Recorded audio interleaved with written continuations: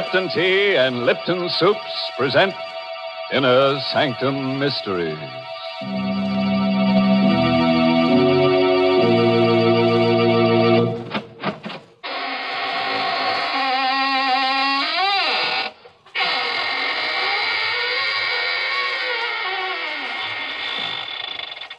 Good evening, friends of the Inner Sanctum.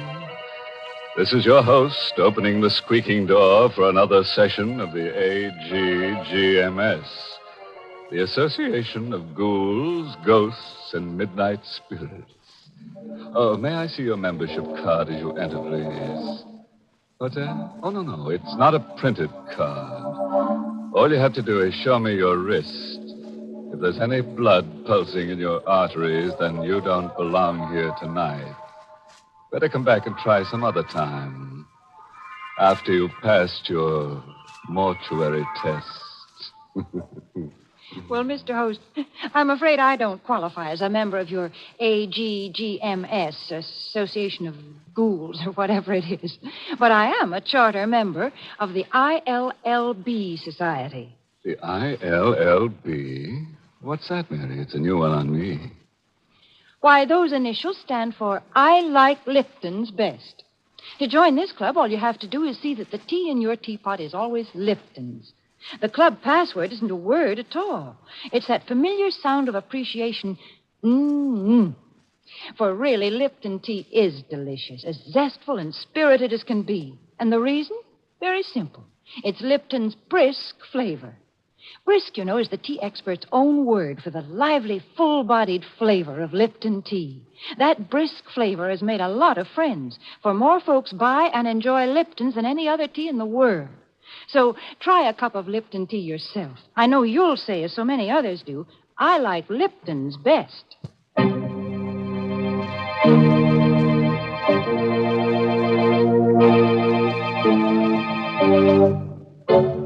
And now for tonight's Inner Sanctum Mystery. It's an original radio play by Emil Tepperman called Make Ready My Grave, and stars two radio favorites, John Banks and Richard Widmark. It's about a boy and a girl who've just been married. A piece of colored string, an open grave, and a hangman's noose.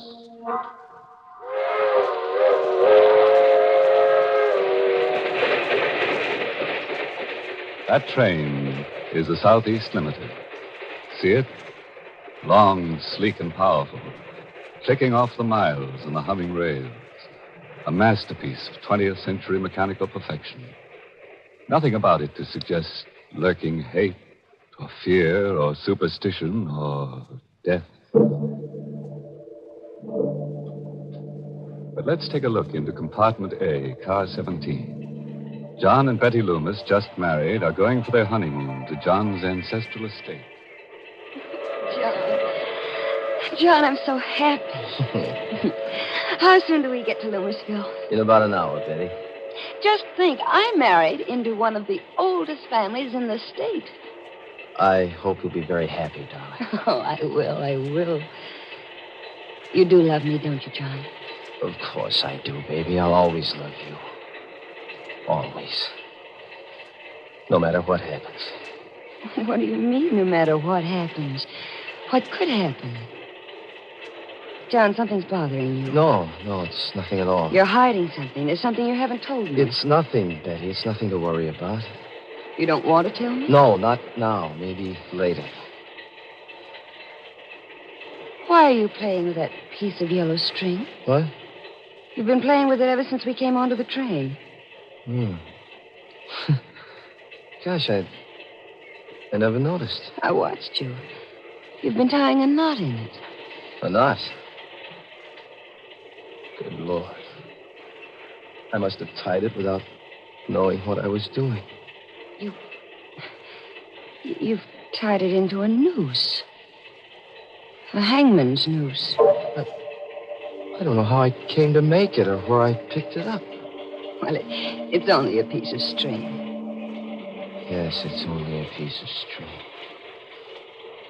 Betty. What is it, John? Here, take this. A gun? Take it. But why?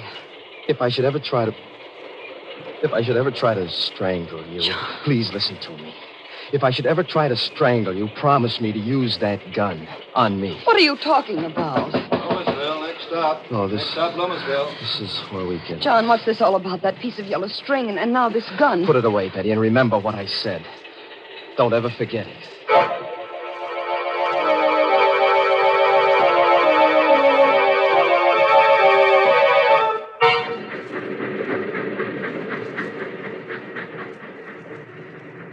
Why is it so dark here? This is just a way station. The train only stopped here to let us off. Otherwise, it goes right through. Oh? I thought Loomisville was a big town. Well, it used to be 100 years ago, but now there's only the Loomis estate. Well, are we far from the estate? About 2 miles. Old Herman Galt should be here to pick us up in the station wagon. Herman Galt? Mm-hmm. He's the handyman. There's been a Galt working for the Loomis family for the last 150 years. John, I don't like it here. Dark, and that wind. What the devil can Galt be? I wrote them what train we were taking. I'm right here, What? Mr. John. Oh, Galt, you frightened my wife. I'm sorry, ma'am, if I scared you. Oh, that's all right. It was just the way you spoke so suddenly out of the darkness. If you'll follow me, I've got the station wagon back here. John, he doesn't like me. Galt? No, that's just his way. He's very devoted to the family. Wait till you get to know him. I don't think I care to.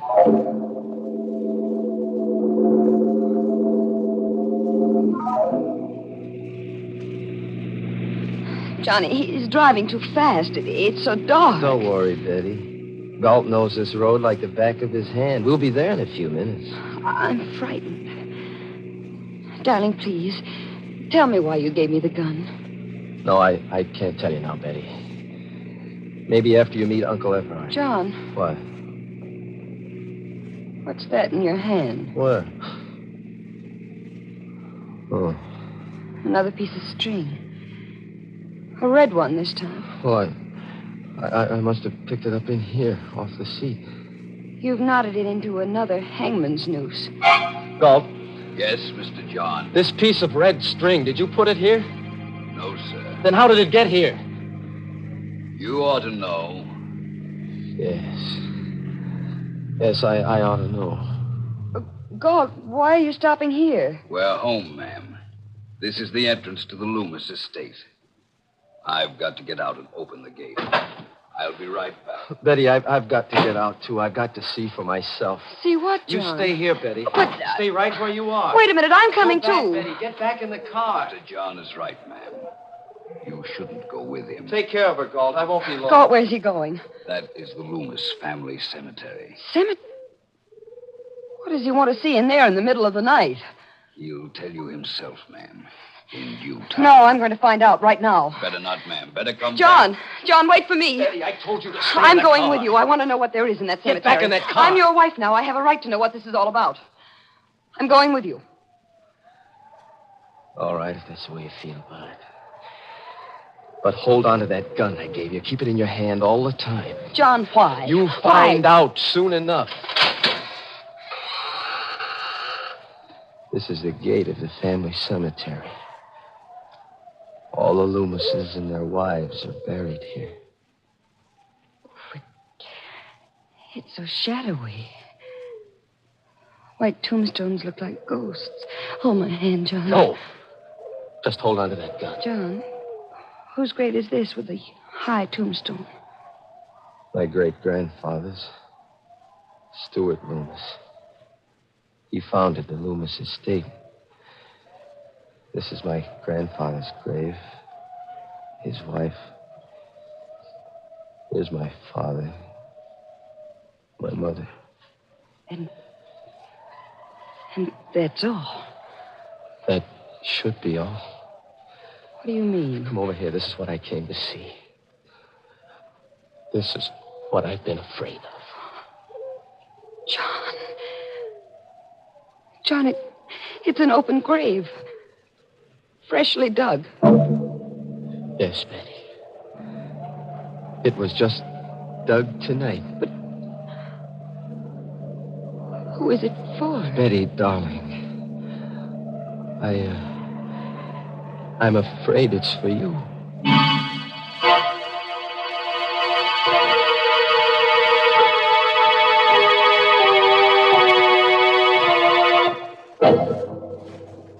Well, what's poor Betty letting herself in for?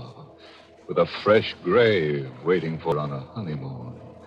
And a husband who ties little strings into hangman's nooses. But come to think of it, Betty's a lucky girl at that. How many girls who get married nowadays can count on finding a nice, snug place all ready for them to lie down in and rest? In peace.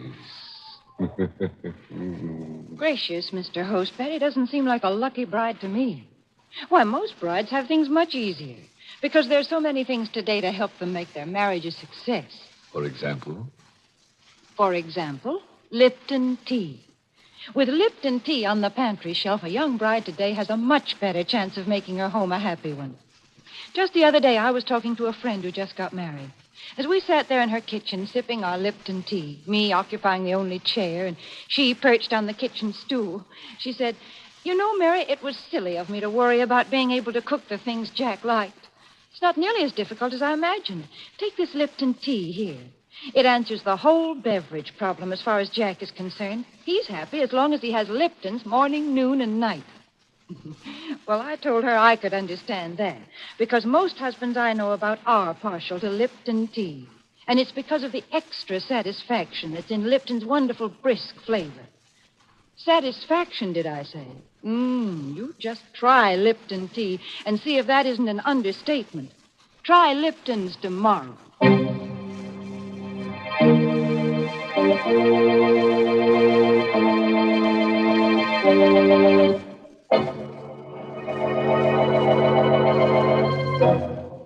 Now, let's hurry back to our date in a graveyard. Remember? With poor Betty, whose husband has just told her he's afraid the freshly dug grave is for her. John, what do you mean? Who dug this grave for me? Who? If I told you, you'd think I was crazy. No, you've got to tell me. If I'm in danger, I have a right to know. Was it God? Your Uncle Everard? No, at least I don't think so. His wife, Christine. Betty, do you believe that a ghost could dig a grave? Ghost? Do you mean I'm in danger from a ghost? Oh, I told you you'd think I was crazy. John, why are you looking at me like that? I don't know. Betty, have you got that gun with you? No, I left it in the car. What good would a gun be against a ghost?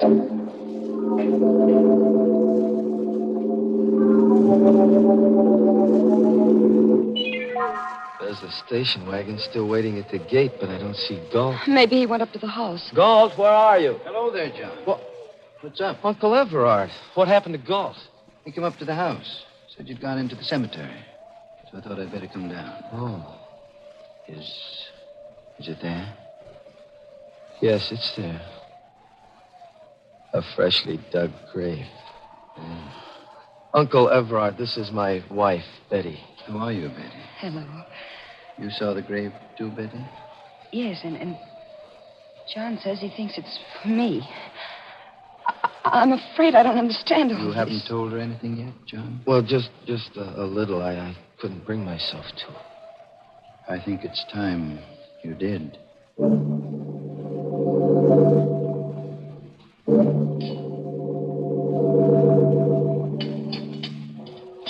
More tea, Betty? Thank you, Uncle Everard. I will have a little more. You, John? No, thanks. Too bad Christina's ill. She's upstairs in our room. But I hope she'll be better by tomorrow. You can see her then. Maybe. What do you mean? That grave out there. Maybe it'll be filled tomorrow. John, don't you think it's time you kept your promise to tell me what this is all about? You tell her, Uncle Everard. Well, Betty, there's a ghost in the Loomis family. That's it in a nutshell. Oh, I see. And it was a ghost who dug that grave. I know it sounds mad. But after 150 years, we Loomises have come to the conviction that it can't be anything but a ghost. 150 years? You mean... John's great-grandfather, Stuart Loomis, settled this strip of seacoast under a patent from the colonial governor. There's his picture over the fireplace. He doesn't look much like you, John. Stuart Loomis was a hard man. There was a French privateer in these waters who made a lot of trouble in those days. Gaston Leroux, who sailed the seas with his wife, Antoinette. But what has a French pirate and his wife to do with that grave? Stuart Loomis captured Leroux and his wife, and under the authority conferred upon him by the governor, had the power to hang them. You mean the woman, too? Yes. He hanged them both on a gibbet where our family cemetery now stands. Oh, how terrible. Before he died, Gaston Leroux laid a curse on the Loomis family. He swore that just as his wife was hanged, so would all the Loomis women die. He swore that he would come back and dig a grave for the wife of a Loomis in every generation, and furnish the noose by which a Loomis would strangle his own wife. But that's incredible. Short while afterward, a fresh grave was found beside the gibbet where Leroux had been hung. That night, Stuart Loomis's wife, John's great-grandmother, was found hanging by the neck from the eaves of this very house. And Stuart Loomis? I told you Stuart Loomis was a hard man and had made many enemies. There were many who hated him deeply and bitterly. He was arrested and tried for the murder of his wife, convicted and executed. Now you know the secret of the Loomis family. But, John, that still doesn't prove there's a ghost. No, that one incident doesn't prove it. But it happened again when the next Loomis married, John's grandfather. And to the next Loomis, John's father. Sometimes a year after he married, sometimes 5 years. But the curse never fails. It's happened in every generation? Yes. And now, John Loomis has brought a new wife home. There's a freshly dug grave waiting in the family cemetery. Then I'm next. I don't know, Betty. Maybe that grave isn't for you. What? Maybe it's for Christine. My wife. This is all ridiculous. A ghost couldn't dig a grave, make John strangle me to death. Uncle Everard, you can't believe such a legend. It can't be true. Maybe not, my dear. But the graves of the strangled Loomis women are out there to prove it.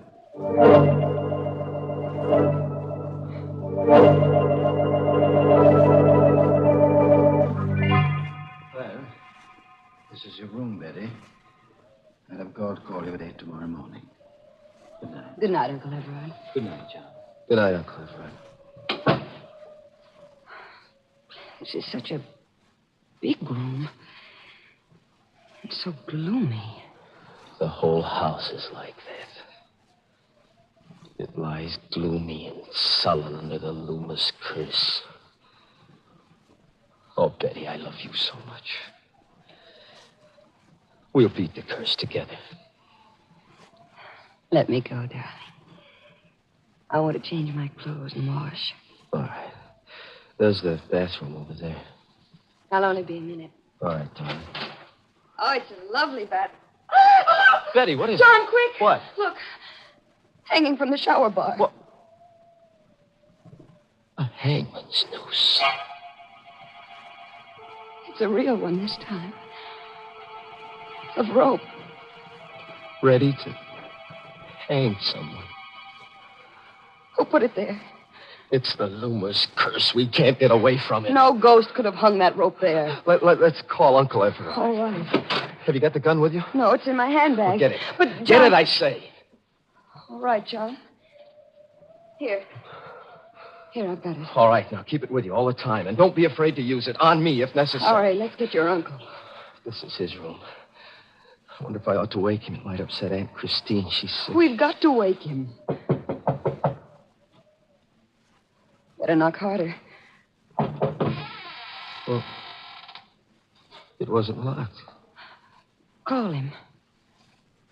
Uncle Everard. Uncle Everard? He doesn't answer. But there's a light in the room. Push the door further open. All right. Well, there's nobody in the room. The bed's empty.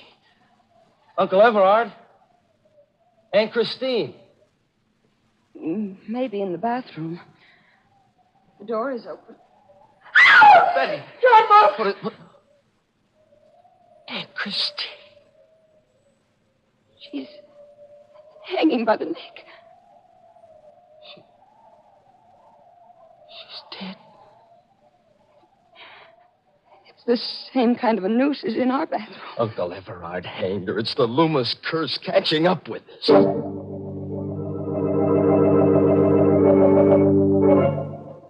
Well, Galt, any trace of Uncle Everard? I searched the whole house, basement to attic, not a sign of him. He must have gone out. Come along. But it's raining. We've got to find him, Betty. Come on.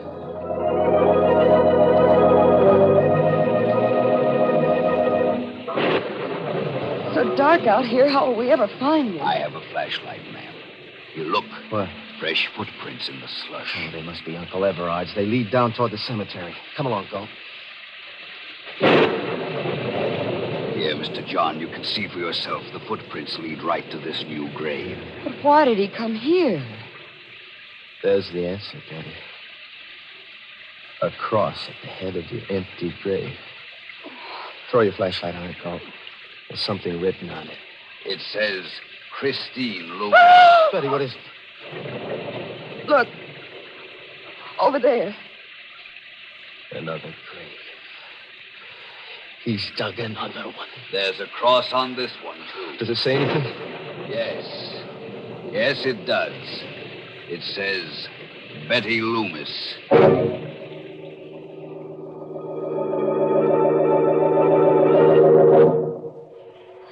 John, sit close to me. That portrait of Stuart Loomis over the fireplace looks so real. It frightens me. Now, remember, Betty, whatever happens, hold on to that gun, and don't be afraid to use it tonight. Where is Galt? He ought to be here soon. He went to look for some weapons. Here I am, Mr. John. Galt, you always frighten me coming in so quietly. I'm sorry, ma'am. Here, Mr. John. These ought to be pretty good weapons. Size? Yes, I had them sharpened only the other day. They could slice a man's head off in one stroke. Take one, Mr. John. Thanks. But I'd hate to use it on Uncle Everard. If he shows up tonight, you'd better use it. Maybe he's come back into the house through the back way. I'll go through the house again if you'd like. This time I'll start with the attic. Be careful, Galt. I will, Mr. John. John, I don't like him. Galt? And I don't think he likes me either. Oh, that's not true. Darling, what's that? Must be Galt in the attic. Help, Mr. John! Help! He must have met Uncle Everard hiding up there. Stay right here, Betty, and hold on to that gun. John, be careful. Don't worry. Just take care of John, yourself. come back. I'm frightened. I'm afraid to be alone.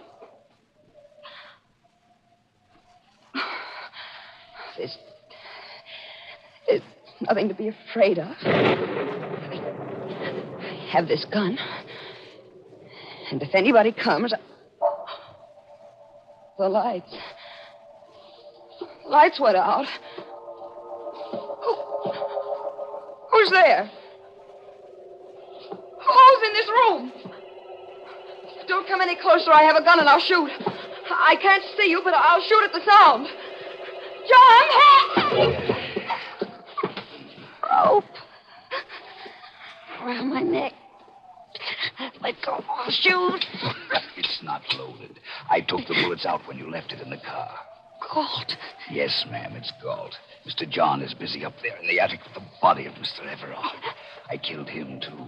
And when Mr. John comes downstairs, he'll find you. And I'll cut him down in the dark with my scythe. Why? There were others besides the pirate LaRue who hated Stuart Loomis. Like my own great-grandfather, he was in the service of Stuart Loomis, and he hated him. When LaRue laid the curse on the Loomises, my great-grandfather decided to make it come true. It was he who strangled the wife of Stuart Loomis. And through the years, the Gaults from father to son have handed down their hate.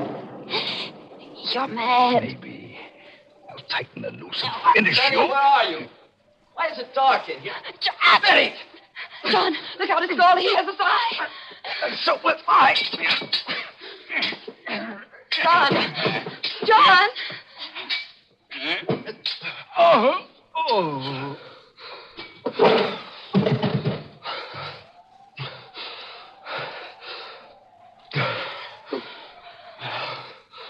Who is it? Oh, darling, where are you? Here, John, here. Oh, darling. Betty, we finished forever with the Loomis curse.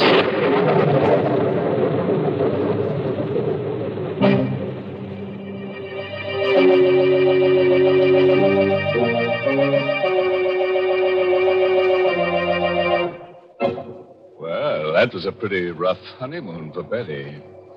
But, you know, there's a lesson in her story for forgetful wives. Yes, if you keep tying little colored strings to your fingers to remind you of things and you still can't remember them, why not try a rope neatly tied around your neck? It's sure to help you forget.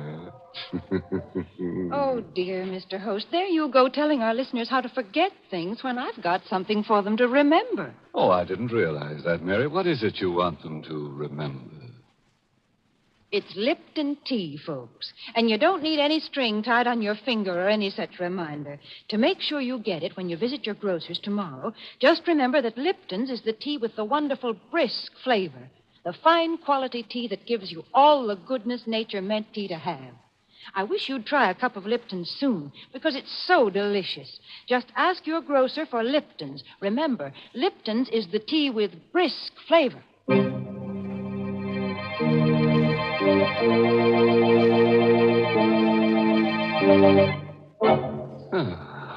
And so our evening's over, with the usual quota of corpses to qualify for the ghoul school. We're working on a special matriculation for bachelor ghouls. In case you didn't know, a bachelor ghoul is one who believes that two can die as cheaply as one. Oh, by the way, this month's Inner Sanctum mystery novel is I Hate Blondes by Wolf Kaufman. And next week, the makers of Lipton Tea and Lipton Soups will bring you another Inner Sanctum story directed by Hyman Brown and called Dead Man's Turn.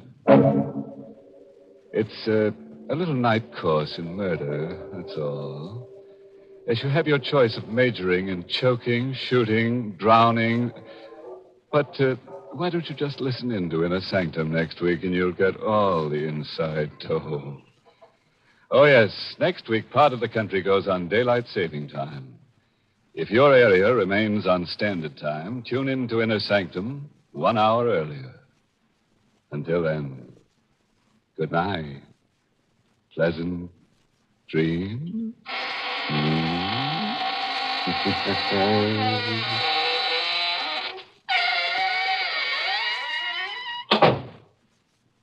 Want a delicious dinner treat in a hurry? Then Lipton's noodle soup mix is the thing for you.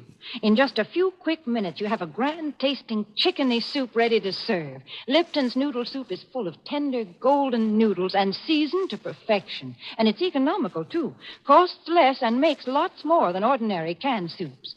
Just ask your grocer for Lipton's noodle soup mix. Your family will love it. And don't forget to tune in next week for another Inner Sanctum mystery. This is CBS, the Columbia Broadcasting System.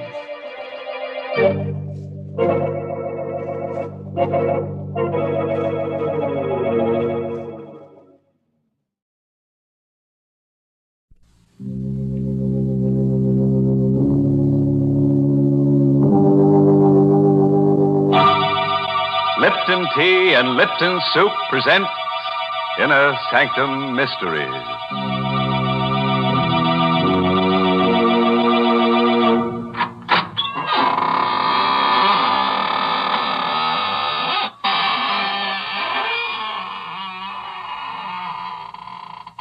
Good evening, friends of the inner sanctum.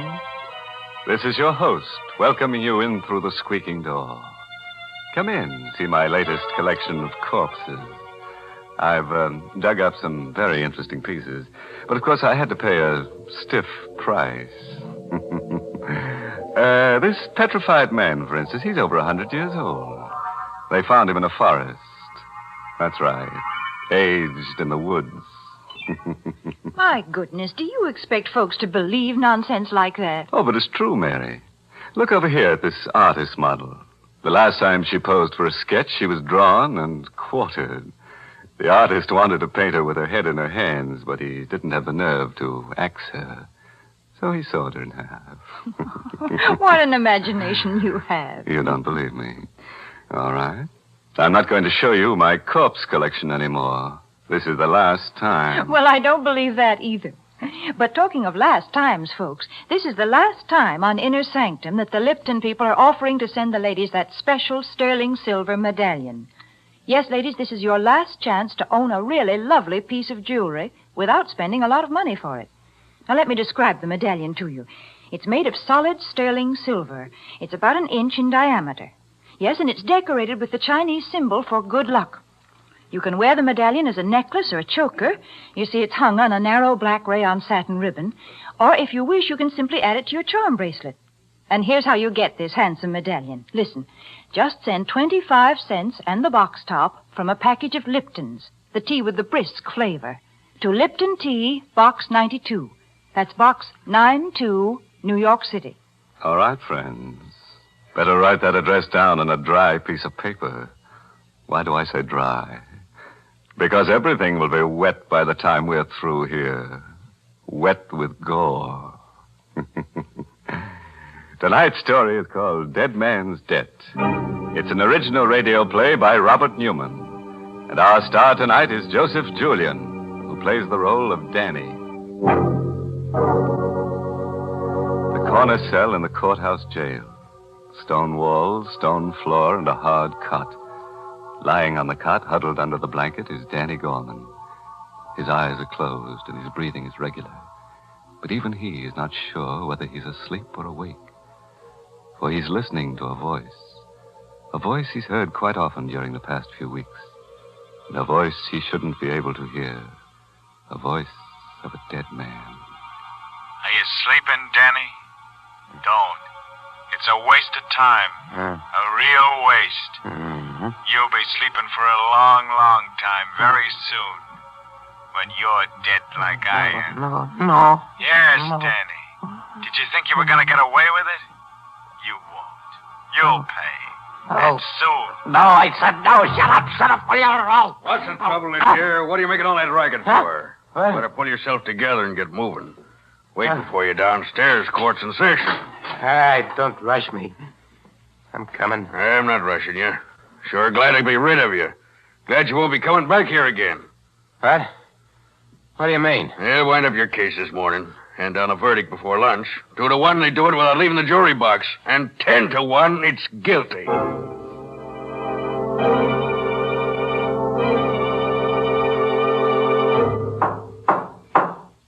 Gentlemen of the jury, have you reached a verdict? We have?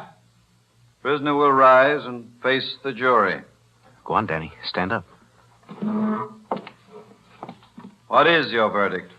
Not guilty. Right? You mean? What a riot. I should have taken him up on it. 10 to 1 he wanted to give me that you were going to send me up. But I knew it. I knew you would. Order, Mr. Russell. Will you quiet your client? I apologize, Your Honor, but as you can imagine, he's been under considerable strain. Take it easy, Danny. Danny. Oh, Danny. Oh, Gail, hiya, baby. I knew it too, Danny. I knew they'd let you go. They had to.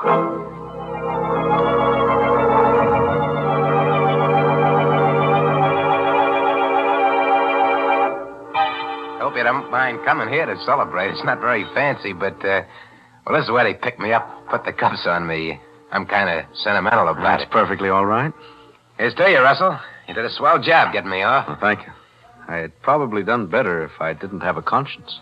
How come? I was assigned to your case. I had to defend you. And I did the best job I could. But it was a little hard to put my heart in it when I knew you were guilty. Not of the murder you were charged with, but another one. What? If that's supposed to be funny, Mr. Russell. It's not, Gail. Danny was charged with the murder of Carson, a well-known jeweler, whose body was found a few miles from his country house.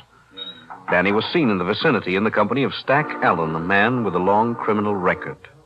Now, if you remember, there were just 3 things that saved Danny. 1, the fact that Carson was thought to have a valuable diamond on him. Danny didn't have the diamond, and it hasn't been found yet. 2, Carson was shot with a .45. Danny's gun was a .38. And 3, Stack Allen has disappeared. Now, on the basis of these 3 facts, I was able to convince the jury that it was Stack who killed Carson and took the diamond. And as a matter of fact, that's what I think did happen. Well? The DA made one mistake. He charged you with a wrong murder. I don't believe you killed Carson, but I do think you killed Stack Allen. That's ridiculous. Danny, tell him it's not true. Tell him. Shut up. What are you going to do about it? Nothing. I'm not a policeman. I'm an attorney. You're lying. No. You see, basically, I have great respect for the law. I believe that even though it sometimes makes mistakes, it generally corrects them. I think it'll catch up with you. In the meantime, well, there's the matter of my services. Since I saved your life, I figure you owe me a good deal. Don't worry about that. I'll pay you. Yes? How? Never mind that. I said I'd pay you. You don't have the money now. I know that. If you wanted me to, I could probably help you. I don't want any help from you or anyone else. I said I'd pay you, and I will. Come on, Gail. Let's get out of here. Are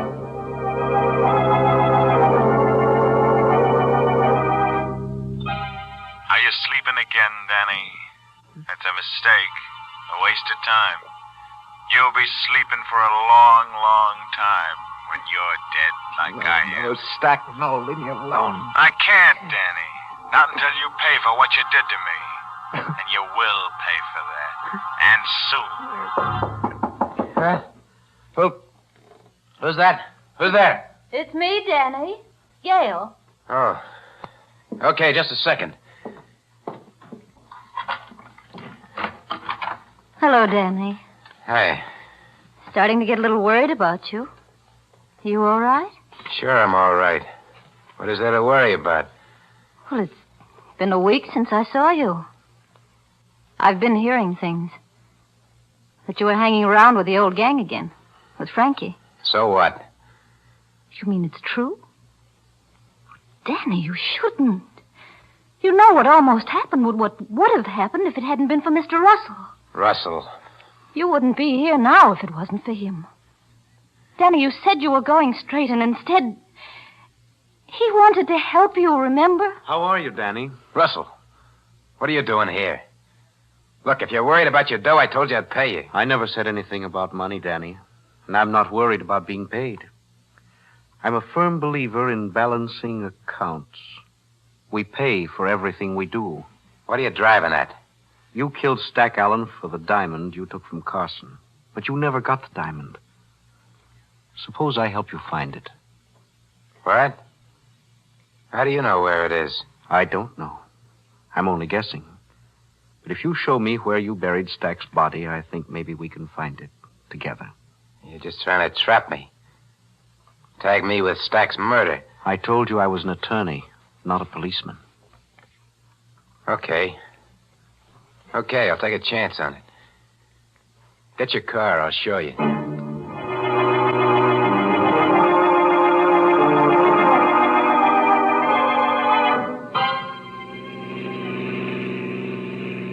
Go easy now. Turn off there to the left. Into the woods? Yeah. Just a little further. All right, go slow. Okay, now stop. I think you'd better stay here, Gail. It's not going to be very pleasant. No, it's all right. I'll come. Just as you like. Now, tell me again just how it happened, Danny. Well, we drove down here after we knocked Carson off to decide just what we're going to do. I had a feeling Stack was going to plug me so he wouldn't have to split with me, and I decided to beat him to it. He went over there. He sat down on that log. and he was playing with his ear the way he used to, pulling on it. I let him have it. I searched him, but I couldn't find the diamond. What did you do with the body? I dug a deep hole right there. I dumped them in it, and I piled wood on it, and then built a fire. And after it burned down, I covered it up. Okay. Let's get the shovels out of the car and start digging.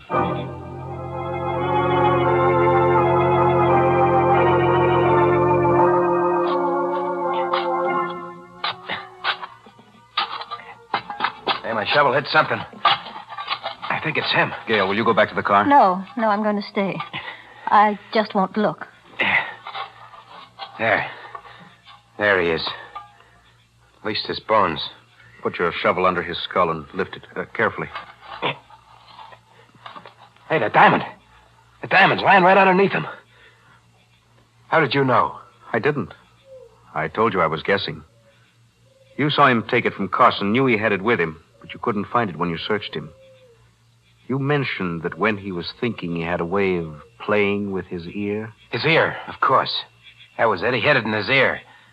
Maybe he figured I was going to stick him up with something. Maybe. Anyway, I got it now. We're rich, you hear, Gail? We're rich. Yes, I hear. What are you looking at me for that way? Danny, I loved you for a long time. Even when I knew there were things wrong with you. I stuck with you through the trial because I thought you were innocent. That you hadn't killed Carson. Now I hate you. I stood trial. I got off, didn't I? I paid for the diamond. And now it's mine. Yes, Danny. It's yours. But you haven't paid for it. You're only going to start paying for it.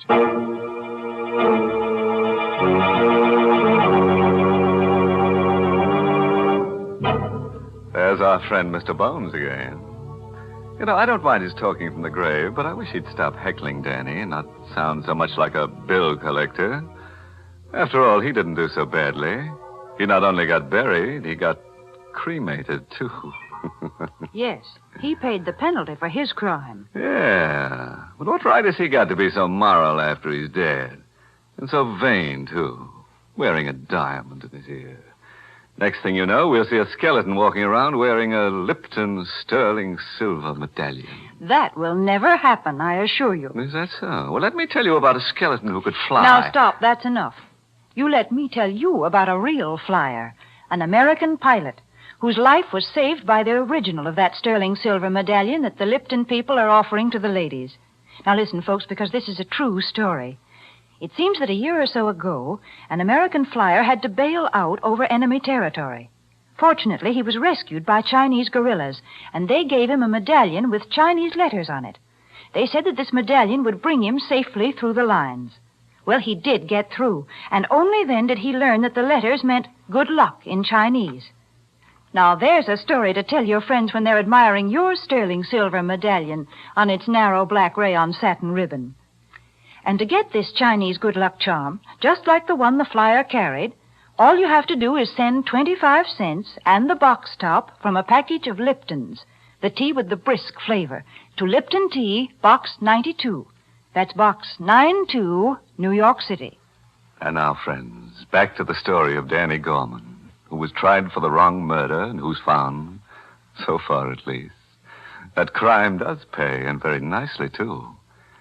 It's about an hour later now, and a car with 3 very silent people in it has just reached the outskirts of the town.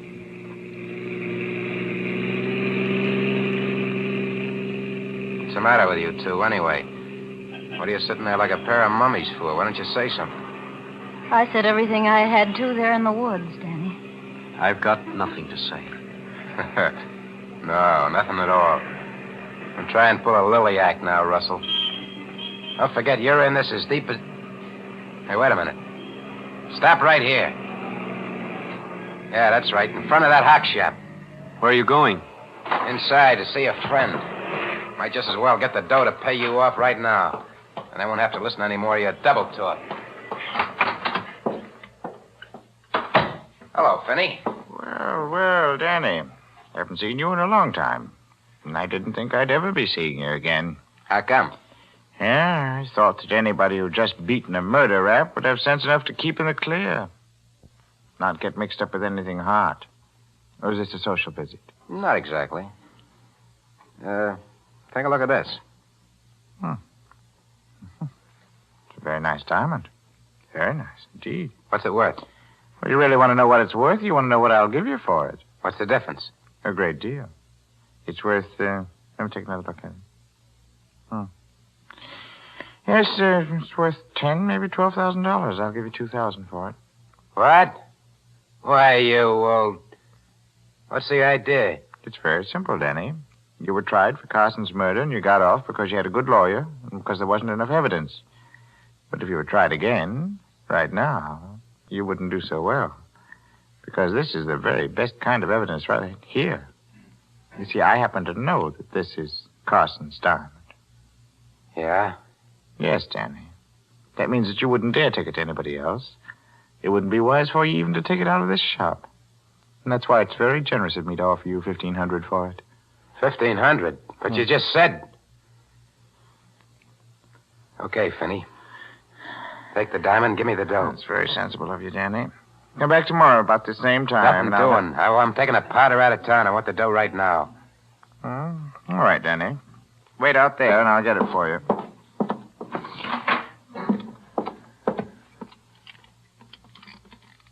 $7, 21, 4, and there we are. Let's see. No. Sorry it had to be a knife, Finney. Danny, you... Damn. Couldn't take a chance with a gun, not with my friends outside. Shouldn't have driven such a hard bargain. Because now I'm not only going to take the diamond back, I'm going to take every cent you got in the safe. After all, it won't do you any good anymore.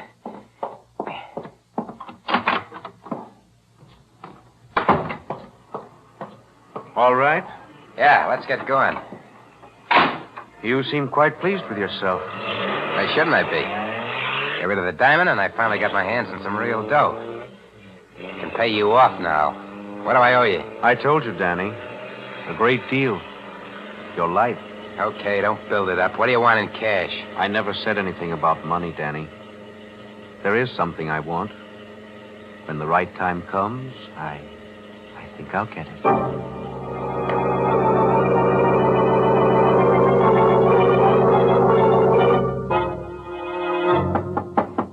Yeah? Who is it? Me, Danny. Frankie. Oh, just a second. Hiya, Frankie. Fine. Just a little worried about how you were. Me? How come? That little job last night. You said you wanted to get in on it, then you never showed up. So maybe you were sick or something. Oh, that, No. It was just that, well, I changed my mind. Yeah? Yeah, I kind of thought it over. I decided, I better stay in the clear. Go straight from now on. That's smart, Danny. Real smart. Yeah, I think so. How'd it go? Smooth as silk. We ended up with stuff worth, well, 3 or 4 G's anyway. Yeah, swell. Yeah. It's only after it was all over that we ran into something kind of funny. What was that? Well, the stuff was kind of hot, and we thought we ought to unload right away, so we went down to Finney's. You know, the fence. Yeah. We got there, it didn't seem like there was anyone around. I took a gander in the back room, and you won't believe this, but the safe was open. Cleaned out. There was Finney, dead. What? Well, you have any idea who did it? I don't know. He'd been knifed. Whoever got him left in such a hurry they forgot to take the knife with them. I got it right here. Well, let's see it. No, don't touch it, Danny. You might get your fingerprints on it, and that'd be bad. I said don't touch it. I'll try any monkey tricks or I'll blast you for keeps. So you were going straight, eh? You merely mild double-crosser. Where's the diamond? What are you talking about? Don't give me that. Should Think I know your night when I say it? There's only one reason you'd go to see Fenty. To cash in on that diamond you and Stack took from Carson. Well, I want it. Okay. Okay, Frankie, you can have it. I've been having nothing but tough luck ever since I first laid eyes on it. It's over there in my bureau, hidden under my socks. I'll get it for you. You're starting to show some sense. Yeah, I think so. More sense than to let you leave here knowing what you know. Now, get my friend the lawyer down here. Everything will be hunky-dory.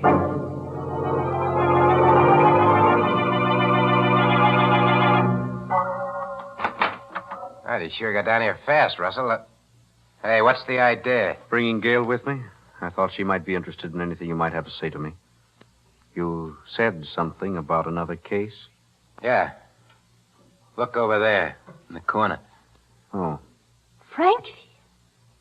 Frankie Ring. And he's dead. You killed him? Yeah. It was self-defense. So he came down here to get me to go out on a job with him. I told him I wouldn't, that I was going straight, and he pulled a gun. There it is in his hand. See? I got my own rod from the bureau, and, well, that was that. Sound okay? Fine. You know, it ain't going to be easy, I know. Me coming up for a second murder rap. But you can get me off. I got plenty of dough this time. I can really pay. The thing is, what do we do first? We don't do anything, Danny. There are a lot of things you can do. But my suggestion is that you call the police. Give yourself up. What? You mean you're not going to take this case? No, Danny. Why not? You fronted for me the last time. Yes, Danny, and I told you why. I was assigned the case, couldn't turn it down. Besides, you were being tried for the wrong murder. But this time it won't be the wrong murder. It'll be the right one. This is the one I said was finally going to catch up with you. I see. Is your car downstairs by any chance? Yes. Why? I'm starting to feel a little restless. Let's go places. Go ahead, march. Danny, what are you going to do? Are you kidding? You know about Stack and about Freddie. Somehow I don't think I'd sleep so good knowing that you knew. Besides that, there's one more you don't know about, Finney. I got him yesterday while you were waiting in the car. After your first three, they started to come easy, even dames. We're going to take a little ride together. But I got a feeling we're not all of us coming back.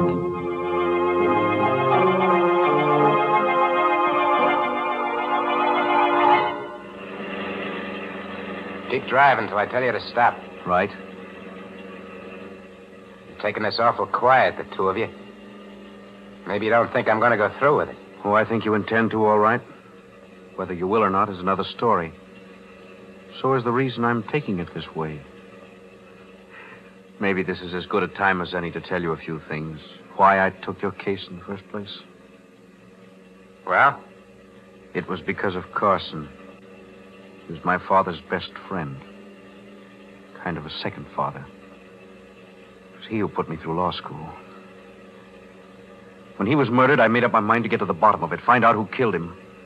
I didn't think it was you, and it wasn't. You were involved. And I knew that if I helped you get what the murder was committed for, the diamond, eventually you'd pay for the murder you committed.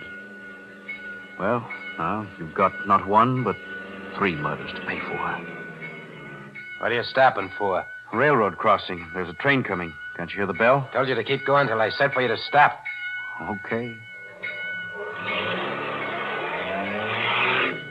Hey, what's the idea? You stalled the car. Yeah. To make sure it stays stalled, I'll just take these keys. Danny, we're right on the track. Yeah, this is it.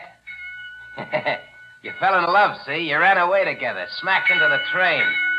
Now, don't try the doors. They're locked. I'll just wait over here and make sure everything goes the way it should. Well, Gail? Somehow I'm not frightened. And I don't care. Hey, my foot! My foot! It's caught in the train! Hey, it's not coming down your track. It's coming down this one! Hey, Russell! Gail, help me! Help!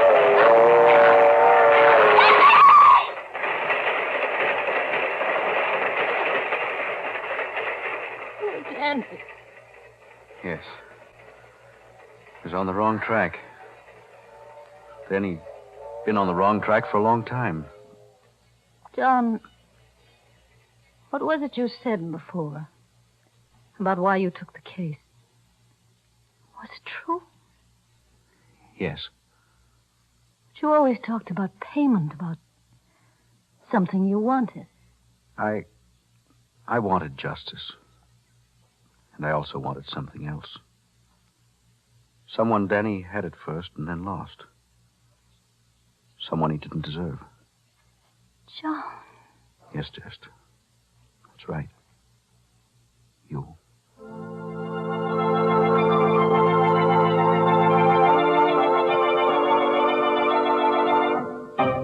Say, what is this anyway? Inner Sanctum or Love's Old Sweet Song? You'd better get yourself another tune, Professor. Or I'd better get myself another program to haunt. That's right. One more sappy ending like that, and they can get themselves another host. Why, what was the matter with that ending? I thought it was the nicest one we've had this year. I thought it was sweet the way those two people discovered they loved each other. Listen, Mary, there's only one kind of sweet stuff that goes on this program, and that's sweet essence of cyanide. Oh, good gracious. This is the last show of the season. Can't you be human just this once? All right, Mary, I'll tell you what I'll do. When Gail and that lawyer get married, I'll send her a Lipton sterling silver medallion for a wedding present. Well, they'll have to get married real soon then, because this is the last time on Inner Sanctum that the Lipton people are offering to send that special medallion. Yes, ladies, this is your last chance to get a solid sterling silver medallion hung on a narrow black rayon satin ribbon. A lovely piece of jewelry to wear with your simple silk dresses and with your dressy suits as well. So you'd better send for your medallion tonight. Just send 25 cents and the box top from a package of Lipton's, the tea with the brisk flavor, to Lipton Tea, Box 92, New York City.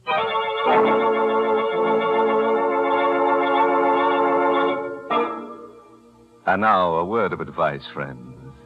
Don't let tonight's story, all this business about dead men's debts, prey on your mind too much. If you should wake up at about 2 in the morning and hear strange footsteps coming up the stairs toward your room, don't worry. It won't be a homicidal maniac.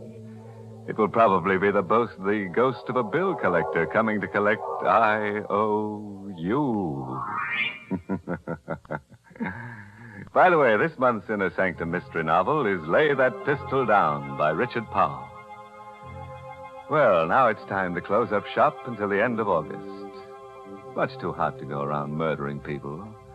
And down at the morgue, everybody's planning to stay on ice for the summer. So we'll be back to haunt you on Tuesday, August 28th, with more Inner Sanctum stories directed by Hyman Brown. Better have that date tattooed on your chest.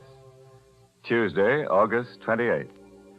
Until then, remember to serve Lipton, the tea with a brisk flavor, iced as your summertime beverage. And be sure to serve Lipton's noodle soup as the one hot dish with a cold meal. And now it's time to close the squeaking door. So, good night. Pleasant dreams.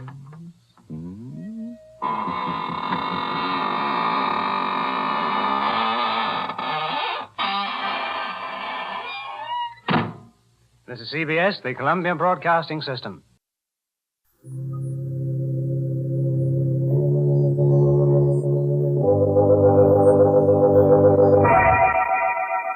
Lipton Tea and Lipton Soup present Inner Sanctum Mysteries.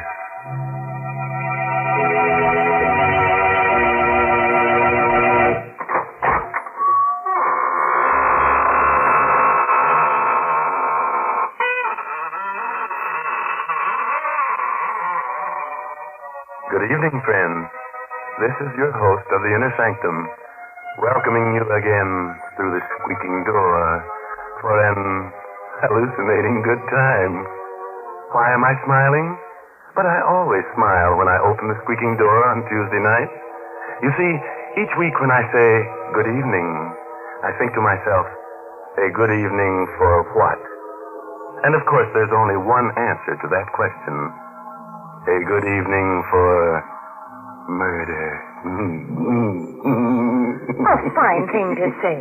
You wouldn't feel so chipper about it if you were going to be murdered. Why, Mary, there's no bigger thrill than to be murdered. Why, it happens only once in a lifetime.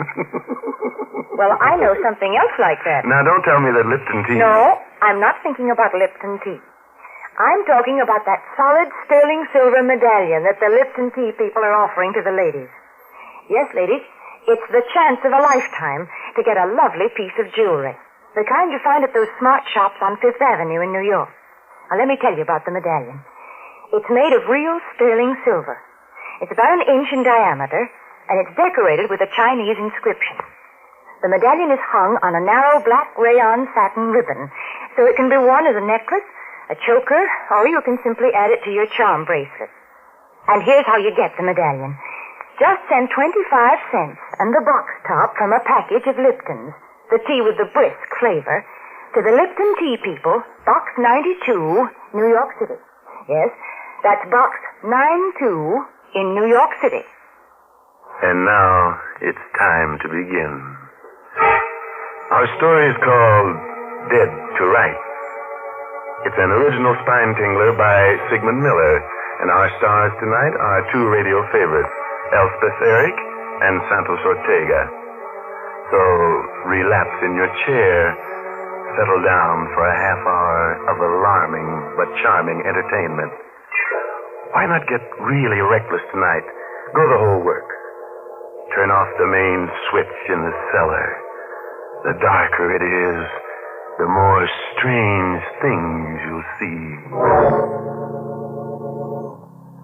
Lou Dunn is nervously pacing his room in a dingy boarding house near the East River in Manhattan.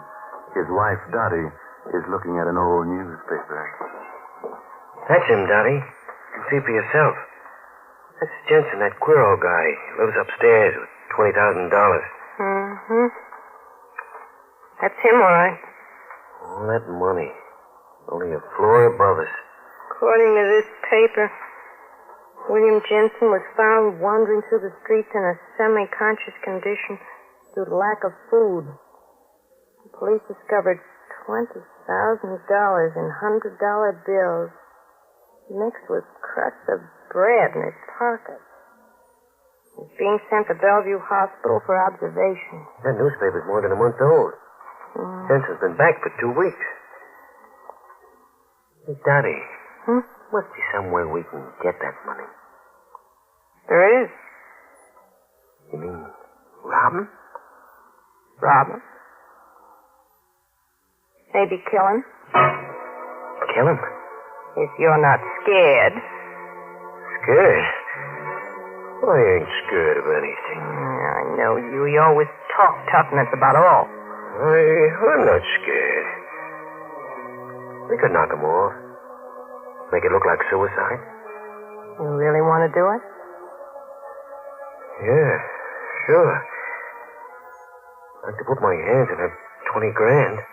Boy, what we couldn't do with that money. It'll be easy. If we do it smart. Very smart. Sure. Maybe you could sort of visit him. Just before he goes to bed. Turn on the gas. That'd make it look like suicide. Then we could go back and pick up the money. Not all of it. We'll leave half of it so it won't look like robbery. Sure. He's a crazy guy. It's natural for a crazy guy to knock himself off. Mm-hmm. When do we do it? Well, if we're gonna do it, we gotta do it right now. We'll never have the guts to do it later. Now, you're sure you want to do it, Lou? Sure I do, Dottie. Mrs. Scully was going to the movies. What time is it now? It's 5 to 10. She won't be back till after 11. Well, that only gives us about an hour. Oh, you got plenty of time. Jensen goes to bed just about this time. You go on up, stay with him until he's in bed. And then, on your way out, you turn on the gas. Not too much, because that'll make a lot of noise. And keep your finger off the spigot. Use a stick or a glove or something. Yeah, I understand. Well, okay. What are you waiting for? You want me to go now? Well, what do you want to do? Die of heart failure worrying about it? Go ahead.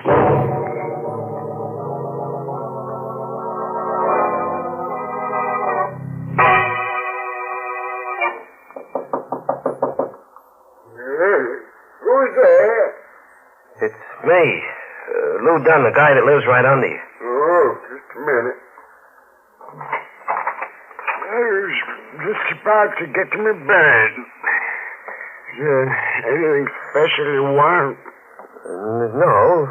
I just had a little argument with the wife. Oh. I don't want to go back right now. You're going to teach her a lesson. That's right. Yeah. All right. Come in. You can talk to me while I get into bed. Thanks a lot, Mr. Jensen. I won't stay long. You going to bed right now? Yeah. Yeah. Would you mind helping me take off my shoes? Sure. I'm getting too old to bend down. Oh, sure. Sure thing. Thank you. Oh. That's no place to hide your money, behind the pillow. Huh? That ain't no money. It's just a lot of pictures. It's all just pictures. Oh, yeah, sure. Yeah. I ain't gonna be good company. I feel kind of sleepy. Well, maybe I'd better get back. Nice of you to come see me, Lou. It's freezing outside. I'd better close the windows or you'll catch cold.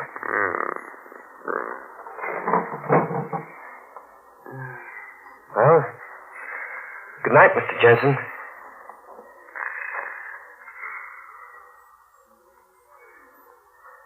Good night.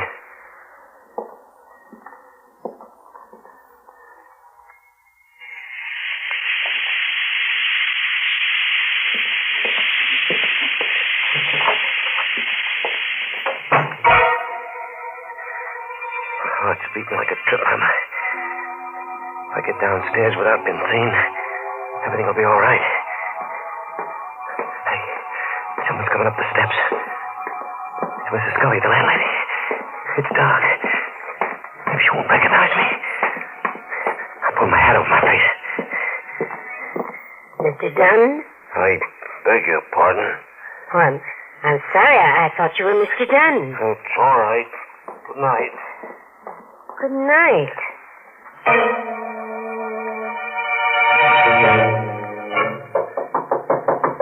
Who is it? It's me, Lou. Everything all right? Close the door. What's the matter with you? Anything go wrong? We're going to be caught. Calm down. Tell me what happened. I did everything you said.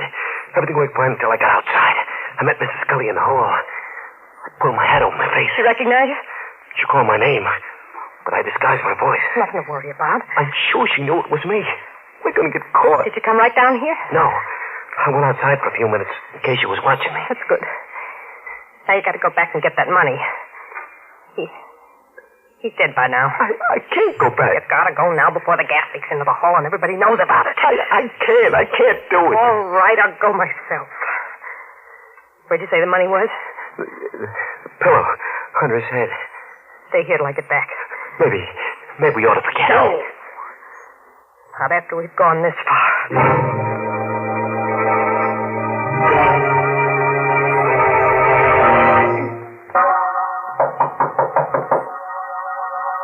Who's there? It's me, Mrs. Scully. Let me in. What do you want? Well, the people downstairs have been complaining there's water leaking down the ceiling. Water? Yes. I'd like to take a look at the sink. Sure. Funny. Pipes aren't leaking. Guess just a mistake, huh? Oh, they must be cranks. Floor's dry. Is that all, Mrs. Scully? No. You're a couple of days over on your rent. We'll have it for you tomorrow. Well, you better. I have to pay the bills, you know. Sure, I promise you. Well, all right. Say, didn't I pass you upstairs on the 4th floor a little while ago? Me? Oh, you must have me mixed up with someone else. It looked like you. How'd you build? I haven't been out of this room for a couple of hours. Okay, Lou, Dolly, Miss Scully. Oh. Hello, Mrs. Scully. Hello, Mrs. Dunn. I was just telling your husband about the rent that's... Do you smell gas? Yeah. Must be a gas jet open someplace. Well, you'd better take a look at your stove. Don't want any accidents in this house. No, neither do we. Seems to be coming from the hall. I'd better take a look at that empty room. You should have knocked before you came in. You almost gave the whole thing away. Yeah, I know. Had the money right in my hand. I only took half the dough, about $9,000, I figure. The cops question Mrs. Scully, we'll be done for. Yeah, she smelled the gas on me. I almost died in that room. We gotta get away from here. Maybe you're right. I'm getting kind of scared myself. Things ain't working out so perfect. Let's get packed. Okay. We better hurry. No, wait a minute. We ain't gonna pack. We're not gonna stay here. Listen, if we walk out with our suitcases, we'll be giving ourselves away. We found out about Jensen. We gotta stay calm or we're dead pigeons. What should we do? We gotta get out of this house first. We can't go out the front door, not now. Maybe with all this excitement going on, we can sneak out without them noting. I tell you, I'm scared, Daddy. Oh, my. Come on. It's now or never. There's nobody at the front door. Oh, that's a break. What's going on here? The cops, they just came in. Quick, get back in the room before they see us. We'll never escape. I'll escape. There must be some other way.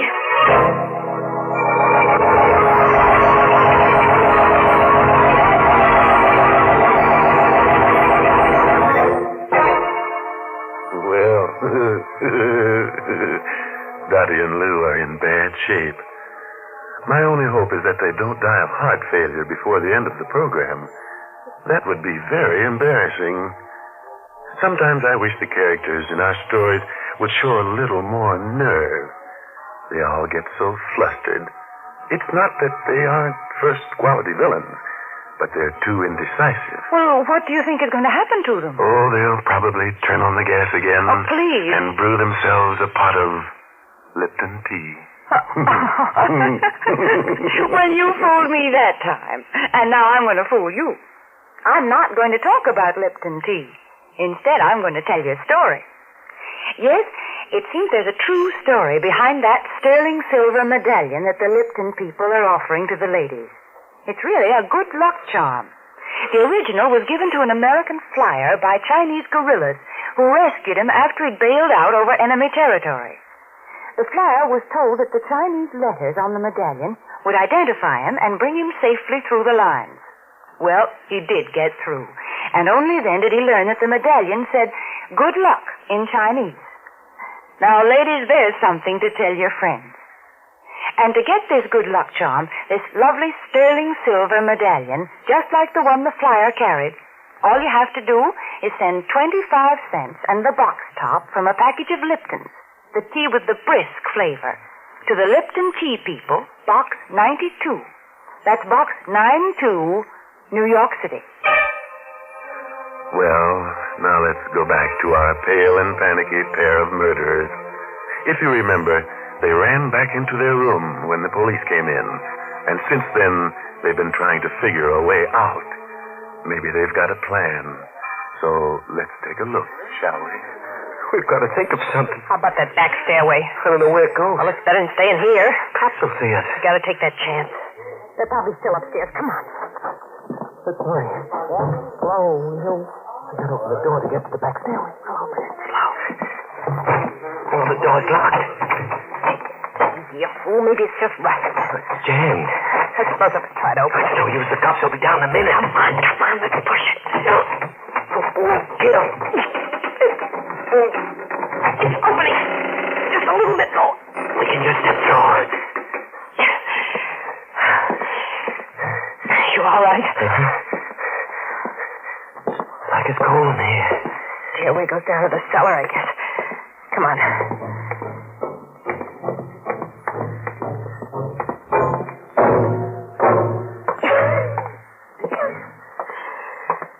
Dark down here. It's choking me. There's another exit that leads out into the alley. Listen, that's the cops coming down to look for us. They're coming from the hallway stairs. We've got to hide. Here. Get behind this old sofa. Lie down on the floor. nothing you'll find down here. I hope you don't mind, lady, but we'd like to look over the premises. Oh, look, this dust is killing me. I'm going to sneeze. No. I can't do it. It's just a waste of time looking for anything here. All right. Let's get out. There's too much dust here. Dottie.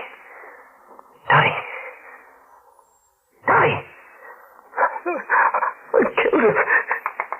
Dottie, please get him. Oh, I'm glad you're not dead. You tried to kill me. I had to put my hand over your mouth. You'd have sneezed. We'd been caught. Let's get out of this dusty hole. We get these barrels away, we can get out through the alley.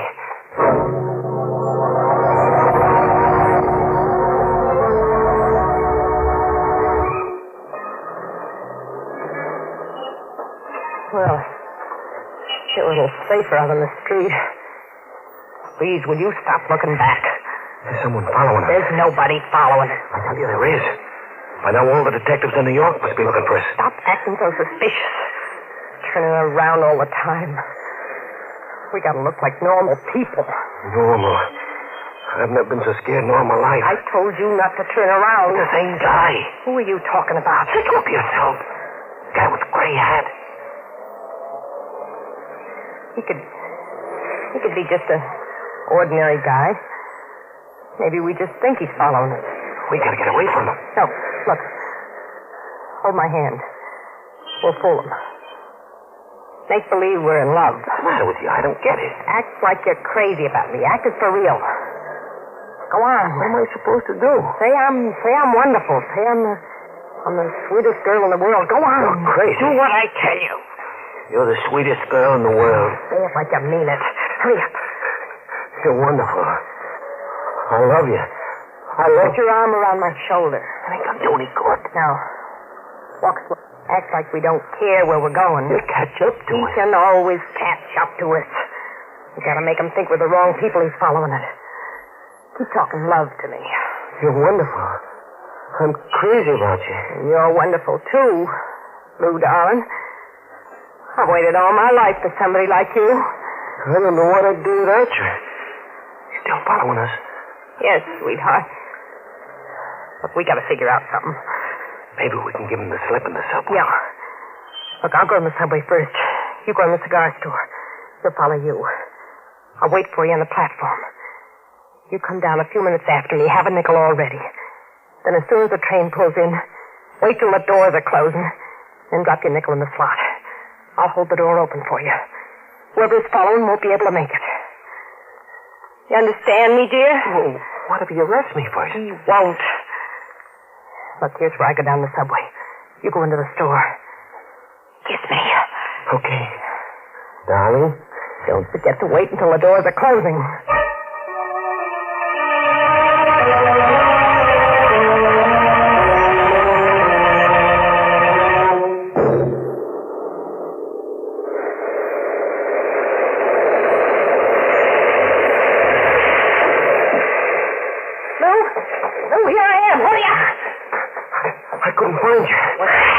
The platform for everybody to see me. I thought you'd run out of me.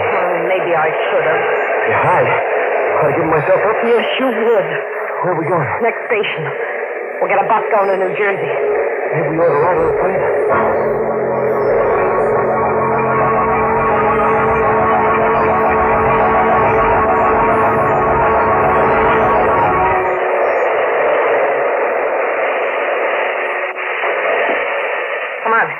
We're getting off here. Let's read it. What are you hanging around? Wait a minute. We gotta hide this money so they won't have anything on us in case we get caught. Yeah. That's a good idea. We can come back with it later, huh? Hide it right underneath the platform. Yeah, that's a good spot. No one in the station. Let's do fast. Here's the money. I'll hold you while you bend over. Right. Be careful you don't drop it. Now, hold on good. I'm liable to fall. Hurry up before somebody comes along. Yeah. Okay. It's hidden. Let's go. We'll be back for it in a day or so.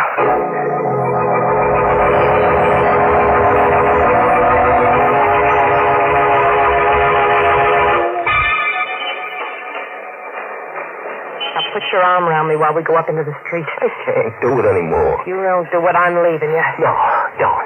That's better. Sweetheart. Yeah. I guess you're the best girl for me. You just wouldn't know what to do without me. Would you, darling? Don't turn around. There's nobody following us. There's a cop right behind us. They must have radioed a description of us. Cops don't follow people. They arrest them if they think they're guilty. Well, maybe he ain't sure. Maybe he's watching us first. We'll turn the corner. Without hurrying.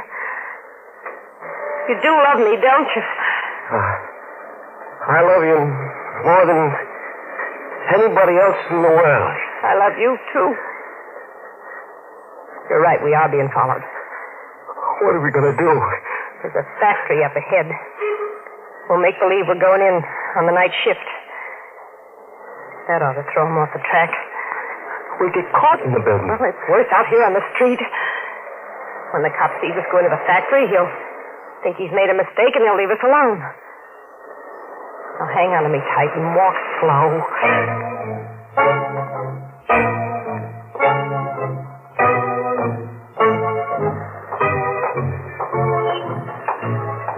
Is this the building?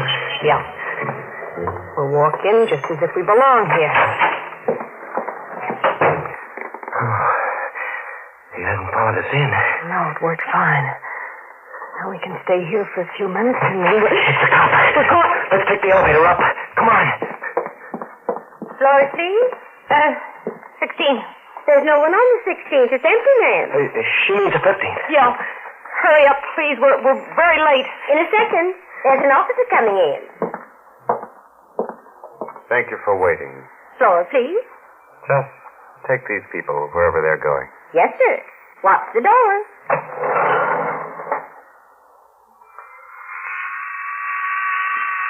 Where are you two going? 15th floor. Who are you seeing on the 15th floor? What do you want with us? We didn't do anything. Oh, I just asked you who you're seeing on the 15th floor. We work up there. 15, please. Come on, Lou. Just a second. Run, Lou. Run. Around the corner. He'll shoot at us. Hurry up. He'll kill us. Stop or I'll shoot. There's the freight elevator. Open. If we can make it, we can slam the door and run it ourselves. Wait a minute. Hurry up, Lou. As fast as I can. Quick. Stop. The elevator. Stop, Lou.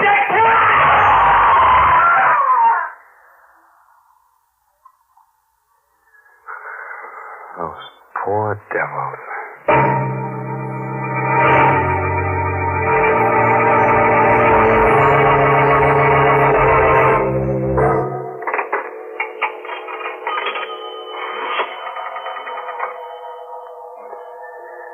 Operator, get me precinct 23.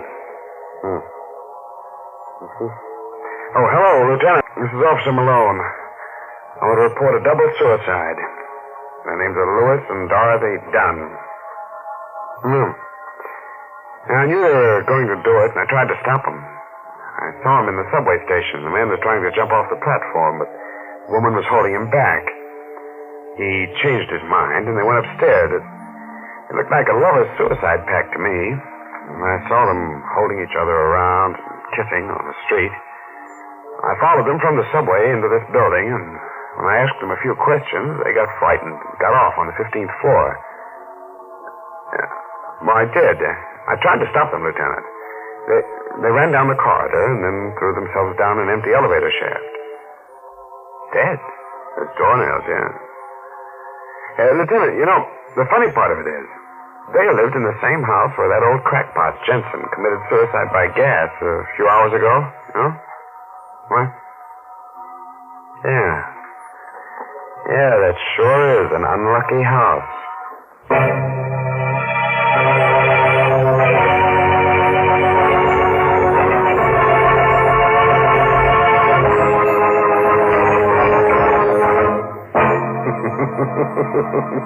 Well, that's one way of getting rid of the Duns. Making them throw themselves down the elevator shaft. Not a very pleasant way, I'll admit. But business is business. We just don't fool around with characters like that. Well, I can't help feeling sorry for them. Those poor people probably never had a lucky day in their lives. And it's your fault, Mary. You should have given them one of those good luck charms you've been talking about. You know, the medallion with the black ribbon. Yes. If the medallion didn't bring them good luck, they could always hang themselves with the ribbon. Now, you stop that kind of talk. Because Lipton's sterling silver medallion on its black rayon satin ribbon is a lovely piece of jewelry. But you may never own it if you don't act now. The Lipton tea people make it easy for you. Listen, just send 25 cents and the box top from a package of Lipton's, the tea with the brisk flavor, to the Lipton Tea People, Box 92, New York City. The 25 cents includes the full cost of packing and postage.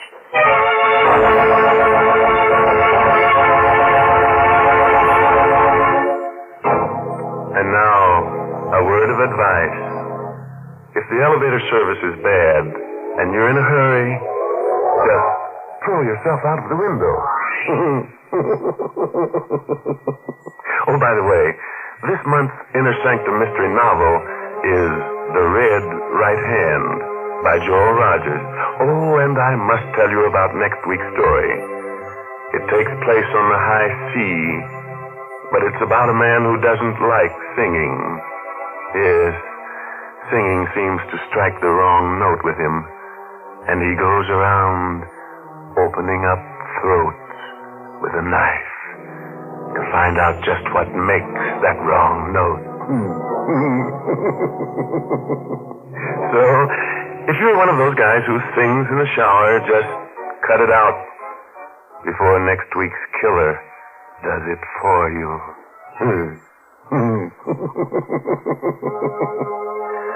Now it's time to close the squeaking door until next Tuesday, when Lipton Tea and Lipton Soup present another Inner Sanctum Mystery, directed by Hyman Brown.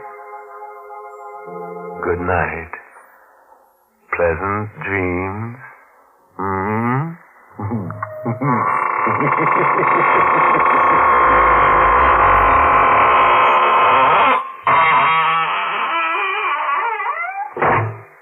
Folks, it's wonderful how quick and easy cooking is these days. I guess lots of you remember when it used to take half a day to make a pot of chicken noodle soup. But now we have Lipton's noodle soup mix. And what delicious chickeny tasting soup it is. Yes, Lipton's has an old-fashioned homemade flavor, and it's brimful of tender golden egg noodles. Lipton's is economical, too. It costs less and makes more than canned soups. Of course, sometimes it's hard to get in some stores these days, but there's lots of good things scarce in wartime. So, folks, remember to ask for Lipton's noodle soup. And remember to tune in next Tuesday night for another Inner Sanctum Mystery. This is CBS, the Columbia Broadcasting System.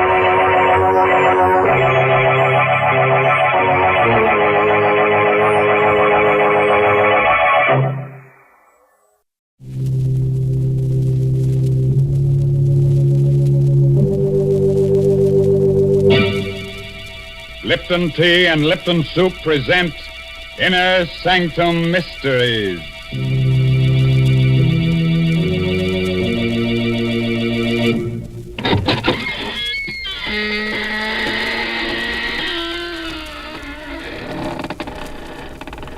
Good evening, fiends. Friends of the Inner Sanctum. This is Raymond, your host, inviting you through the squeaking door. Don't hesitate. Come right in. Oh, it's a bit dark. Careful, don't brush up against that skeleton. Oh, he's quite harmless, I assure you. He's only the skeleton in our closet come out for a bit of air. The idea of a skeleton coming out for air. Such nonsense. Oh, you mean because it's already so well ventilated? Oh, how do you do, Mary Bennett? Hello, Mr. Raymond. Now, you tell me truthfully, is there a family skeleton in your closet? Oh, yes, indeed. And what's more, we make no bones about it. But I'd like to really get him out of the closet. I need space to store my Lipton's noodle soup. What a silly thing to say. You know very well that Lipton's noodle soup comes in a tidy little package that takes up hardly any room at all. Oh. Fact is, Lipton's is convenient all the way around. It takes hardly any time to make, costs less, and makes lots more than canned soups. And when it comes to flavor, nothing can beat Lipton's. It's a grand, homemade-tasting noodle soup with a chickeny flavor. And, folks, Lipton's is just swimming with tender, golden egg noodles. It's like I always say, you just don't know how good noodle soup can be till you've tried Lipton's. And like I always say, tonight, put a tight hat on your head so your hair won't rise. And get ready to listen to No Coffin for the Dead. It's an original story by Emil Tepperman. And our star tonight is that famous radio actor, Les Tremaine, who plays the part of Tom Archer. Along the swanky East River Drive, all is quiet, except for the footsteps of two men who hurry toward one of the many tall apartment houses. Let me introduce you quickly to these two men before death strikes out at them. The man on the outside, the tall, blonde man, is District Attorney Tom Archer. The other one, the lean, dark-haired fellow, is Tom Archer's assistant, John Frayne. Tom's really worried about something. I'll walk you to the door of your house, John. I don't like your being out alone this late at night. Whoever's been sending you those threatening letters isn't John. Look out, John. That fellow in the alley with a knife. Look out. Drop that knife, you. Oh, you've killed him. You've killed John Frayne. No! Keep back, you! No! With that knife, you don't! No! No, don't stab me! Well, the devil killed John Frayne. Stabbed me. I'll remember his face if I ever see him again. I'll remember.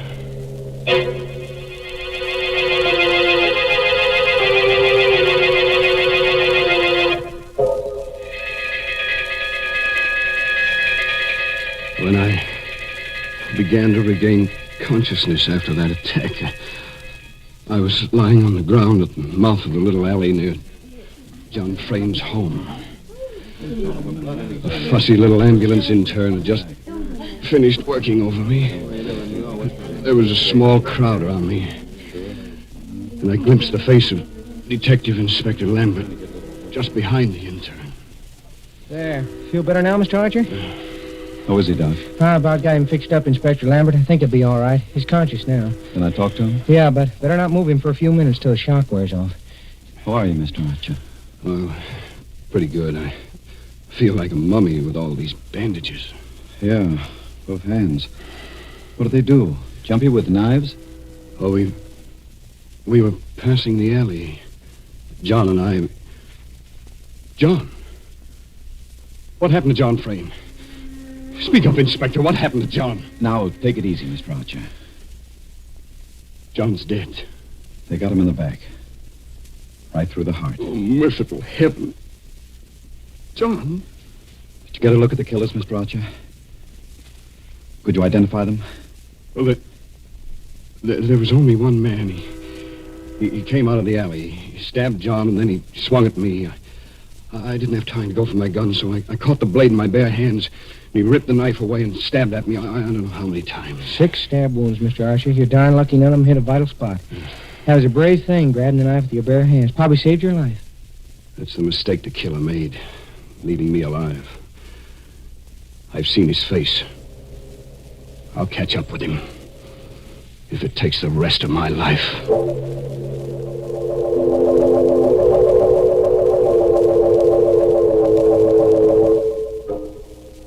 I was a bit shaky on my feet when Inspector Lambert and the intern helped me up. But I insisted on going over to where the body of John Frayne lay, covered with a white sheet.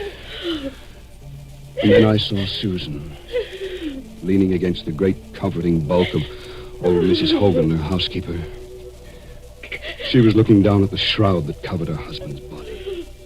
It was God's will, Mrs. Frayne. Susan. Oh, Tom. Tom, I can't believe it. John. Be brave, Susan. John's dead. Nothing I can say will replace him. Have you any idea who the murderer is? I saw his face for a moment, that's all. But I'll recognize it again, I'm sure. Mr. Archer, here's something we found in the alley. What is it, Inspector? Looks like the charm off a watch fob. It's broken off. A charm? Well. You recognize it, Mrs. Frayne? Oh, no. No, it can't be. It can't be. No, of course not, Susan. There are hundreds of watch charms like this one. What is it, Mrs. Frayne? That watch charm is... My younger brother, Peter, wears one just like it. Oh? Oh, nonsense, Lambert. You can buy those in any jewelry store. Besides, I saw the killer's face. It wasn't Pete. Mrs. Hogan. Yes, Mr. Archer? Please take Mrs. Frayne upstairs now. That I'll do. Come along, darling. I'll see you later, Susan. Oh, please stay here, Tom. You're hurt. All those wounds. I'll be okay. Right now, I'm going to go downtown with Inspector Lambert and look at pictures while that murderer's face is fresh in my mind.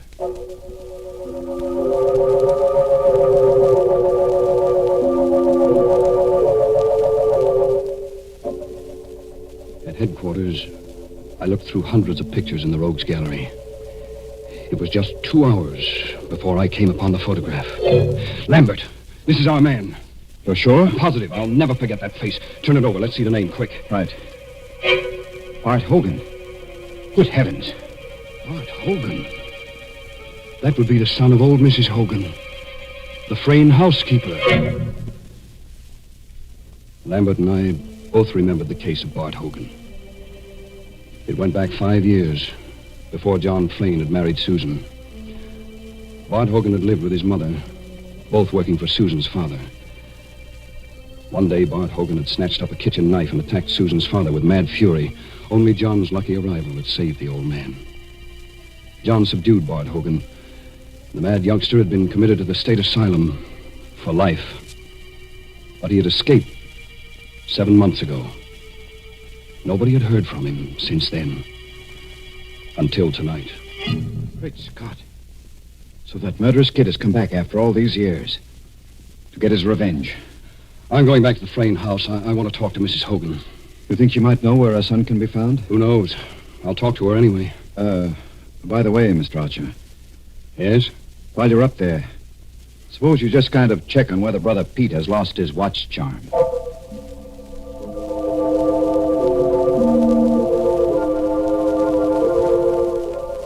The Fraynes occupied a top-floor duplex in the riverfront apartment house. I took the elevator up, and Mrs. Hogan admitted me. I'll take your hat and coat, Mr. Archer. Thank you. Mrs. Hogan, where's your son, Bart? Bart? Well, why'd you ask after Bart?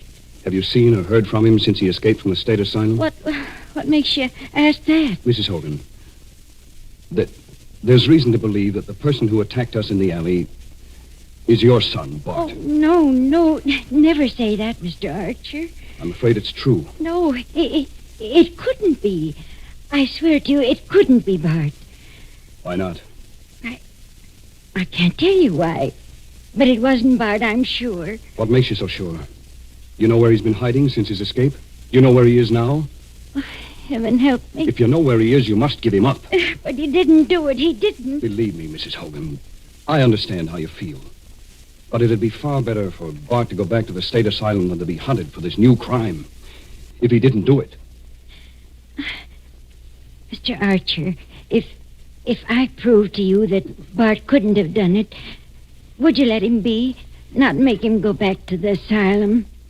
Well, I don't know what to say. You see, I was downtown just now, and I recognized the picture of the man who attacked us. It turned out to be your son. There's very little chance that I was mistaken. But if I prove he couldn't have done it, How can you prove it? Well, come, I'll show you.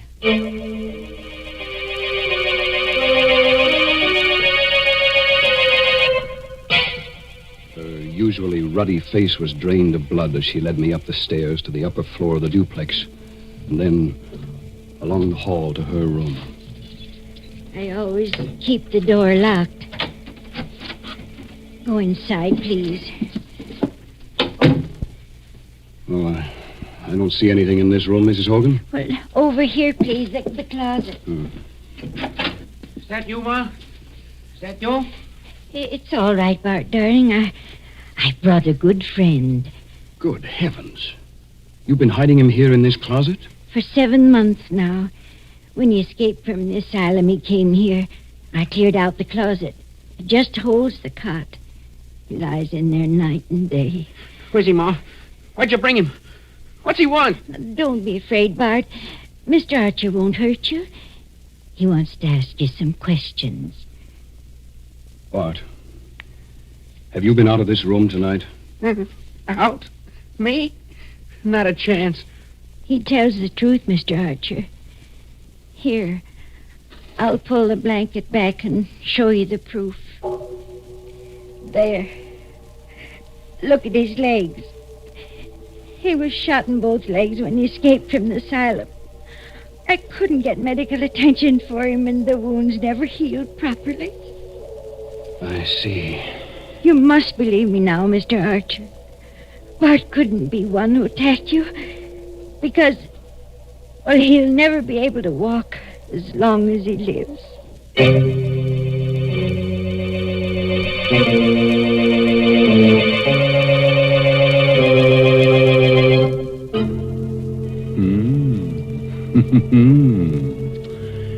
Well, now, if Bart Hogan didn't do it, and mind you, I said if, then who did kill poor John Frayne?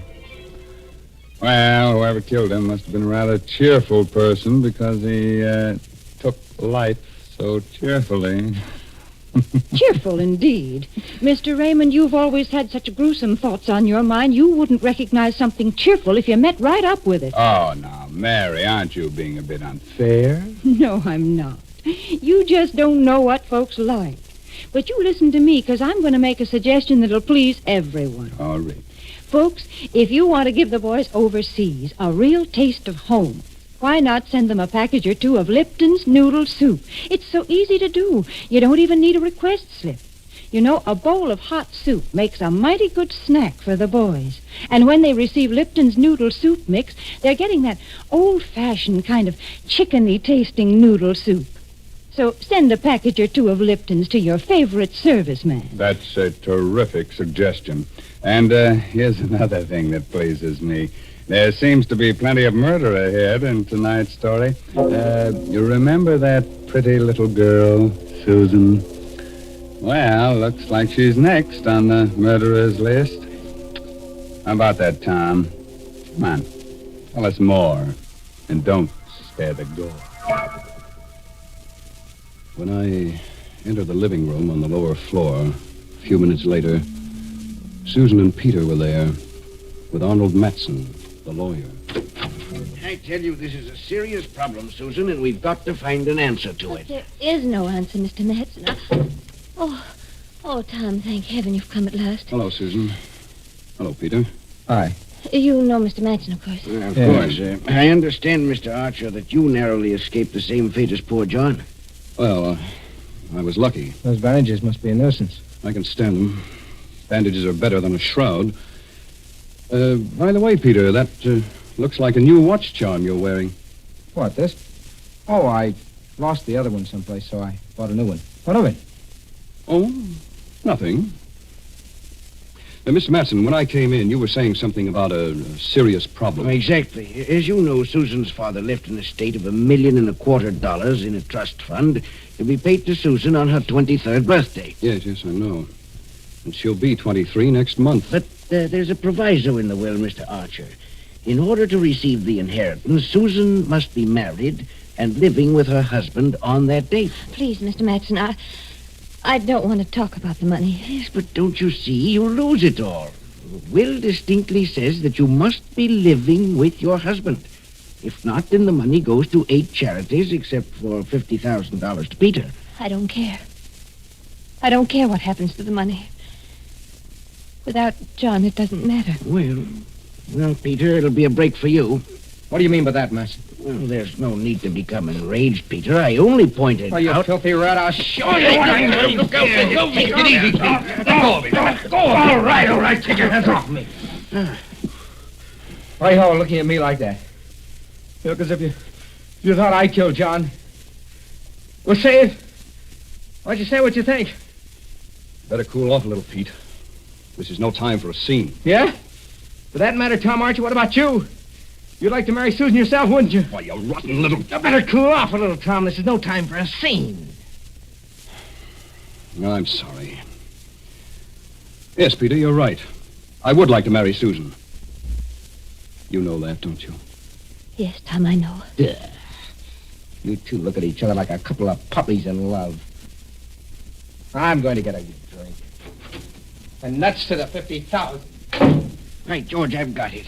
Got what, Mr. Madsen? The solution to our problem. What are you talking about? That's it, don't you see, Susan? You can marry Tom Archer here, and then you'll be able to legally claim the estate on your birthday. Well, that's a pretty callous thing to suggest, Madsen. Callous?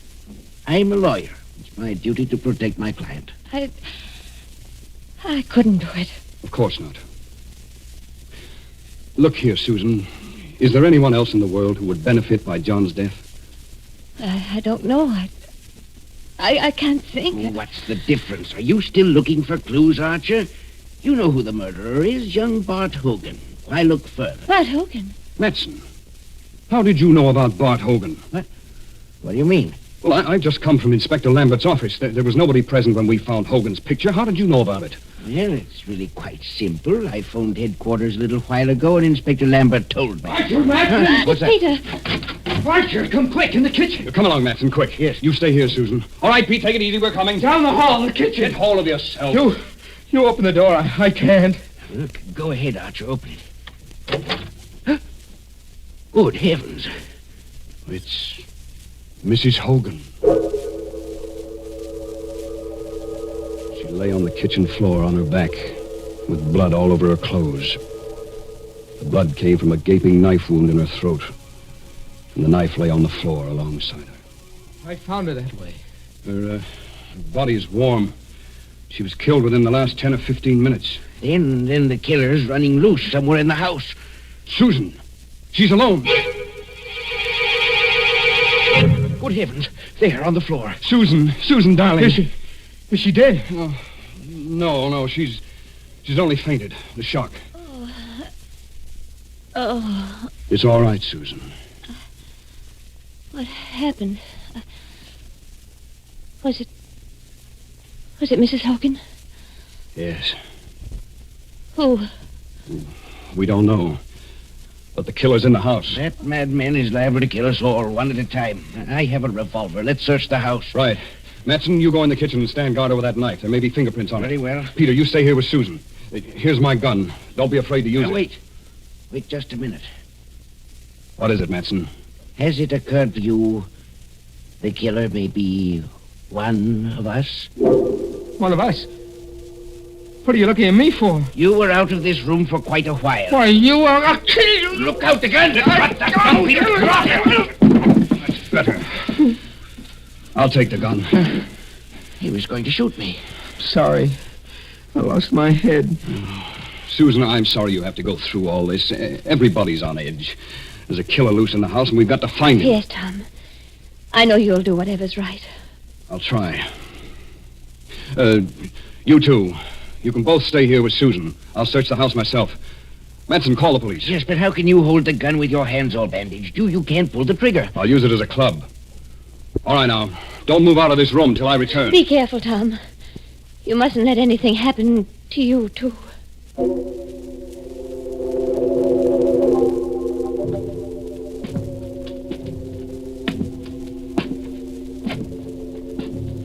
I went slowly up the stairs to the upper floor, gripping the gun by the barrel in my bandaged hand.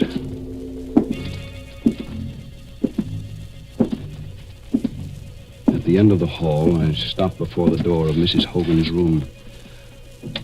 I opened the door with the keys.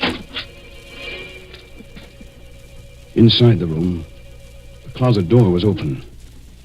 Bart Hogan was still lying on his cot. He must have been expecting me. His eyes were wild with terror. He had a long pencil clutched in his right hand, the only weapon he could find to use against me. His left fist was clutched into a tight ball. He watched me, stiff with fear, as I moved slowly toward him, across the room. Keep away from me. I had no time to waste on him. I swept aside the fist that clutched the pencil Help! and brought the revolver butt down hard on his forehead. I went over to the window, opened it. Then I went back to the bed and pulled the sheet, pulled it away, lifted him. His weak and withered legs dangled uselessly. I carried him over to the window, rested him against the sill. He opened his eyes. He was recovering from the blow. I didn't wait. I pushed hard. He went toppling out of the window.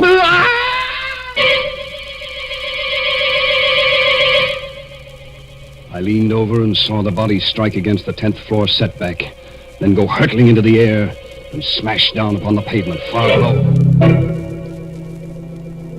There wasn't enough of him left to perform an autopsy on. They'd never know his legs had been no good, that he hadn't been able to walk. Everything would be easy sailing from here on. Susan would marry me to save the estate. $1.25 million.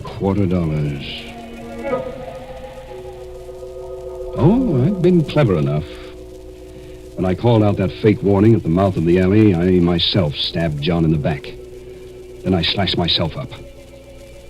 They'd taken my story at face value, Lambert and the others. I'd guessed that Mrs. Hogan was hiding Bart, but just as a precaution, I'd stolen Peter's watch chain and dropped it at the scene of the crime in case I should need another suspect.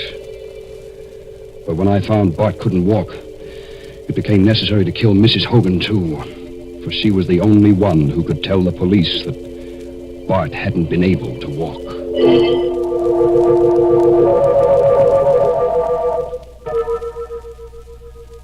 All I had to do now was go down and say I'd found Bart, we had fought, and he had fallen from the window. The perfect crime. I took one more last look down into the street, where a crowd had gathered around Bart's body. I was able to make out the figure of Inspector Lambert, bending over what was left of him. And I saw Lambert force something out of the clenched left fist of the dead body.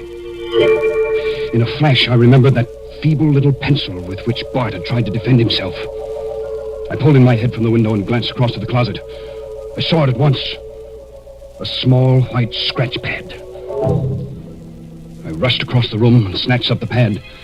There, on the topmost page, were the indentations of what Bart Hogan had written on the page, and then had torn off. I could read it clearly. I could almost imagine his terrified voicing of the frightened appeal as he wrote it. Archer was here. He means to kill me. He wants them to think I killed John Frayne. That I can't walk. I've got 2 bullets in my legs. For God's sake, save me. Bart had written that note, meaning to throw it out the window. But I'd come back too soon for him, and I had thrown it out of the window for him. I went back to the window and looked down. I saw Lambert peering up. Then he turned away and hurried toward the entrance of the building. He's coming for me. There's only one thing for me to do now. I've locked the door. It'll take time to break it down. In the meantime, I've taken the bandage off my right hand. I'm writing a full account of tonight's work. I gambled for a fortune, and I lost.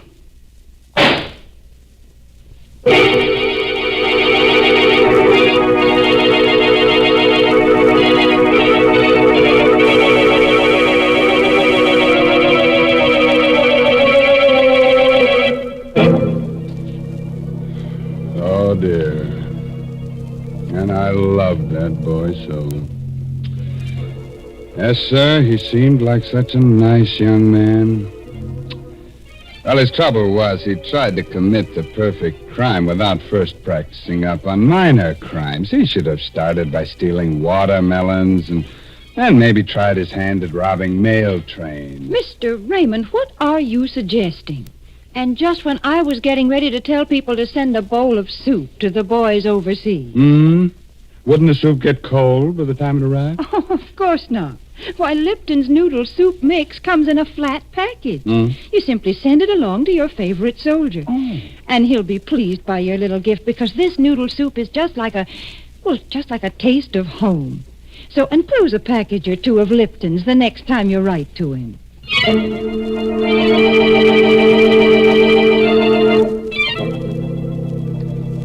Oh, gosh, I'm sorry you have to go so soon. But drop in again next Tuesday for another little blood fest. You know, some people have to commit murders to get a kick out of life. Others get their satisfaction from listening to Inner Sanctum. But, word of advice. If you've got to commit a murder, please don't get yourself caught. Because if you do, you'll surely get a free ride with the only person never bothered by backseat drivers. I mean that they're hearse drivers.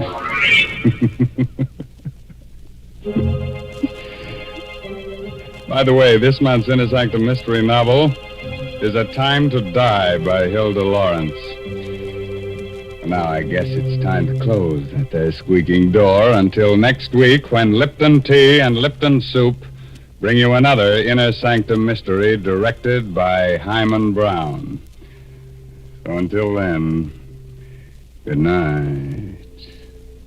Pleasant dreams.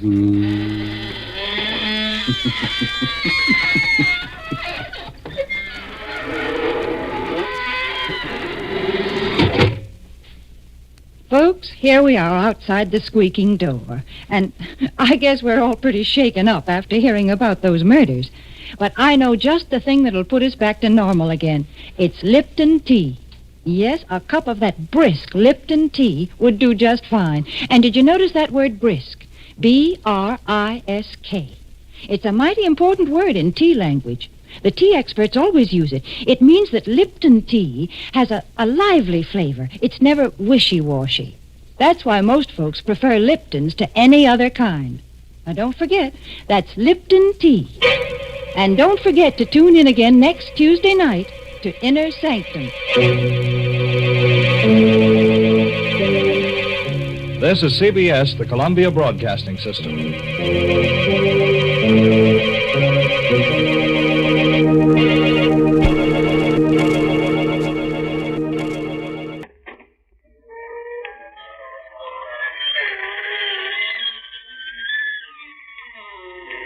Good evening, friends. This is your host to welcome you through the creaking door into the Inner Sanctum for another gamble of ghoulish goings-on. Come in. We're celebrating an anniversary here tonight. Our pet vampires, Oscar and Bertha, have been dead just 100 years. They're such a devoted couple. With them, it was love at first sight. In all their years of unholy wedlock, they've argued only once, over the training of their backward son, Abner. Oscar blames the little vampire's shyness on Bertha. She kept insisting that Abner was much too young to be taught the facts of death. Say, you should see the new home that Oscar just dug for his family, complete with hot and cold running victims.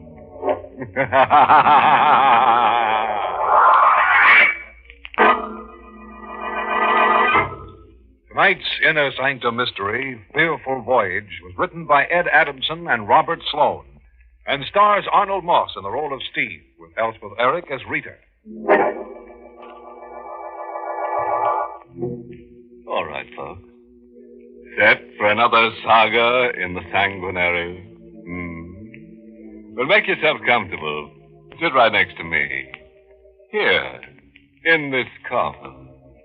And don't worry about the price of the seat. There's no cover charge. Now let's get to the story as it's told to us by Steve Chapman. Flashes of lightning rip through the black sky in angry silver streaks. The snarling wind whips the sea into a jagged, tossing mountain range of gray water. The fishing boat founders on the reef, its wooden sides crying out against the punishment of the lashing waves. And there on the deck of the dying ship, the lone fisherman faces the relentless fury of the elements. Doesn't have to be this way. She can save me, but she won't. She just stands on that rock and looks down at me and laughs. This is just the way she wants it. She just stands up there and laughs at me because she wants me to be as dead as she is. Oh, if I could only go back. It was only 2 days ago. Just 2 days ago. If I could only go back to where I was 2 days ago.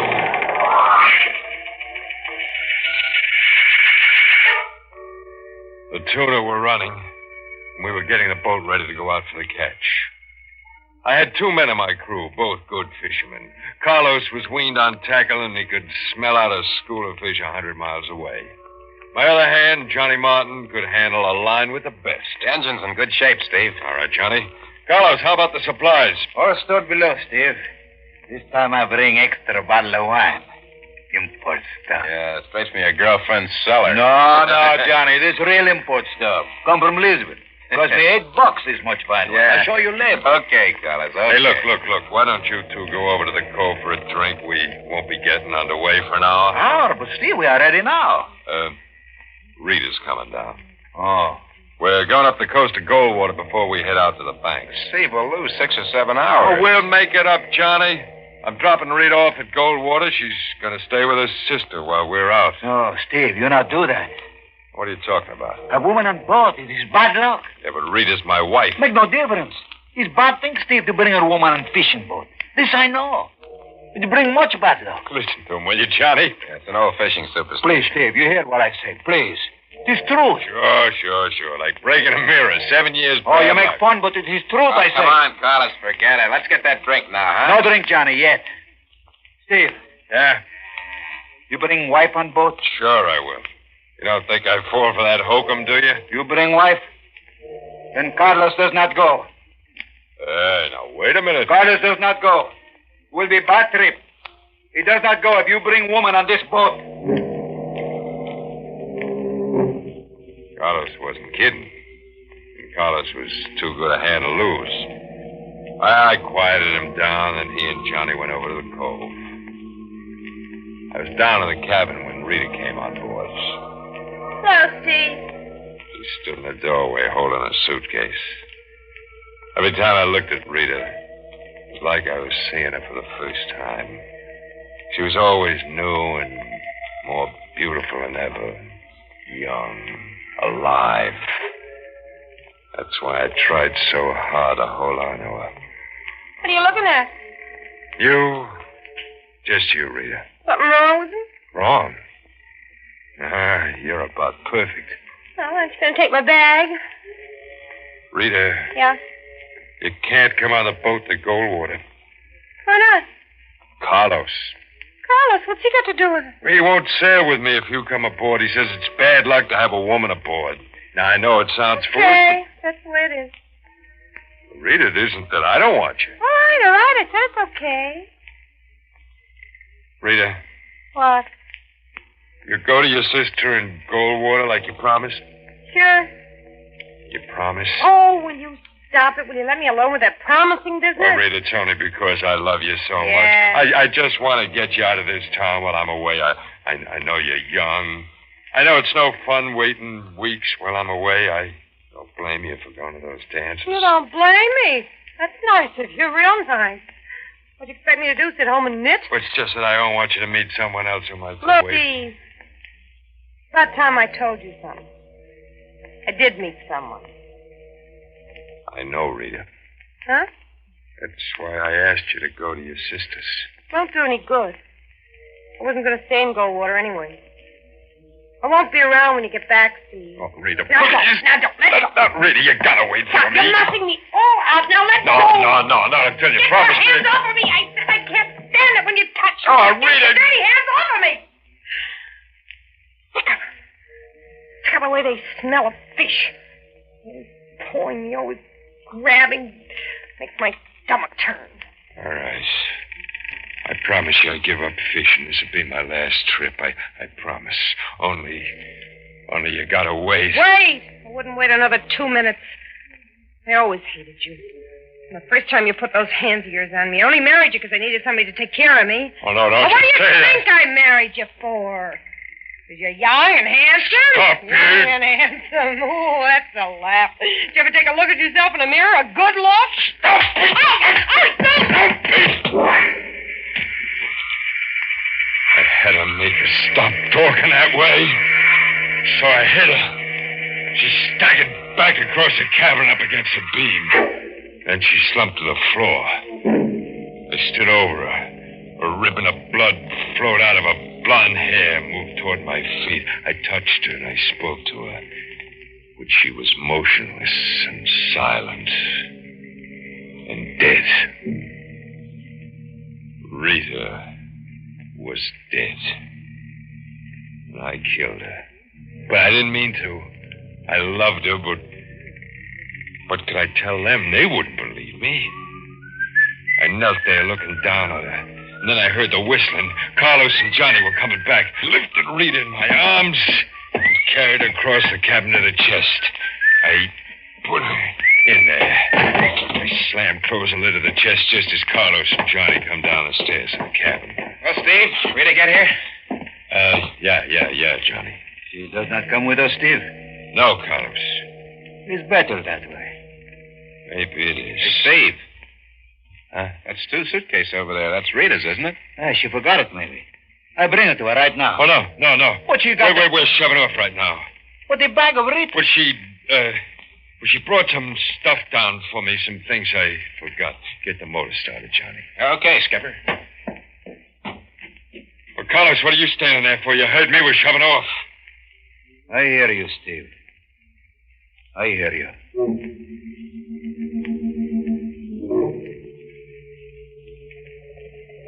I didn't leave my cabin. I didn't sleep. I just sat there for hours, my eyes fixed on her chest. I wanted to open it and look at her again, but I couldn't. I just sat there. We were only out 10 hours when things began to happen. The radio's shot, Steve. Well, fix it, Johnny. I can't. The power supply's burned out. Funny thing about that. I just put a new condenser in day before yesterday, a brand new one. It's funny. For no reason, it should burn out. I was never a superstitious man, but peculiar things like that. And that was only the first. Hey. What do you want, Carlos? Let me empty. Steve, this compass. Johnny said I should show it to you. Why? Well, look at it. We are headed north. But the needle points this way. Oh, no. Now, you see? Give me that compass. Sure. Steve, what are you doing? This'll fix it good. Steve! You break the why? Get out of here. What you can't... Go on, do as I tell you. Get out. Go on, get out! I never was a superstitious man, but peculiar things like that. Carlos was right. But there was something Carlos didn't know. A woman can curse a ship even after she's dead. Rita's body was in that chest. And that's just where that compass needle pointed. Right straight to Rita.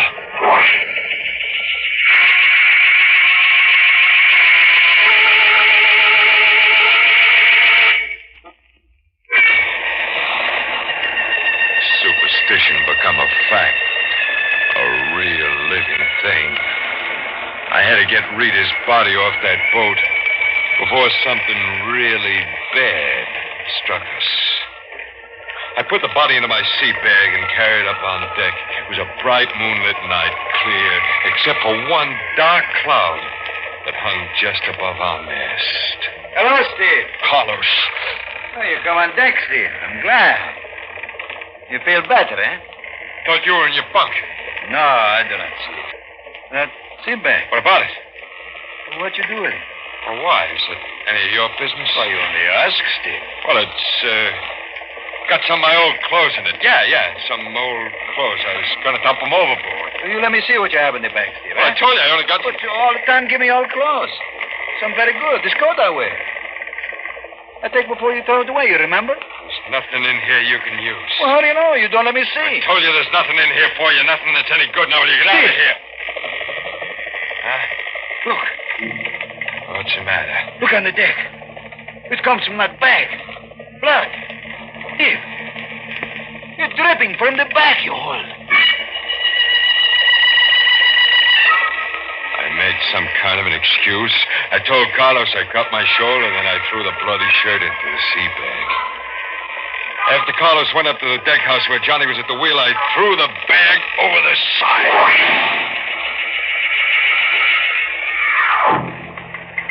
I went below to my cabin.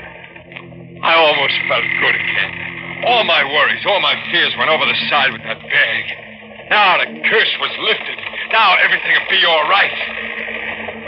I thought, but it didn't turn out that way. I heard the ship's motor die out. Boat came to a stop. I hurried across the cabin, opened the door, went upstairs to the deck. Steve. The motor stopped. Yeah. Well, what happened? I cut it off. You cut it? Well, why? There's someone in the water. What? Off the port side. Carlos is going out in the lifeboat to get her. Her? Yes, Steve, it's a woman. Well, get Carlos. Call him back. But, Steve... Do what I tell you. Get him back. Then you start that motor. Steve, you can't do a thing like that. I said we're getting out of here. That isn't right. You can't let that woman drown. We can't let her die. She is dead. She's dead, No, John. Steve, she isn't. Come on over to the side. You can see her swimming out there in the water. It's only the moonlight. It's just the way things look in the moonlight. Plays tricks on your eyes, Johnny. Steve, I saw her. She's alive. It was Rita. I knew it was Rita out there. I knew she was dead. Johnny left me and crossed to the port side of the boat. I looked up. The same black cloud was over the mast, and then I heard it. I wanted to believe it was the wind, just the wind, but it wasn't. I knew it was Rita. It was her voice. I clapped my hands to my ears to shut out the terrible sound, but it struck through my fingers like a knife and jabbed into my brain. And then I blacked out.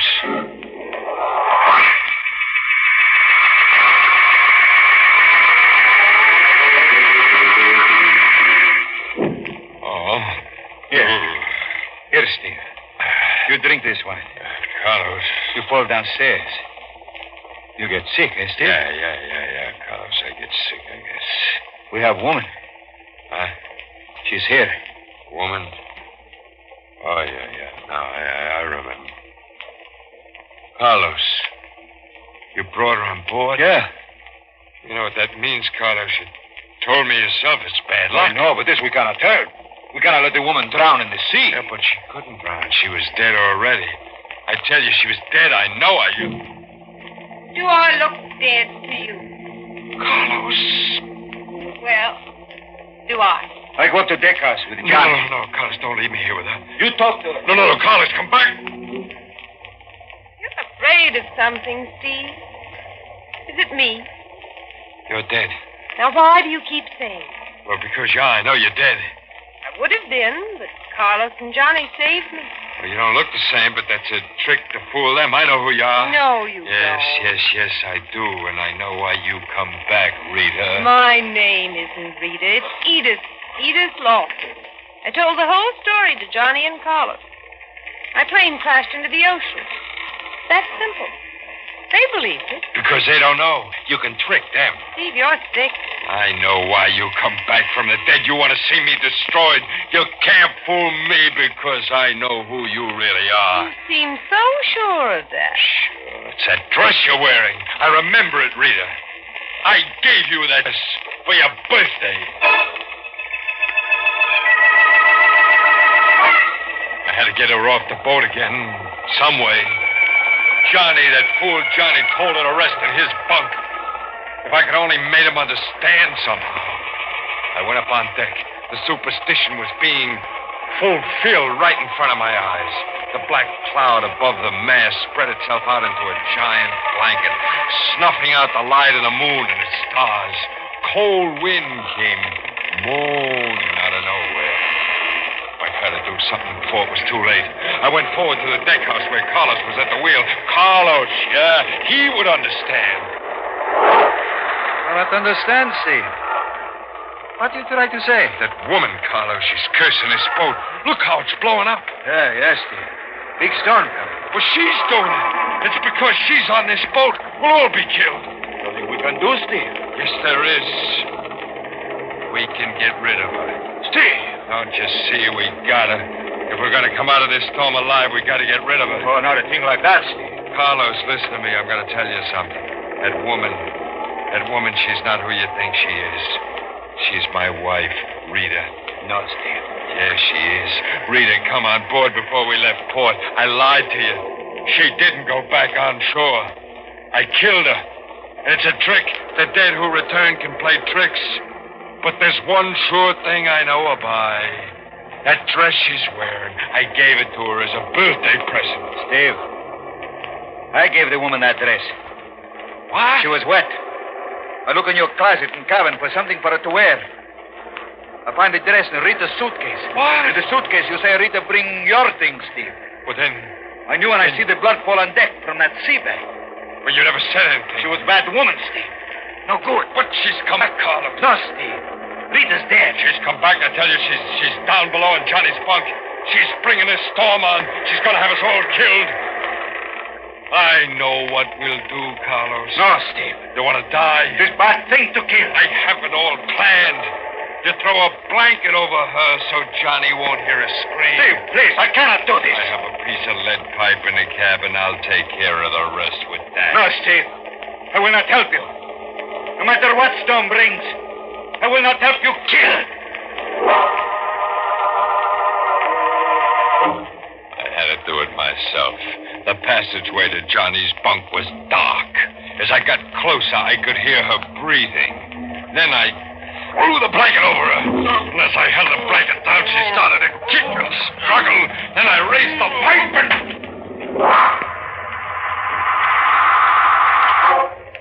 I picked up the lifeless body in the blanket and carried it up to the deck and over to the rail. For a while, I stood on the deck and watched the storm grow and grow. A wind whipped the heavy rain before it. The swelling waves lashed and kicked at the sides of the boat. I almost welcomed the storm because I knew we'd ride through it. She was gone. This time, forever. You enjoying the storm? I wheeled around. She was standing at the top of the stairs. The light from the cabin below made devil shadows on her face. Mind if I stand here with you? Oh, no, don't you come near me. You're still afraid of Stay me. away, stay away. You mustn't be afraid of me, Steve. I'm not going to die. I'm not going to be dead like you. Why do you think I'm dead? I just killed you again. Again? How can you come back again? I had it all planned perfectly. The pipe. I knew you'd be in Johnny's bunk. I wasn't in Johnny's bunk. Yes, you were. I threw the blanket over you. You killed Johnny. What? Carlos told Johnny wanted me to come up to the deck house, and then Johnny went back to his bunk. It wasn't you. Johnny. I killed Johnny. Steve, we've got trouble. Carlos, Johnny, Real trouble, Steve. The wheel. It will not move.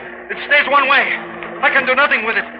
The Carter Reef is ahead. We are coming to it soon. We will go up in the reef. You must get Johnny quick. He can fix the wheel. Johnny is the one who can save us. Johnny was the one who could save us, and Johnny was dead. I killed him. I went to the deck house. Carlos played the light beam on the darkness ahead. Well, I tried the wheel. It wouldn't budge. It was as if an invisible hand was holding the boat on a fixed course. Steve, up ahead. The reef. We've got to get out of here. We're going on the raft. Hurry! Go with him, but something held me in the deck house. It was what I saw at the top of one of the rocks. Rita. It was Rita. She was standing there waving to me. Steve, hurry! It will be too late! They're looking up at Rita as the rocks come closer and closer.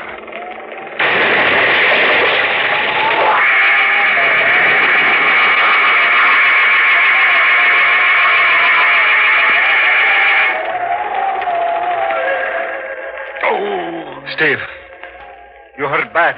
Yeah, pretty bad, Carlos. Gotta get me out of here. I tried, Steve. I cannot move the beam. God, the boat's going under. You can't let me die like this. I'm sorry, Steve. I can do nothing. The woman, Edith Lawson. I must save her. She's hurt, too. I must get to her in the lifeboat. Carlos, don't leave me. Goodbye, Steve. Goodbye. Carlos, please come back and help me.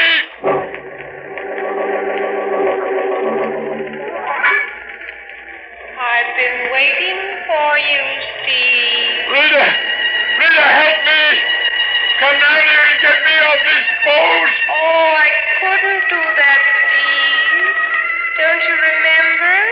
It'll bring bad luck if a woman comes aboard a fishing boat. She can save me, but she won't. She just stands up on that rock up there and looks down at me and laughs. This is the way she wants it. She wants me to be as dead as she is.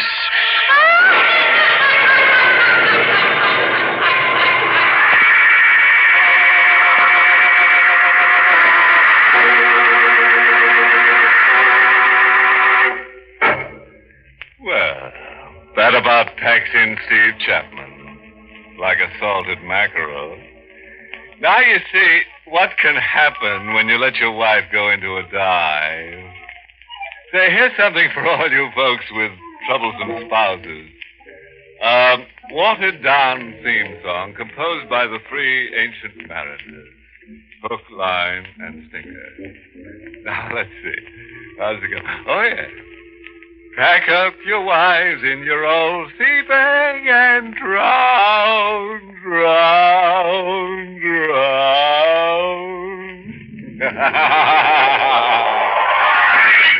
Good night. Pleasant dreams.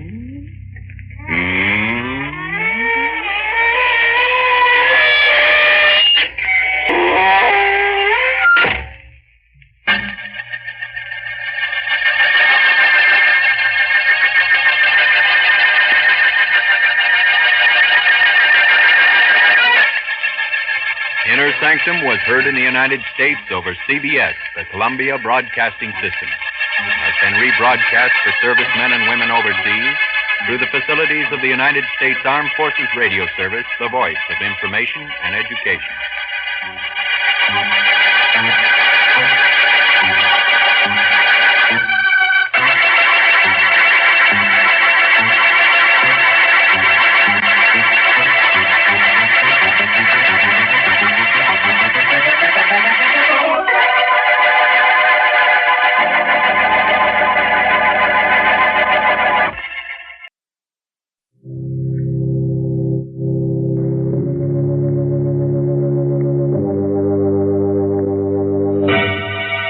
Lipton Tea and Lipton Soup presents Inner Sanctum Mysteries, starring Miriam Hopkins.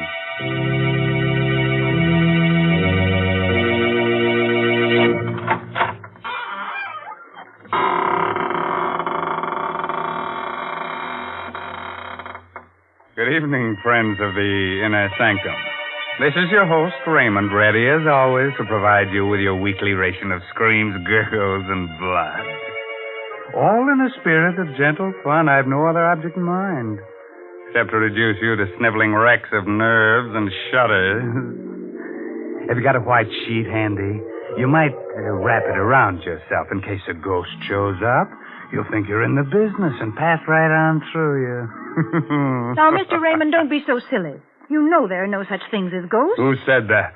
Oh, hello, Mary Bennett. So you don't believe in ghosts, huh? And, what's that standing behind you, huh? Oh! Oh, you shouldn't have done that, frightening me that way. Shame on you. Oh, I'm sorry, Mary. Can I make amends? Well, you might tell the folks how much you enjoy Lipton tea. Oh, gladly. Friends. Just the other day, a ghost and I were having a conversation about Lipton tea. Now, and... here. Enough of that. Nobody is interested in what you and the ghost said about Lipton tea. Oh. No. Let's talk about real people and the solid pleasure they get from Lipton's. They drink it at meal times. They serve it when friends drop in for a visit. And, of course, they often brew themselves a cup of Lipton's during the day. Just because it's so nice to relax and enjoy that famous brisk flavor. Oh, by the way, that word brisk, B-R-I-S-K, is one that tea experts use. Brisk means that Lipton's always tastes tangy and bracing. It's never flat or wishy-washy.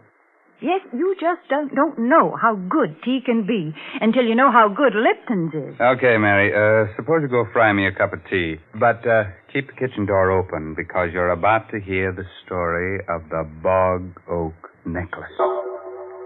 It's an original radio play by David Driscoll. And our heroine tonight is that beautiful star of stage and screen, Miss Miriam Hopkins, who'll play the role of Emily. Now, be calm. There's nobody standing behind you. At least nobody you can see. At the edge of a lake, in a small New England town, two men are busy digging an excavation.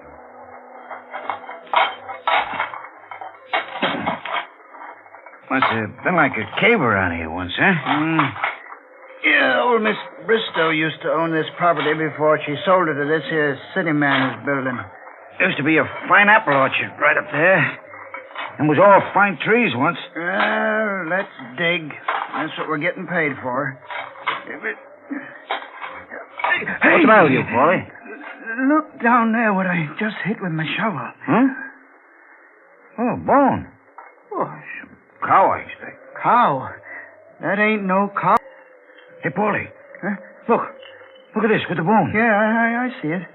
And you call that a cow bone now? No, I don't. This here must have been a graveyard once. This here was never no graveyard. The river used to come right up to here almost before the big flood. Before they built the dam. Hey, what are you doing? Get your coat and hat. You bringing that with you? Of course I am. Hat and this. Yeah, but there must be a skull here, too. Of course there must be. But we don't have to look for that, Paulie. That ain't our job. Come on.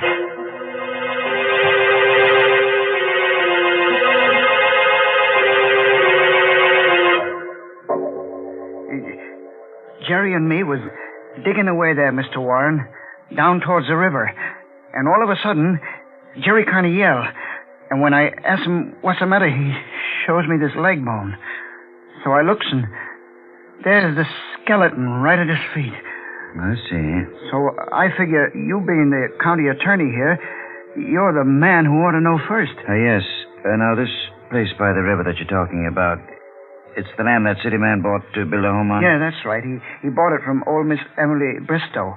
And then we found this, too.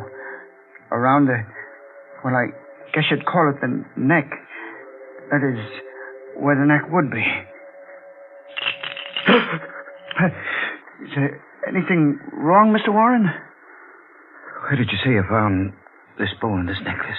Well, Jerry and me is making a trench for a water pipe, and we're digging where the old riverbank used to be. Right near the river edge. Leave the necklace with me. If I need any more help, I'll get in touch with you. That's all. Yeah, yes, sir. 40 years. 40 years. Emily Bristow.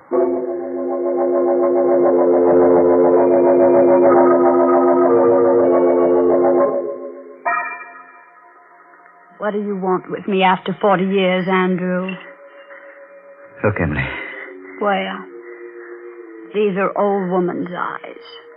Look closer. Take that away. Take it away. The Bog Oak necklace, Emily. Do you remember? Presented to Miss Emily Bristow on her 24th birthday by Andrew Warren. Where did you get it, Andrew? It was found at the river edge. On the property you've just sold. Daisy. Daisy. It's come back to us, Emily. After all these years. It's come back to us. The bark oak necklace. The necklace that meant the death of your sister, Daisy.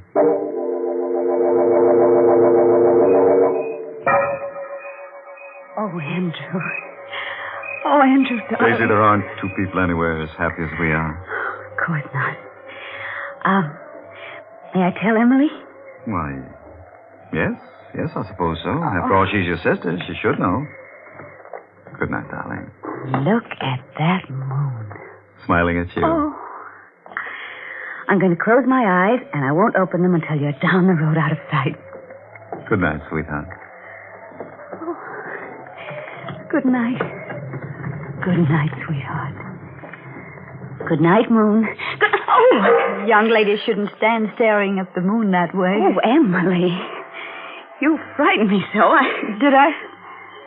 You had a nice drive with Andrew in the moonlight, I hope. Mm-hmm. Emily. Andrew. Yes? Andrew and we're... Oh, darling. How will I ever stop my heart from beating so? I can't... Let me say it for you. You're engaged. There you are. It was easy, wasn't it? For you?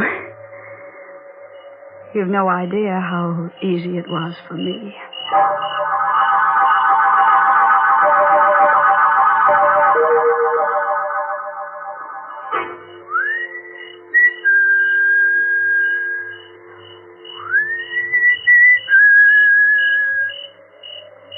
Emily. Right here. Emily. I wanted to see you so badly. She's already told me, Andrew. Emily, I want you to understand about this. I know how this must hurt you. You've got to break it off. You've got to. You can't marry her. Andrew, listen to me. Please. Please marry me. I beg you. Emily, we must be sensible. I beg you. If you love me, Emily, you must let me do what I feel is right. I can't let you marry Daisy. You're mine. I must have you. If not me, Andrew, no one. No one else at all. It's too late now. Forgive me. I'll never forgive you. And I'll never let you go. Emily. Never. Never. Never.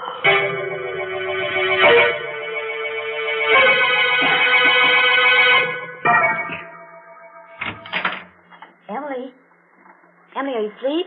Go to bed, Daisy. Oh, Emily, don't be cross. I can't sleep. You can't sleep. No, I'm so excited. Why, Emily, you're still dressed, too. Oh, so I am. What's the matter, dear? Don't you feel well? Oh, I feel very well. Thank you, Daisy. Emily, what's the matter? Why do you use that tone with me? Oh, darling, you're not feeling well, are you? I can tell by the look on your face. Oh, come on.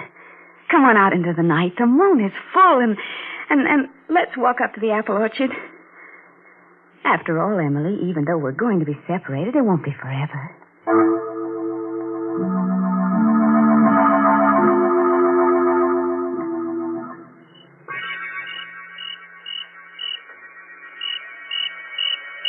Aren't you afraid to be out here at night?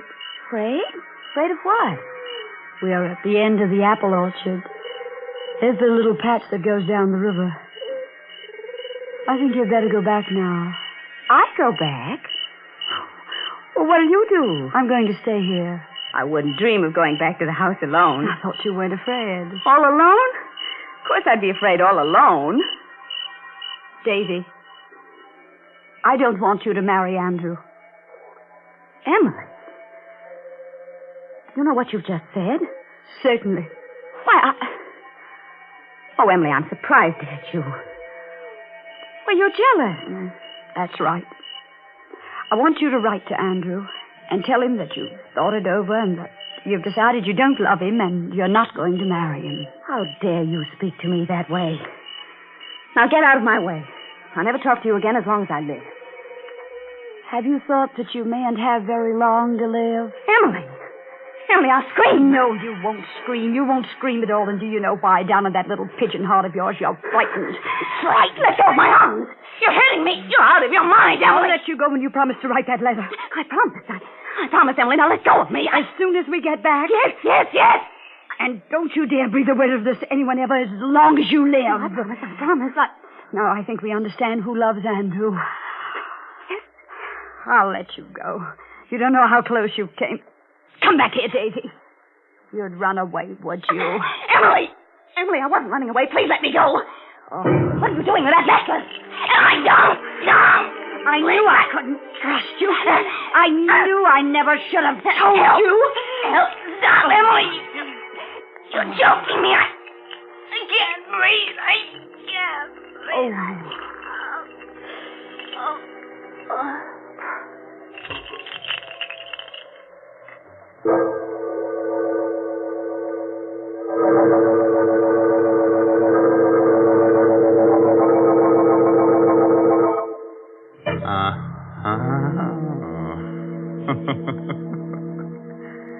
Well, girls will be girls, I suppose.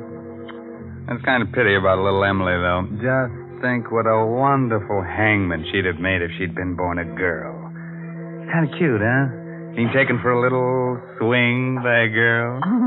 What a terrible woman she is, Mr. Raymond. Oh, now, listen, I like Emily. She's so inventive. Most women will do anything for a necklace, but only Emily knows what to do with a necklace. Now, please.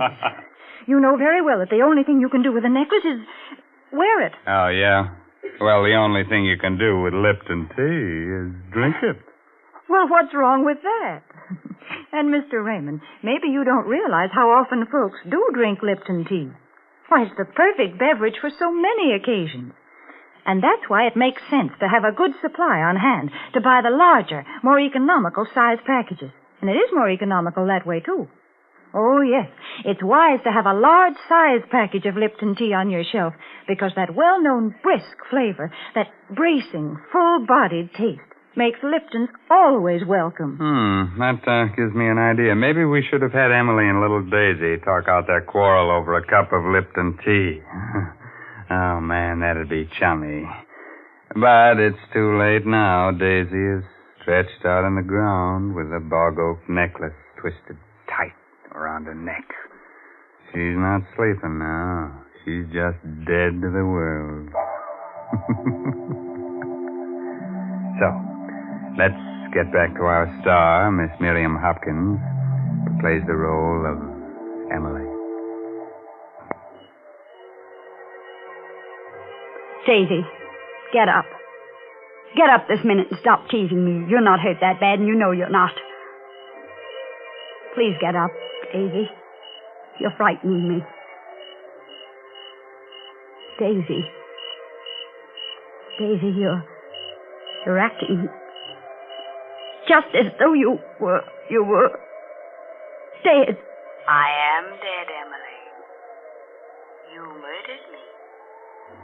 You strangled me with the bog oak necklace.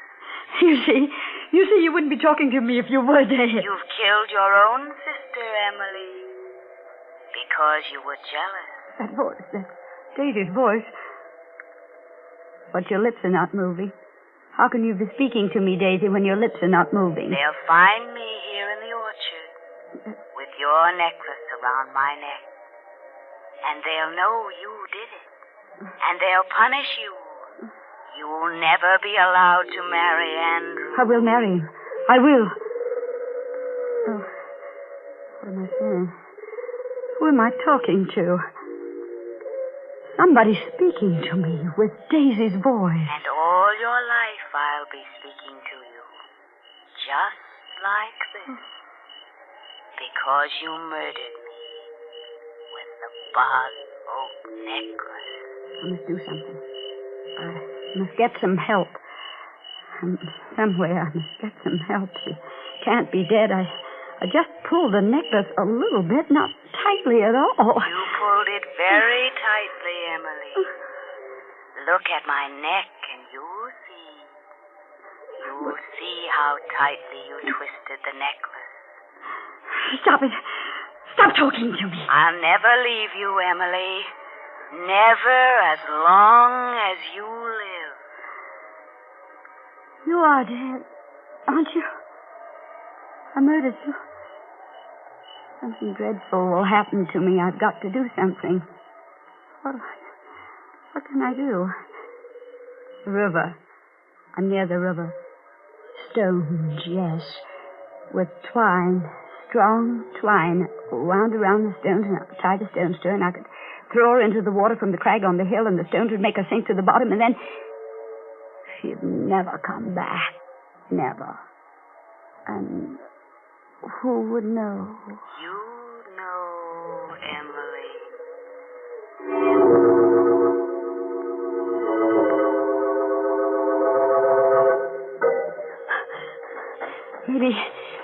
Maybe when I get back to her, she'll be moving and I'll talk to her. No, she is dead. She is... Oh, I'm running in the wrong direction. It was over there that I killed her. It couldn't have been because she's not there. It was right here. Daisy's gone. She got up and walked away somewhere. She's alive. Emily. I found her, Emily. Strangled to death. I know nothing about it. What are you doing then with that twine in your hand? You wanted to tie stones to her, didn't you? Throw her in the river. I killed her because I was jealous. You're as guilty as I am. Because you should have married me. Yes, I am as guilty as you are. What will become of me now? All my hopes, my ambitions.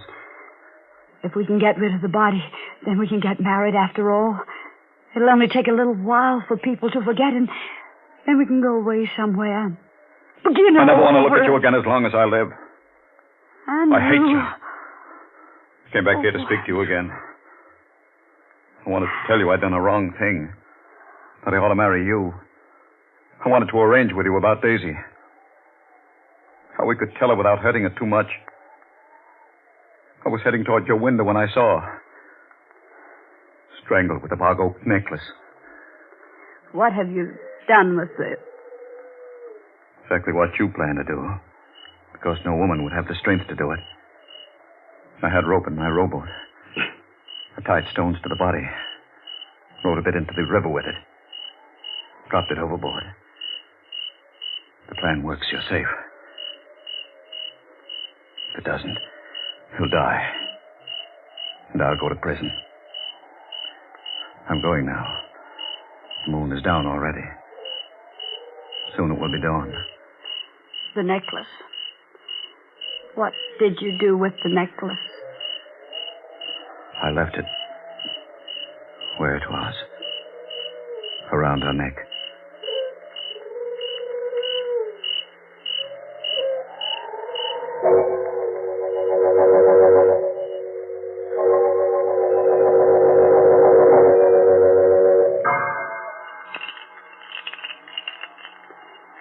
That sound, the sound the necklace makes.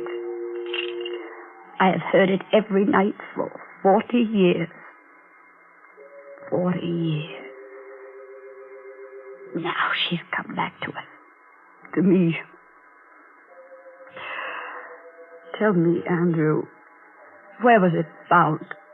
She's been there, at the bottom of the river all this time.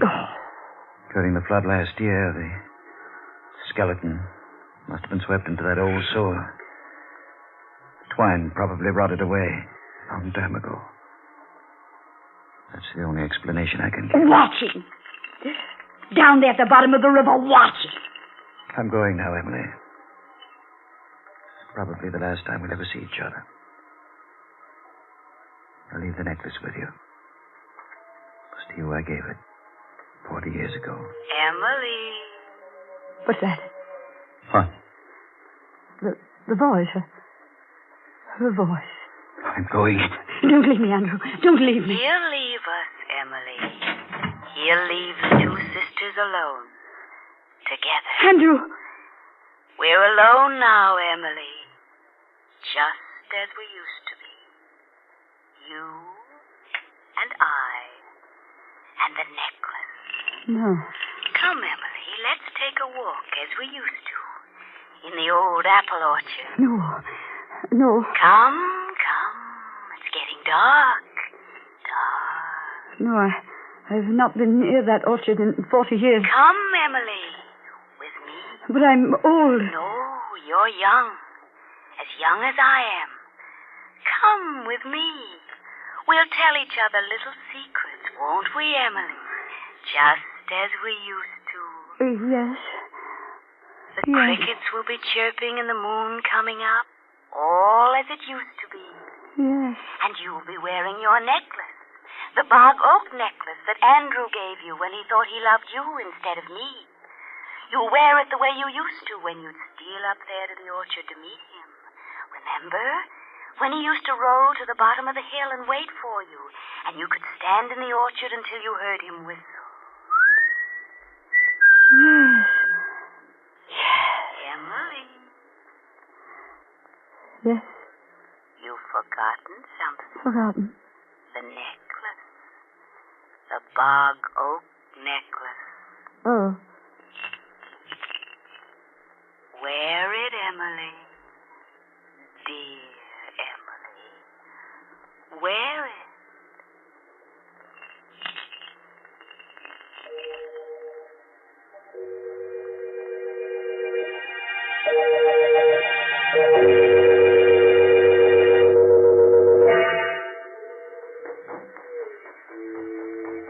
Come, Emily, come. I can't run as fast as I... Come, Emily, come. He's waiting. Yes. Listen. Oh. Andrew's whistling for you. Answer it, dear. Go on. I can't whistle. That's strange. You must run faster, Emily, faster.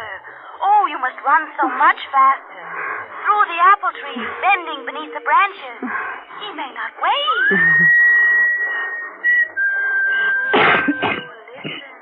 Listen. He's angry with you because you're keeping him waiting. All out of breath. These apple trees. The branches, they're in my way. I can't bend over.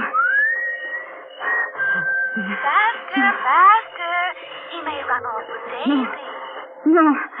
I'm coming, Andrew. I'm coming. Wait for me, Andrew. Wait for... Oh, that necklace. Emily, you caught it in a branch.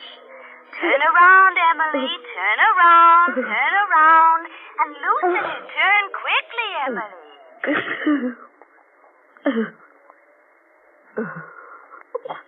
That's the way my voice sounded one night long ago. When I wore the bog oak necklace. When I, too, was strangled by the bog oak necklace.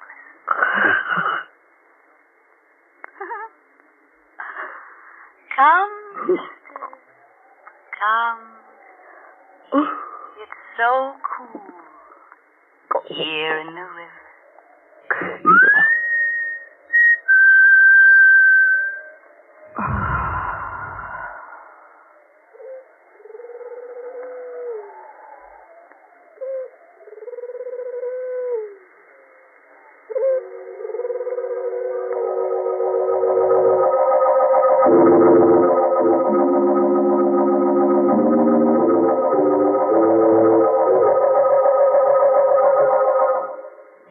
Daisy, Daisy, tell me your answer true.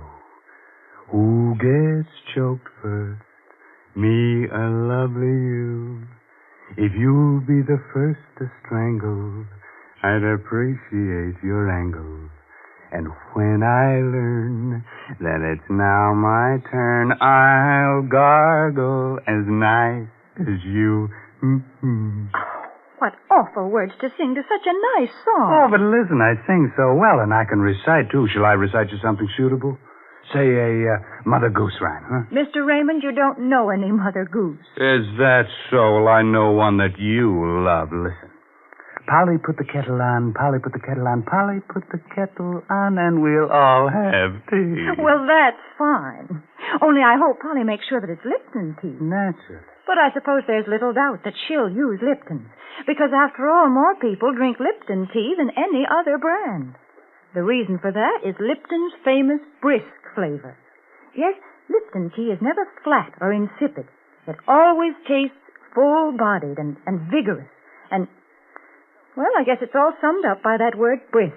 Yes, folks, brisk is the word that the tea experts use when they talk about Lipton tea. So try it real soon, won't you?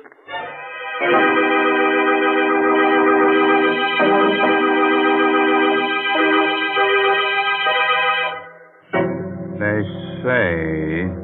Of course, I just tell you what the gossip is in the morgues I visit. They say that Daisy and Emily can be seen almost any moonlit night. Skull gently touching skull, floating through the old apple orchard as of yore. If you'd like them in your home, you could use their ration coupon. Outside of rattling a bit when the wind blows, they're very nice and companionable, especially on dark nights. And in the summer, you can always use them for scarecrows in your victory garden. By the way, this month's Inner Sanctum mystery novel is The Outsider by A.E. Martin. Well, now it's really time to close that there squeaking door until next week at the same time when Lipton tea and Lipton soup will once again bring you another Inner Sanctum mystery produced under the direction of Hyman Brown. So until then, good night. Pleasant dreams.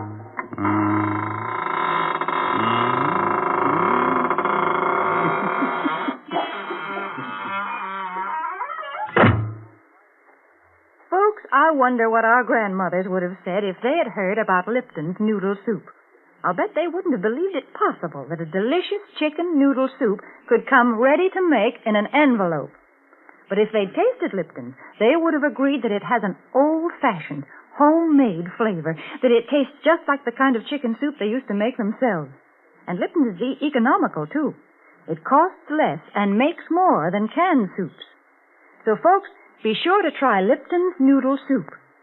And be sure to tune in next Tuesday night for another Inner Sanctum mystery. This is CBS, the Columbia Broadcasting System.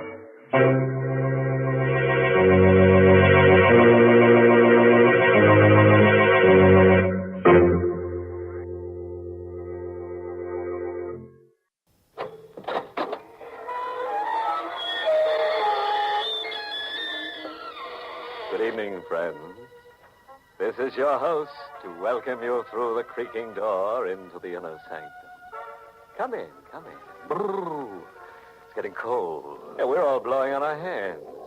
Those of us that have hands. One character who hangs his sheet in our happy little inferno got frostbite so bad we had to amputate his leer. Oh, well. At least the big freeze has brought us one blighted blessing.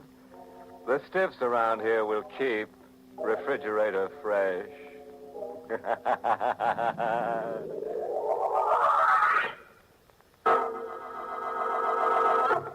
Tonight's Inner Sanctum mystery, Murder Faces East, was written by John Robert and stars Carl Swenson in the role of Steve with Charlotte Holland as Selina. Tonight's candidate for oblivion is a chap whose hobby is collecting nightmares. Oblivion comes with a crash when our boy discovers an idol is no idle jest. Hang on, everybody, and we'll fill in the gory details. We're in a gloomy cell of a city prison in San Francisco. On the edge of a lower bunk, sitting with bowed head, is a man, a recent arrest. He's still dressed in street clothes. His tie is missing, so are his suspenders, confiscated as a precaution against suicide. His eyes fix intently on the stone floor, as if trying to stare a blind spot out of his vision. And his mouth twists into a distorted curve of amusement. I've got $1 million. I can't even buy a tie or a pair of suspenders or even 5 cents worth of freedom. Began for me with a penny postcard in the mail. Selina, my wife, read the card to me over the breakfast table. Public auction of the estate of Hanson Brokaw. Rare Oriental treasures. Masked statuary talisman. I went. Some fellas play chess or collect stamps. I hobbied in Orientalism. Selina came along to see that my blood pressure didn't pop bids out of my mouth or to bankrupt us for a month. 100 lots had been sold, a parade of bronzes, ceramics, and brocades that were the haunting fascination of the Orient.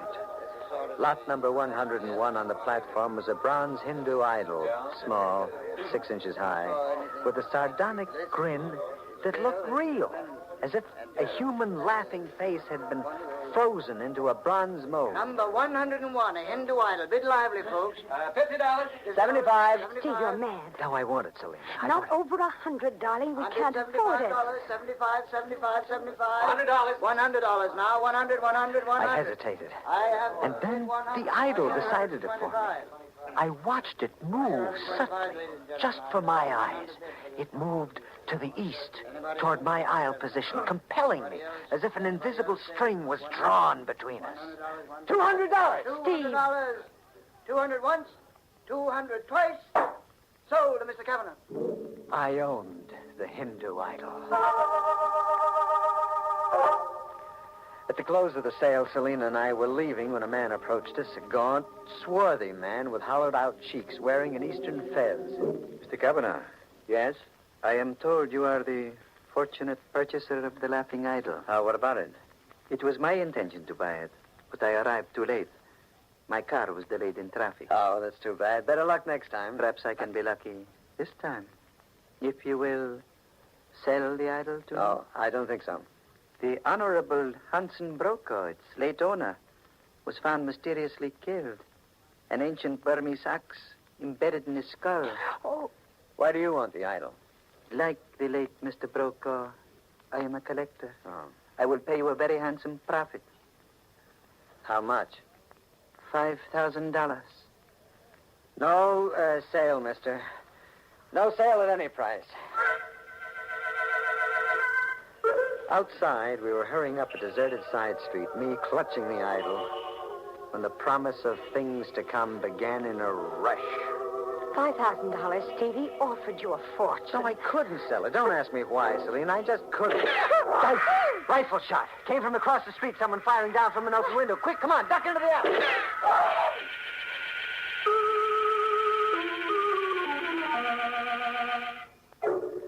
Somehow we got home alive and whole. Selina went to bed in tears. Her brother Howard, who lived with us, coaxed the story from her. I hate to play patsy between a man and his wife, Steve, but isn't possession of that idol kind of borrowing trouble? We don't know that, Howard.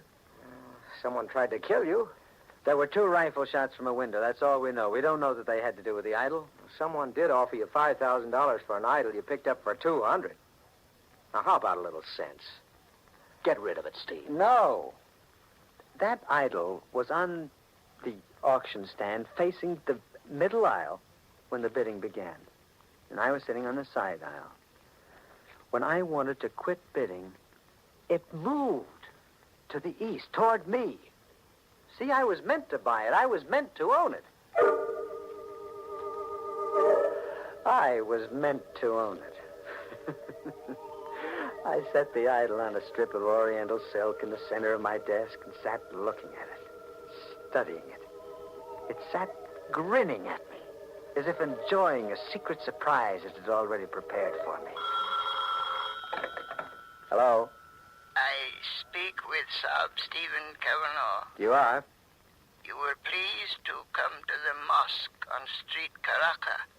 House number 24. What for? When you come, you will know, Sab.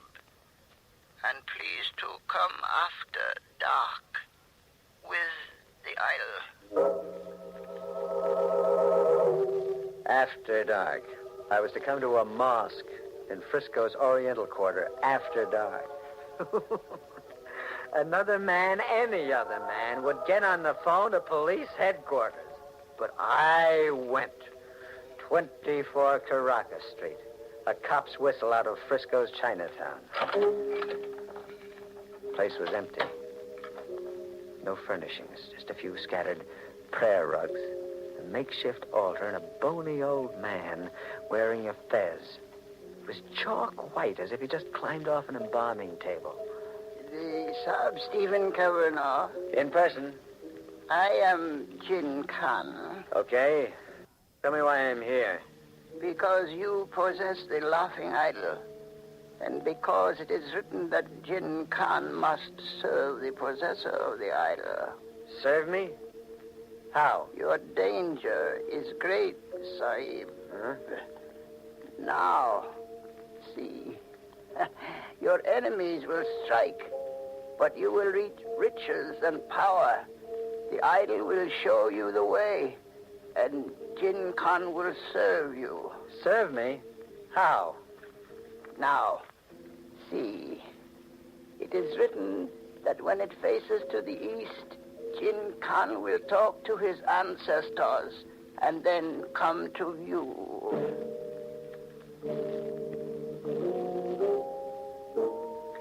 I wrapped the idol up and left. 1,000 doubts were whispering in my head. Outside, I had to pinch myself to remember that I was in the States. Everybody had closed up shop and gone home. The street was deserted, not a sound. Except a cat's whining meow. And then I got a sample of what Jin Khan had meant by your danger is great. The first I knew of it was a cold breeze whistling an inch past my head. A sharp-edged instrument had narrowly shaved me and buried into a building side. It was an ancient Burmese axe.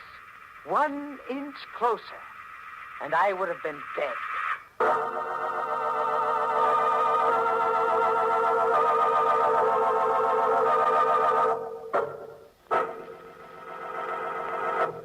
Nothing like a hobby. Keeps you mentally fit to be tied.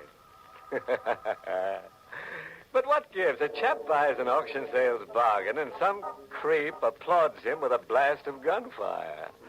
And to top it off with a hand-tooled coffin lid, a second creep chirps bravo with an axe. Looks like that Hindu idol is going to make Saab Kavanaugh permanently idle. Let's see exactly how said retirement is accomplished, shall we?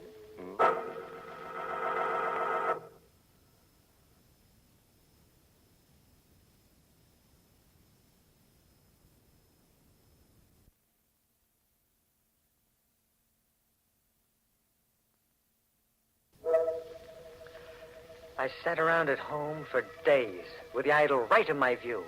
My wife, Selina, avoided me. She suspected my sanity. I was moving the Dark Ages right into the middle of my home. I watched the idol for hours, hypnotized by it. It sat grinning at me. And then I saw it move to the east. A gong I'd once picked up in an eastern bazaar and hung on the foyer of my den sounded. Sahib Kavanagh. How'd you get in here? There are informal ways, Sahib. The idol faces to the east. Yes. Right under my eyes. It moved. I have spoken to my ancestors. Now I will offer you the second of my humble services, Sahib. The second? What was the first? The axe that buried harmlessly into the wall when you left the mosque. You live, Sahib. That was my first service. And the second? What's it? It is written that the Chandra ruby will fall to you. What is the Chandra ruby? You will know, Sahib, when you seize it. On this paper, you will find your instructions. go after dark. Goodbye, Save. I opened the paper. It was a message scribbled on old rice parchment.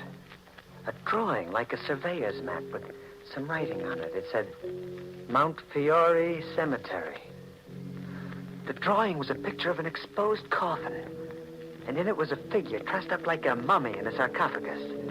And markers showed the exact position of the grave. And an arrow pointed to the left eye of the corpse.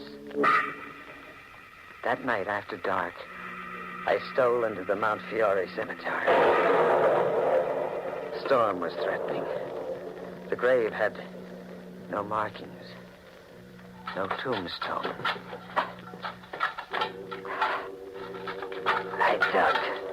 I dug 4 feet down. I reached the coffin. It lay exposed, with the rumbling skies giving it a ghostly glow as if someone had rubbed it with phosphorus. I wedged the edge of a pick into a side and pried it open.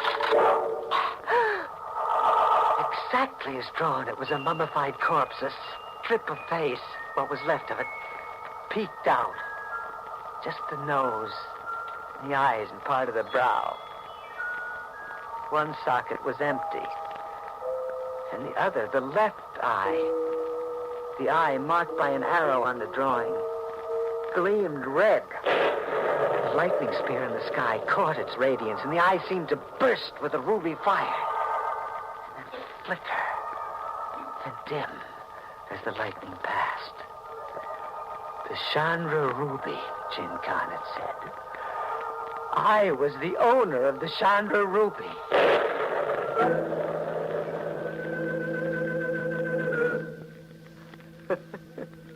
A rare Oriental ruby set in the skull of a corpse. Well, I didn't swallow that. Going home, I dropped into Saperstein's jewelry store for an appraisal. Rubies, as you know, fluctuate in value. Well, yes, I know, but just give me an approximate idea. Is it worth, say, $1,000? You can safely multiply that figure by 50, sir, for an approximately fair price. $50,000?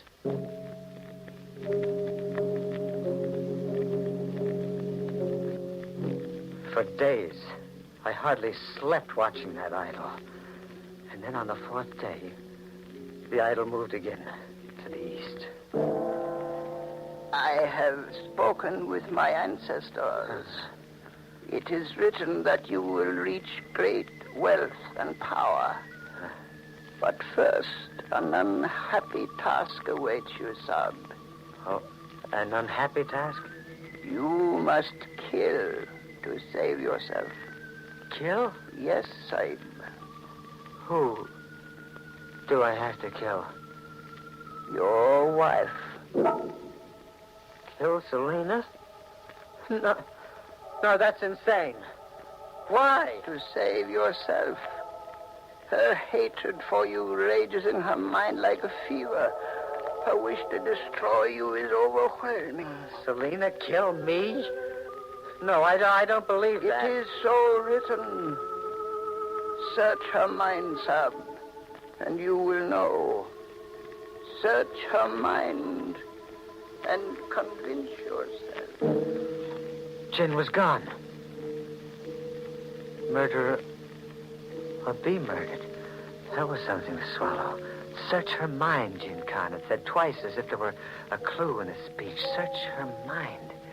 How? How was I to search her mind so that I could know? I thought about it hard all through the evening. And then, her diary. Selena kept a diary faithfully. I found her diary in a drawer of the night table. Selena was fast asleep. I thumbed through it noiselessly, reading into Selena's secret mind. Jin Khan was right. Selena lived only to hate me. A page written just the day before proved it. The unbearable agony of life with Steve. The bleak, sick days and the terror.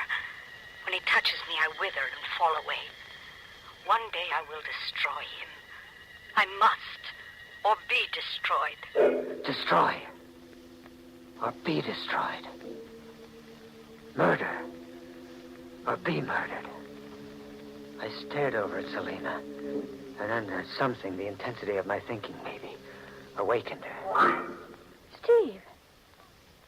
Steve, you've been prying into my diary. No, not into your diary, into your mind. I've been prying into your secret mind. Steve, what's come over you? A revelation. I have been living with a fraud, a murdering fraud. Steve, you're out of your mind. Kill or be killed. Do you hear, Selena? Marriage boils down to a comical simplification. Kill or be killed. Murder or be murdered. Isn't it funny, Selena, huh? No, please, Steve, no.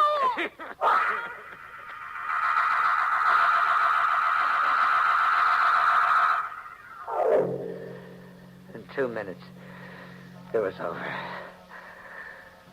I left her curled in her last sleep, turned the key in the lock. I had thinking to do.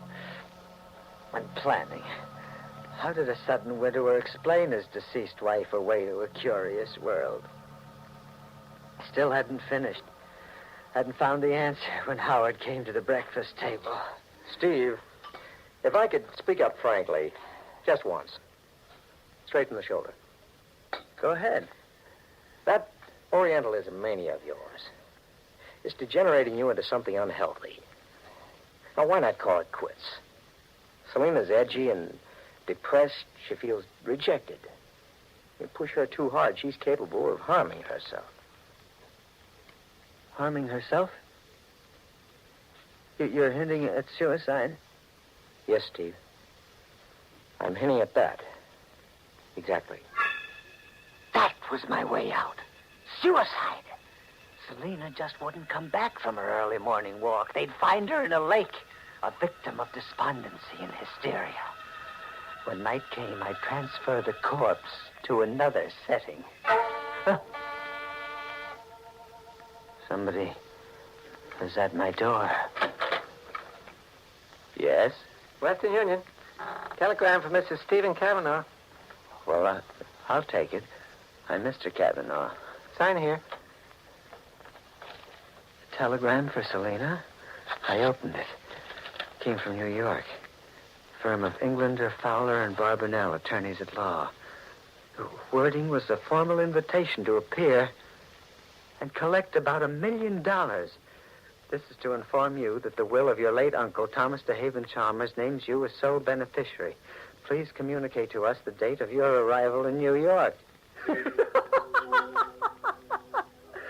A crackpot recluse that we'd often joked about had left Selena $1 million that she didn't have the slightest use for now. Great wealth and power, Gin Khan had promised. By succession, the fortune was mine now, if I could make murder the perfect crime. When night came, I drove Selena toward Apple Lake. It was just outside of town. Selena was fully dressed, gloves, shoulder bag, right down to the last accessory. A frantic wife on a solitary walk had taken a fatal plunge. I got to the lake. I carried her carefully to the water's edge, ready to complete her suicide. I never got to carry out my plan. It won't work, Cavanaugh. You can't get away with murder. 4 other troopers besides myself are ready to blast you if you try to make a fight for it. How'd you know to follow me here?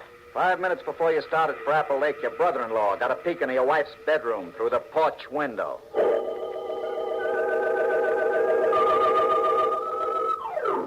I'm in a city prison on the first lap that leads to the electric chair. Cavanaugh. Yeah? That hysterical yarn you blabbed at the prison stenographer when we brought you in. Yes. We checked every detail. Nothing checked. Okay, so I'm nuts. I had a nightmare. We stopped in at Saperstein's jewelry store, just for the sake of routine. At Saperstein's, your zany story suddenly rang true. Oh? We ran into as ingenious a plot as I've ever encountered. Ingenious plot? It was at Saperstein's that your brother-in-law, Howard, purchased the stone you called the Chandra Ruby. Howard? Mm-hmm. We got a confession out of him. Why? To capitalize on your weakness for Oriental bunkum. It was worth investing $50,000 for a genuine ruby. Worth forging entries in your wife's diary and putting you through the paces as he did. All to sell you the idea of murdering your wife. He knew an uncle had died in New York. That after Selena, the sole heiress, you came. That after you burned for the murder of your wife, he came. But Jin Khan. A hired stooge. Like the man who offered to buy the idol from you after that auction sale. Everything that happened to you was staged from a script prepared by your brother-in-law. And you played leading man, as if you were born to the role. Sucker.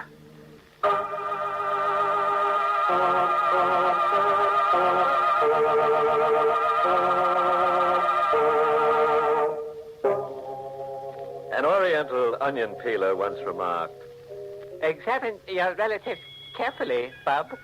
What looks like an in-law might actually be an outlaw. anyhow, it's an ill win. Ah, me. There's nothing like an auction sale to pass the time. Right into tomorrow.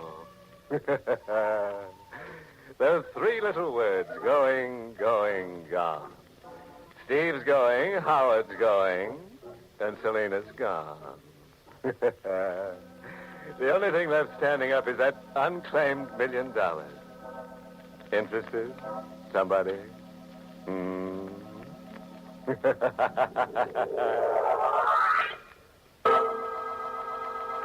the United States Armed Forces Radio Service, the voice of information and education.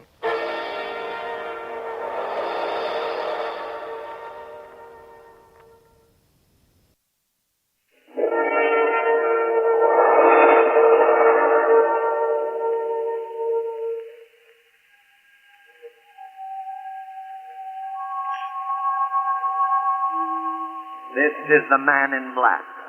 I'm very happy to step over from the soundstage of Suspense to stand in for my fellow scare master of ceremonies, Peter Lorre.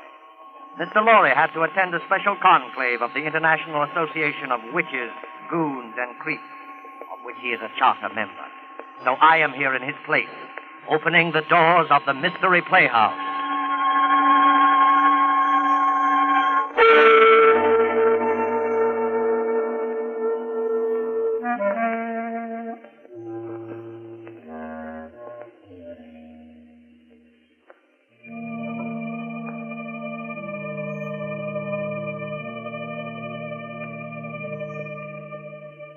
Tonight, the Mystery Playhouse has been fortunate enough to secure the services of that light-hearted raconteur of murder, horror, and the supernatural, the laughing boy of the inner sanctum, Raymond.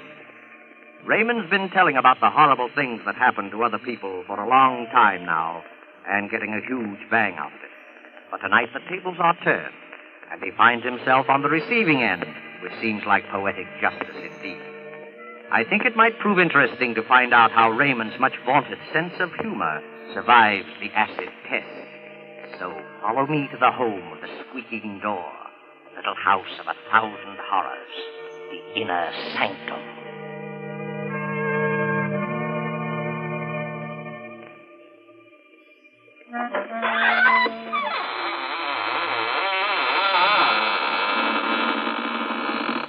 Good evening, friends. This is your host, Raymond. Welcome to the squeaking door of the inner sanctum.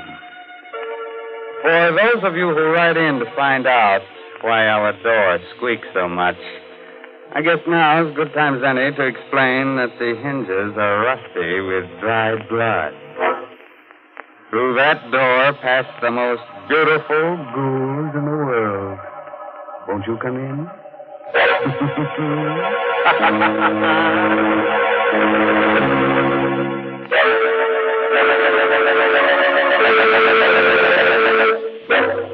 Well, friends, are you ready?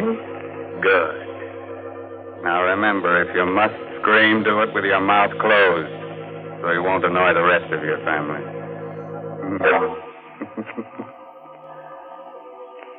You know, you don't need dark old houses or murky graveyards to feel the chilly presence of beings from the other world. Last week, just after I completed my broadcast, I was called to the telephone. And I picked up the receiver. I heard. Hello, is that you, Raymond? Yes. Are you going to be at home tonight? Yes, why do you ask? Because I'm going to drop by. Something I want to ask you about. Try to be alone. Who are you? Don't you remember me? Well, the voice is familiar, but I can't quite place it. I'm Gideon Blake. I'll see you later, Ray. Goodbye. Now, there's nothing unusual about a call like that, except one thing. 10 years ago, my friend Gideon Blake was killed.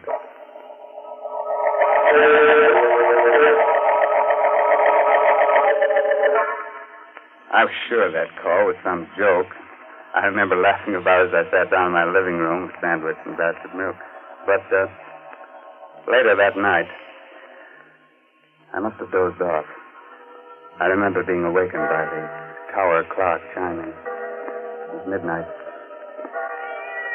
Somewhere a cat howled against the moaning wind that had sprung up. Strange chills and a shudder through my body. The front door must have blown open. I went to see. Standing there was Gideon Blake. Good evening, Raymond. Blake.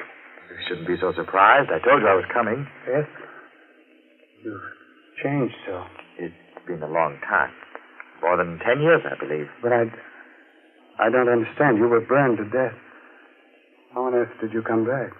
There are many things which you will never understand while you're alive and on this earth. Why'd you come here? To give you this piece of paper. Huh? What's on it? The names of 4 persons. They're alive now. In a short time, they will all be dead. I looked at him carefully as he talked. He looked hideous, ugly, with horrible burns on his face. The man had the look, touch the very smell of death. Good night, Raymond. I looked at the slip of paper my friend Gideon had given me. There were 4 names. Stella Marlowe, Robert Lane, Amelia Cardway, Raymond Edward Johnson. The first 3 names I didn't know. The last was very familiar to me. It was my own name.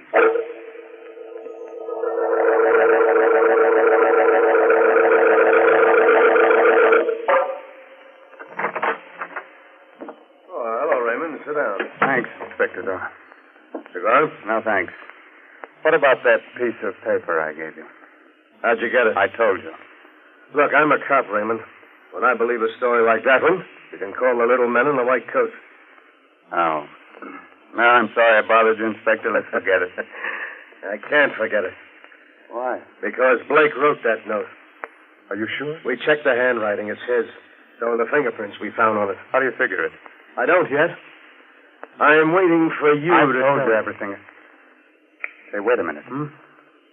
Maybe Blake's really alive. He got burned to death 10 years ago. Are you sure? Positive. We checked every angle of his death at that time because we thought he might have been murdered. Murdered? I never heard about that. Oh, Blake was with the department, you remember, working on a homicide case. The Laura Wilcox case, you remember? Oh, vaguely. We figured someone might have polished him off, but nobody did. It was an accident. Was this Wilcox murder ever solved? Well, no. Maybe those names I gave you had something to do with the Wilcox case. Why don't you check them? I did. None of your names figure. These people never heard of the Wilcox murder. Hey, Inspector. Yeah, what do you want, Gibson?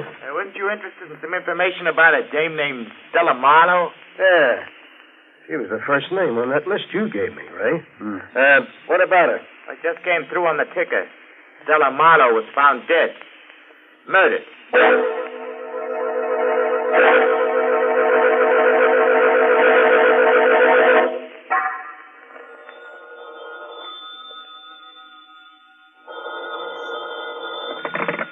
Hello? That you, Ray? Mm-hmm. This is Inspector Doyle.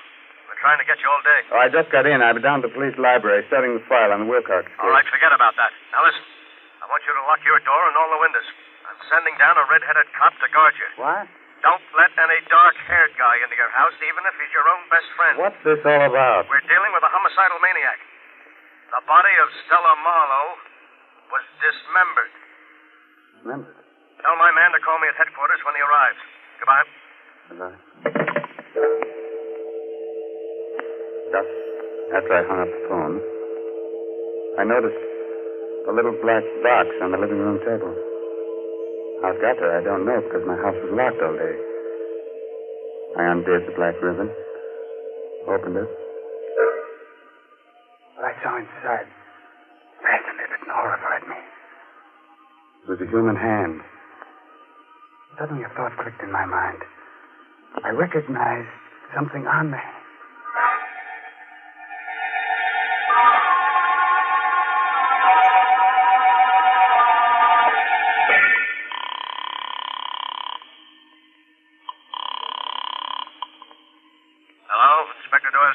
Inspector, this is Ray Johnson. Yeah, what is it? Did you ever find out what happened to Stella Wilcox? Huh? She's the stepdaughter of the murdered Laura Wilcox. Why do you want to know? Well, she was suspected of the murder for a time. Listen, will you drop that angle? Will you just answer one or two questions? Did the killer dismember the whole body in the Stella Marlowe murder? Just the hands. Fine. Did he have on a large diamond ring, the third finger on the left hand? Yes. Her friends say she wore it all the time, but how do you... I've got it here. Someone sent me a hand with a ring on it. What? And get this, there's a name engraved inside the ring. The name is Laura Wilcox. What? There's a scar on the thumb. There was a scar on the left thumb of Stella Wilcox's print in your file. I took a fingerprint. The prints on the hand and the fingerprints of Stella Wilcox are identical. Are you sure? Yes. Stella Marlowe and Stella Wilcox are the same person. Did you find anything else there? Yes. Black hair on the fingernails. I'm coming down to your place as fast as I can get there. Goodbye. Goodbye. The front door slammed a second after I hung up. I turned around. Coming toward me was a man with jet black hair.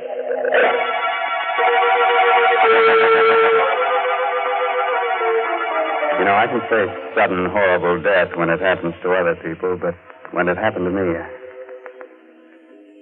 Well, the man with the jet black hair looked quietly at me and said... I'm Robert Lane. You're Raymond Edward Johnson, I believe? Yes. Inspector Doyle spoke to me about you. Can I sit down? What do you make of all this? I don't know what to make of it. You heard what happened to Stella Marlowe? Yes. Did you know that's not her real name? Yes, she was the stepdaughter of Laura Wilcox, but I do know. I think I know more about this than you imagine. Is your name really Robert Lane? Why? There was a chauffeur in the Wilcox home, a man named Lowry. I wonder... There's no harm in telling you now. Yeah, I'm that chauffeur. And Amelia Cardway? She was Mrs. Wilcox's maid. You know, Johnson, the murder of Stella didn't come exactly as a surprise to me. Why? She poisoned her stepmother with the help of the maid, Amelia Cardway. But why am I involved in all this? Let's not fool each other. Somehow you discovered that Stella murdered her stepmother. But after 10 years, you can't dig up any evidence, and you know it. So you invent this wild story about Gideon Blake. Just the right sort of psychological scare to frighten the two women into making a move that'll give them away. Very clever. Just a moment. What color is the hair of Amelia Cardway? Blonde. Pretty shade of blonde, in fact. Very attractive girl 10 years ago. Oh, what's in the box? I advise you not to look. I rarely follow the advice of other people. Oh. Where'd you get this? Someone left it here this evening. That ring. Old Lady Wilcox gave that to Stella on her 18th birthday. That's the hand of Stella. I understand why you asked about the hair, Johnson. The hair under the fingernails is black, just like mine. Mm-hmm. I wouldn't be surprised if an analysis showed that it was mine. And you killed her. The point is that I don't intend to give up my life to amuse you and your little crime hobby. What do you mean? You're going to learn about crime, Raymond, through a direct personal experience. I'm going to kill you. Let go of me.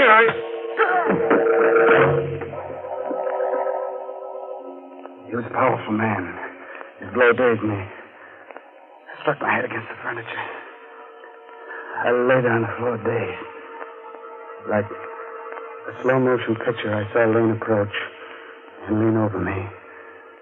A long knife in his hand. You didn't expect to stir up this hornet's it, did you? Crime and murder is very amusing, isn't it? Well, you'll find out just how funny it is. His arm raised his arm. I was powerless. He was driving the knife down. Suddenly... Let go. Grab my hand. I did. Did it? Did it, Blake? Yes. I heard him scream. Somewhere the door slammed. And I blacked out.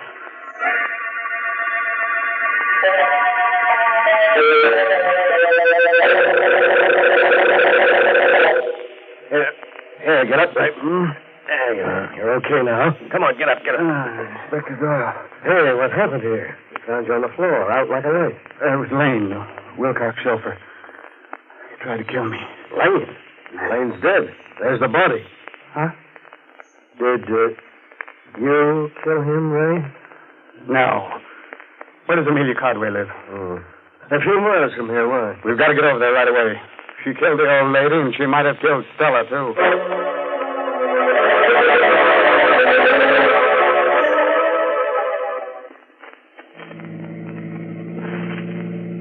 I don't see how Amelia Cardway could have done it. Maybe you'll tell me next that Gideon Blake did it. I don't know. Gideon Blake didn't have a hair on his head. Besides, he's dead. I never arrest a dead man for the crime of murder. You can't get confessions on him. Perhaps Lane did go to see Stella shortly before she was killed. They were all in this together. Yeah?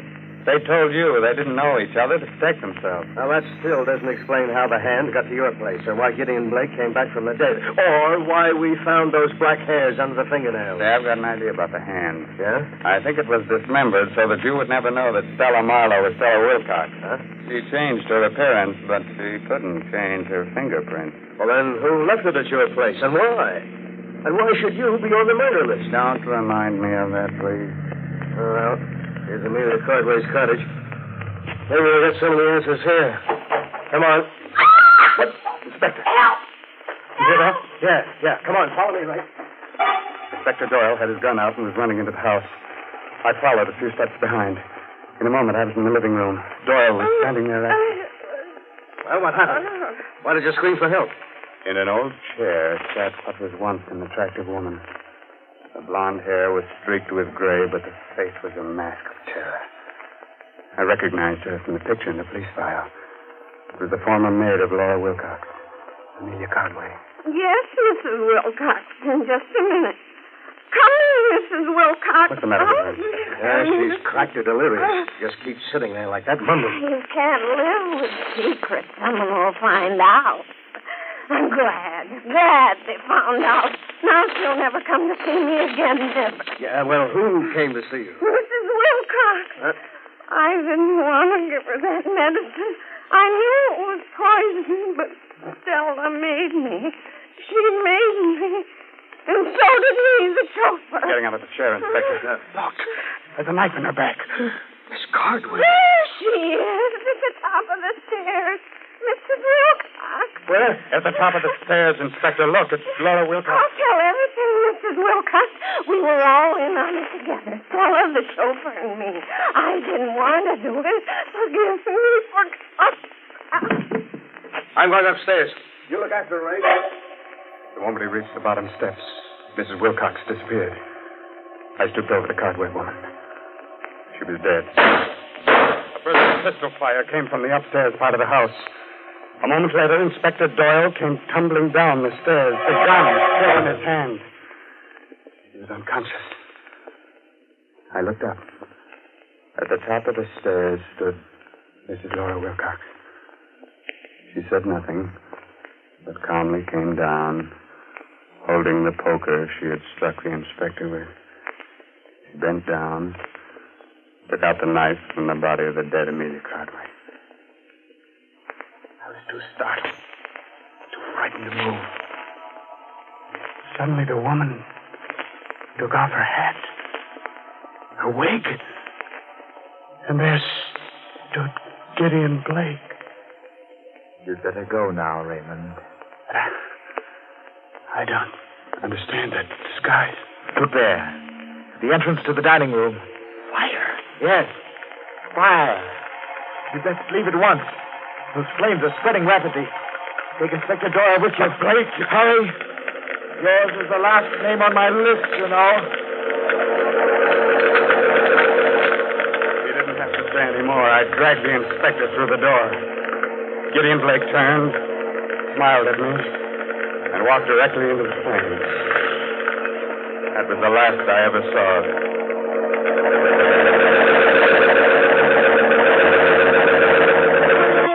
I found the missing pieces of the jigsaw puzzle. Hmm? Laura Wilcox was a twin sister of Gideon Blake. We dug up the birth records. Mm-hmm. So that's why she looked so familiar. And that's why he murdered the three people. Because they killed his sister. He faked his own death in order to carry out justice himself. Yes, but that still doesn't explain why I was brought into it. Huh? A bit. That's simple. He wanted us to know what was going on so that we didn't hold some innocent person. Mm-hmm. Just one more question. Yeah, go ahead. How did Blake fake his own death 10 years ago? Now, we don't know exactly, but he must have done it. Did you find his body in the ashes of Amelia Cardway's cottage? Well, I guess they're there, but, it's impossible to identify them positively. Yeah, that leaves one other explanation.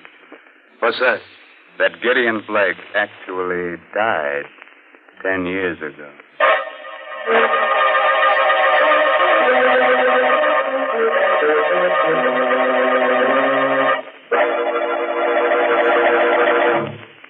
A word of advice, naturally.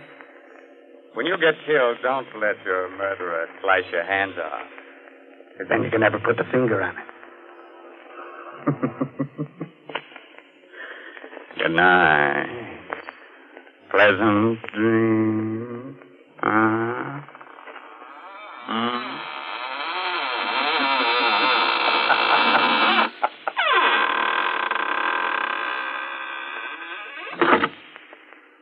You have been listening to an Inner Sanctum mystery starring Raymond Edward Johnson.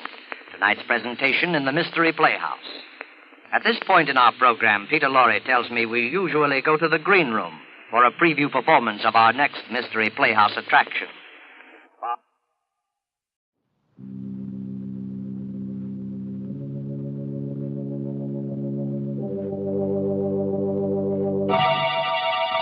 Lipton Tea and Lipton Soup present Inner Sanctum Mysteries.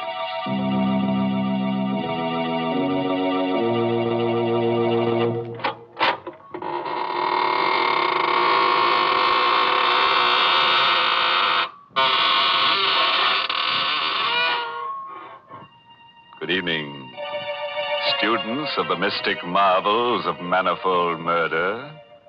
This is your host, extending a cordial invitation to step through the creaking door of the Inner Sanctum, where we probe deep into the dark and cavernous depths of men's souls to see what makes them kill. Our clinic here is the whole vast world of crime. And you who listen in may hear us dissect our characters at a safe distance. And unless your nerves are strong, you'd better take my advice and keep your distance. Why, Mr. Host, that's not the kind of advice to give folks. It sounds unfriendly. Well, what would you suggest, Mary? Well, give them some sort of friendly advice. Like pointing out to them the extra delight they'll get from a cheering cup of Lipton tea. Then go on to tell them why Lipton's is so downright delicious. Tell them that the reason is Lipton's brisk flavor. And don't forget to mention that brisk is the tea expert's own word for the spirited, full-bodied flavor of Lipton's. So refreshing and so zestful. Explain that Lipton's brisk flavor is never flat, but always lively and satisfying. And in closing, remind them to try Lipton's soon, because in every cup of Lipton's, there's extra enjoyment. Now, that's the kind of advice you should give folks. Well, Mary, you seem to have given it to them already. So we can go ahead and get launched on Skeleton Bay. That's the title of tonight's story. An original radio play by Emil Tepperman. It's about a lady novelist, a writer of mystery stories.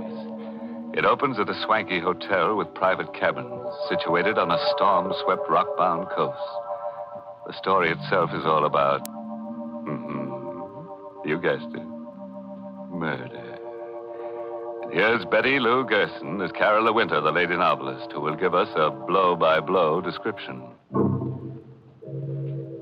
I'll tell you first about the night I met Michael Barrett. It was in August at Skeleton Bay. I'd come to the hotel supposedly for rest. That was what I kept telling myself. But in reality, I didn't know why I'd come here. Skeleton Bay. I'd seen the name advertised months ago. Skeleton Bay. Since then, it kept hammering at the inside of my brain. It's like the voice of implacable fate commanding.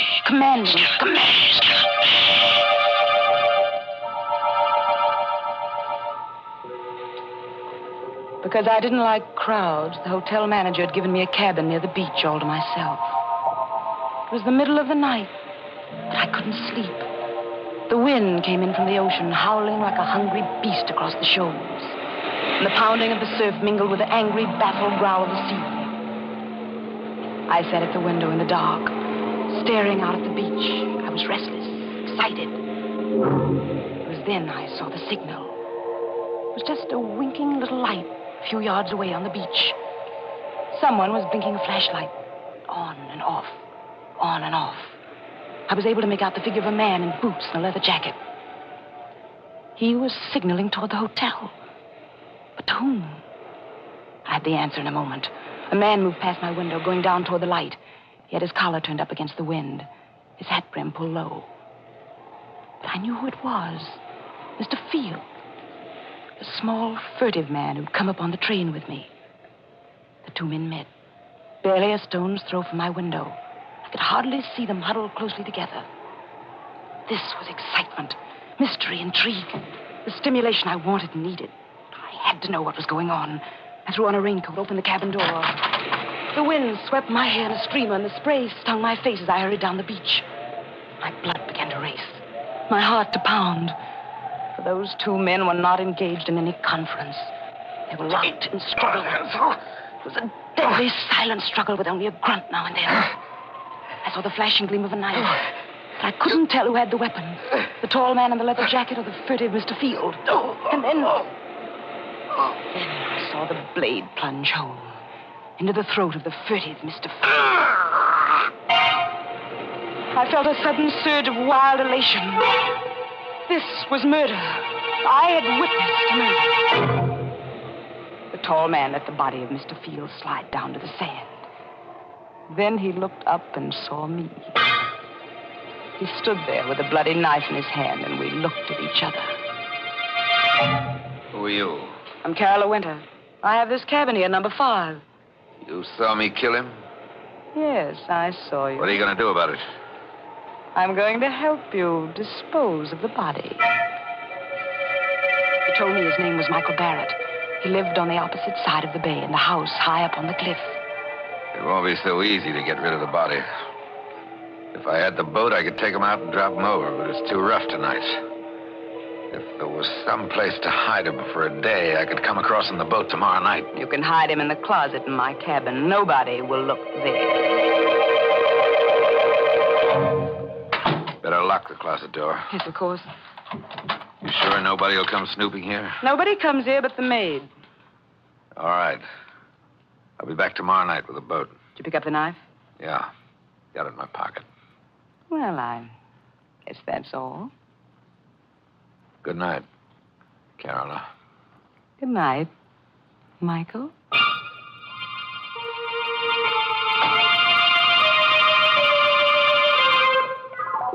All night I sat up alone, with the locked closet door between me and the staring, sightless body of Mr. Field.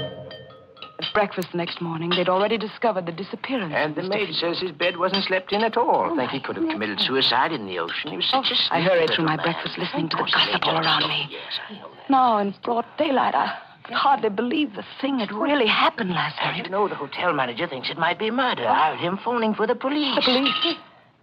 I hadn't counted on that. Anything wrong, my dear? You look sick. I do feel a bit dizzy. think I'll get some fresh air. Oh, poor dear. It must be quite a shock to her. She came up on the train with Mr. Field, you know. All in the open air, I let the wind cool my fevered face as I hurried down toward the beach. It was only 9:30 in the morning. A whole day. A whole evening before Michael could come for the body.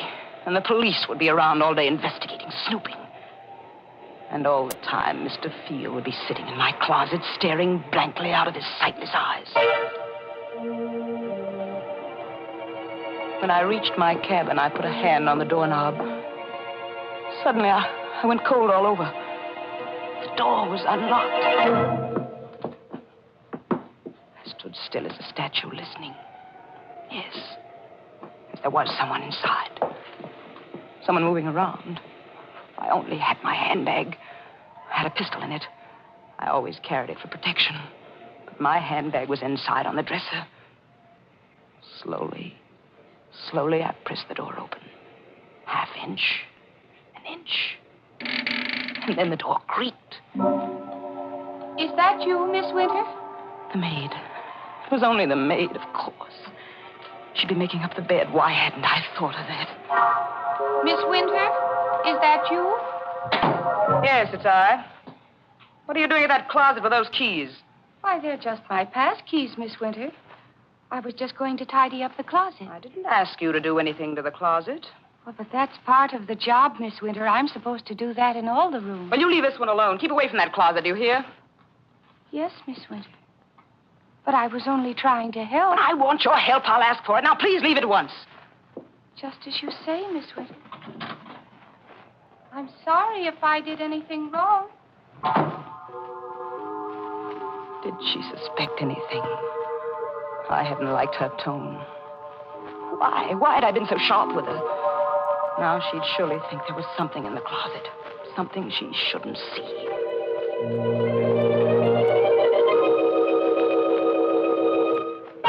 At lunchtime, I didn't want to leave the cabin. I sat at the window.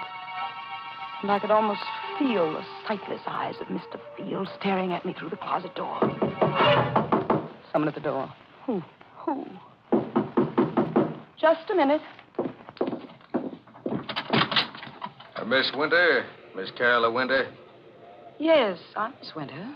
I'm sorry to trouble you, Miss Winter. I'm Detective Sergeant Smith from headquarters. May I come in for a moment? Well, yes, please do.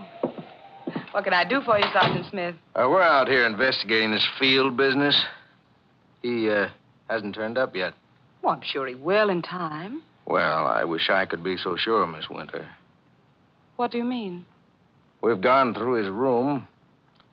Found some mighty queer things. Queer things?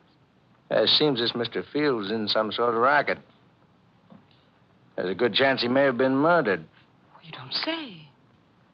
I understand you came up on the train with him. Yes, that's true. Yeah. Did you have any conversation with him on the train? No, none at all. You're the Carolyn Winter who writes the mystery novels, aren't you? The same. Yes, I've read every one of them. They're darn good, Miss Winter. Why, thank you. Do you think you'll get a plot out of this? Mr. Field. Why, I can't tell yet. I wish you'd keep me posted on developments in case it does turn out to have a plot. Well, I sure will, Miss Winter. By the way, we found this picture among the papers in Field's room.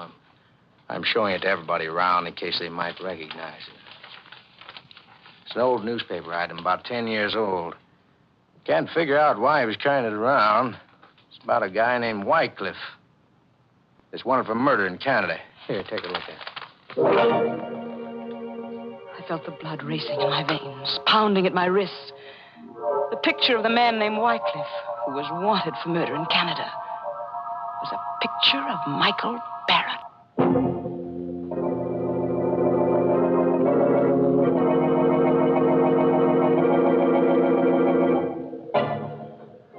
Well, it looks as if Michael Barrett is a lucky guy. With a beautiful woman ready to commit murder for him. But what'll he do when she runs out of victims and begins looking at him with a calculating eye? As for Carola, she sinned heavily, because murder is the greatest sin. Yes, if you ask me, she'd better hope for a depression, then all wages will go down, including the wages of sin. Well, I never knew that murder and economics were related, Mr. Host. Oh, definitely, Mary. Take the high cost of living, for instance. Why, those prices are murder. Oh, yes, Mr. Host, it is difficult when the cost of living starts to climb. But then, so often, the things that really add up to good living are just simple, inexpensive pleasures.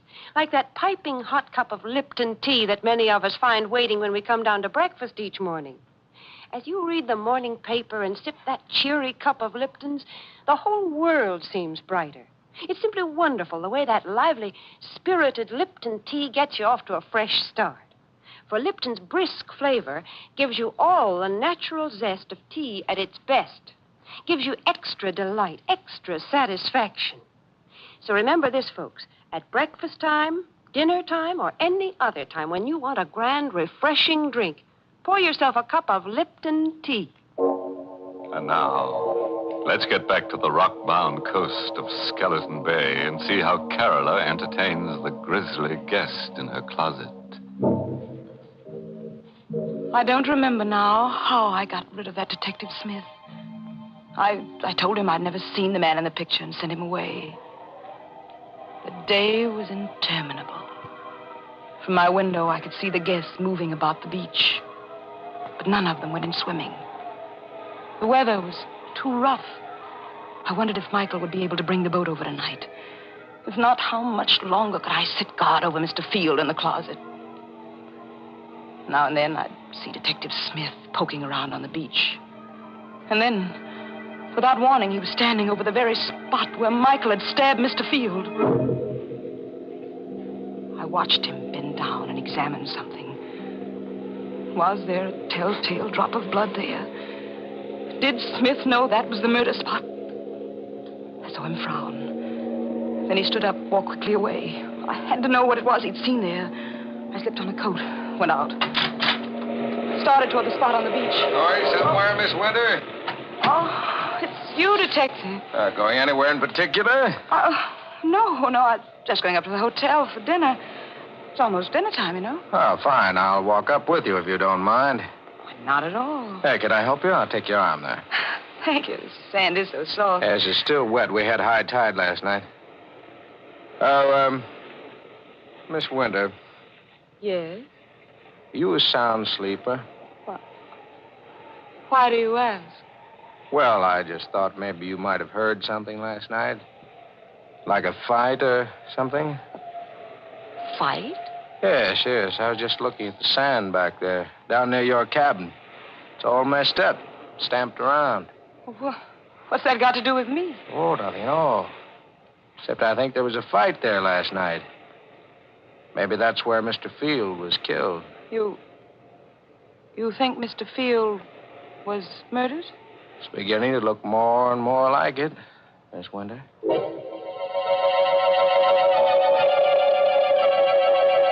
Somehow, I don't know how I managed to get through with the dinner. I hurried back to the cabin. I stopped at the door, shocked and unbelieving. There was a light inside. Someone was in there. This time, I had my handbag with me. I took the pistol out. Once more, I inched the door open. It happened.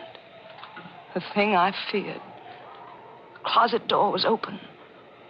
And there was the maid, stooping over the body of Mr. Field. What are you doing there? The body. It's Mr. Field. You killed him. Suppose I did. What are you doing with that gun? What do you think? No! Oh. The wind was high, and the weather was rough. Unfortunately, no one heard the shot. I pushed her body into the closet next to the body of Mr. Field and closed the door. Now I was a murderer, too.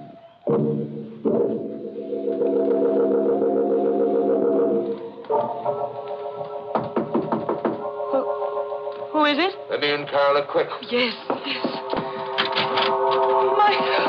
I thought you weren't coming. It's been a terrible day. What happened? Come here, I'll show you. Is he still in there? See for yourself. Great Scott, a woman. Who is she? The maid. She opened the closet while I was out. You killed her? Yes, Michael. I had to kill her. There are detectives at the hotel looking for Mr. Field. I suppose if I was smart, I'd kill you, too. Then there'd be no one to talk. Yes, Michael, that would be smart. Go ahead. Kill me, if you can. I knew he couldn't kill me because I'd seen it in his eyes. We were two of a kind, both wild, both reckless, both eager for the thrill of danger. He, too, wanted to be like the wind. We'd both been brought together here by some force stronger than either of us. And we loved each other. Carola, darling. Michael. No more now, Michael. We have work to do. Yes. I'll take them down to the boat. I'll help you.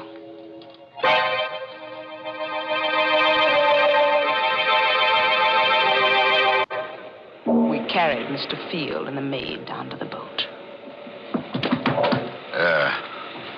I'll take them out away and dump them. And after that, Michael? After that, then I'm going home. To your house on the cliff on the other side of the bay? Yes, Carola. Michael, take me with you. What? Take me with you to your house up there on the cliff. I'm sorry. I can't. You can't? Why can't you? There isn't anything I can tell you. What are you hiding up there in the house on the cliff? You mustn't ask. Please, Carola, you mustn't ask. Why, you're married. You have a wife up there. No. Then what? I can't tell you. But you're going away, leaving me forever. Not forever, Carola. Go back to the city. I'll come to you soon.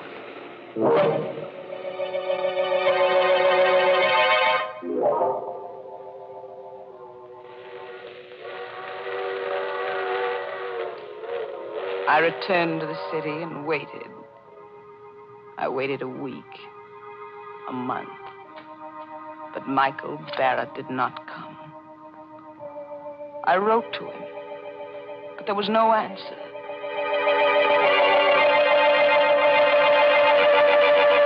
And then one evening, I saw him. I was returning home in a taxi, and I saw him standing across the street looking up at my window. When he saw me get out of the cab, he turned and started to hurry away. Michael! Michael! Michael, don't go away! Michael, why did you try to run away? Don't you know? Well, you're afraid. Yeah, let's call it that. But you love me, Michael, don't you? Carola, it's no good. There's nothing but ruin for both of us if I stay. We'll be together forever. It's impossible. I won't let you go back to that house on the cliff. I don't care what it is you're hiding up there. I won't let you go back.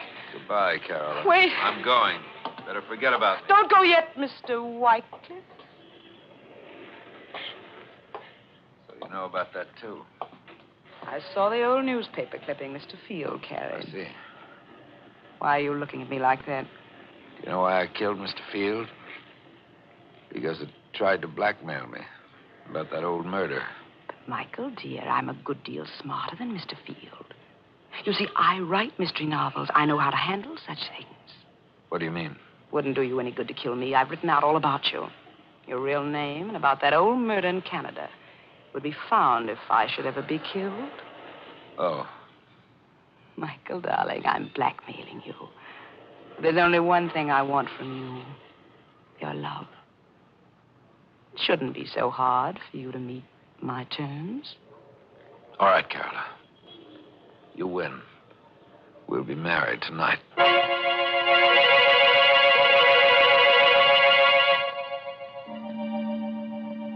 Soon after we were married, Michael began going out evenings. Once, sometimes twice a week. Staying out all night. He'd return late the next day.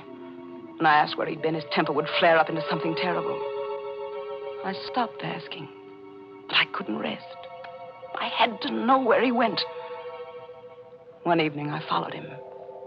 He boarded a train for Skeleton Bay.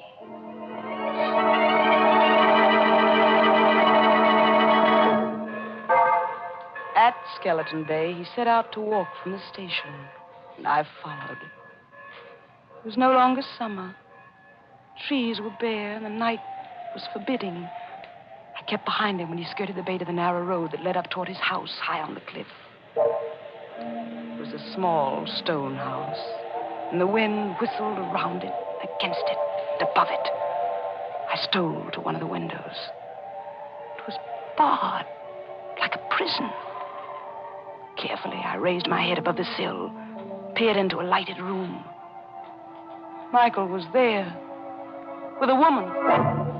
For the first time in my life, I knew the meaning of frustration, jealousy. Michael told me he wasn't married, but this woman, I'd helped him to do murder. I'd killed for him. I'd lied to that detective for him. And all the while, this was the secret he'd been keeping from me. I opened my handbag. I took out the pistol. I looked into the room again. The woman was alone now. Michael was gone. So you came up after all, Carola. Michael, you sneaked out. You knew I was here. I'm sorry you saw through that window, Carola. Is that your secret? That woman? Part of it, but it's the part you mustn't know. But I do know it now.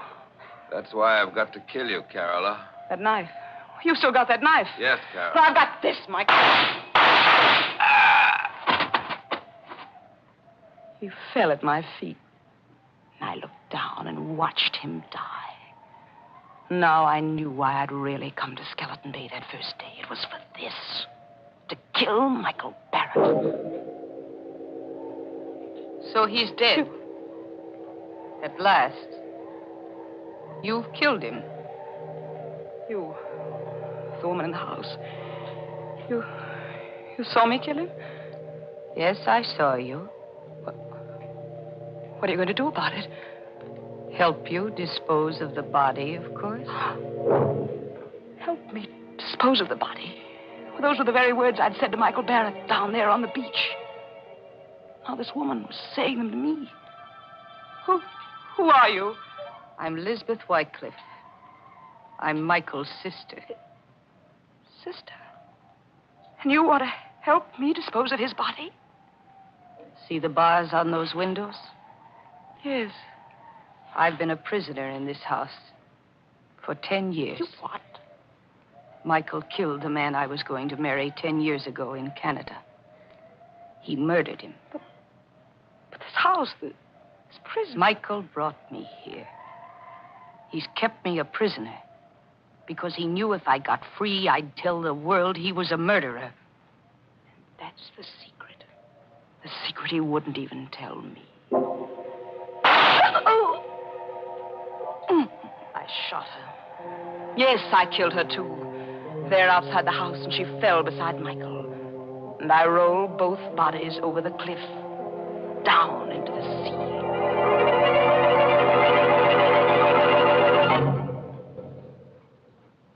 This is the end of my book. The best mystery novel I've ever written. I know that in writing it, I deliver myself into the hands of the law. But I can't stop. I can't help myself. So now, I'm finished. I will mail it to my publisher and wait for Detective Sergeant Smith to come and get me.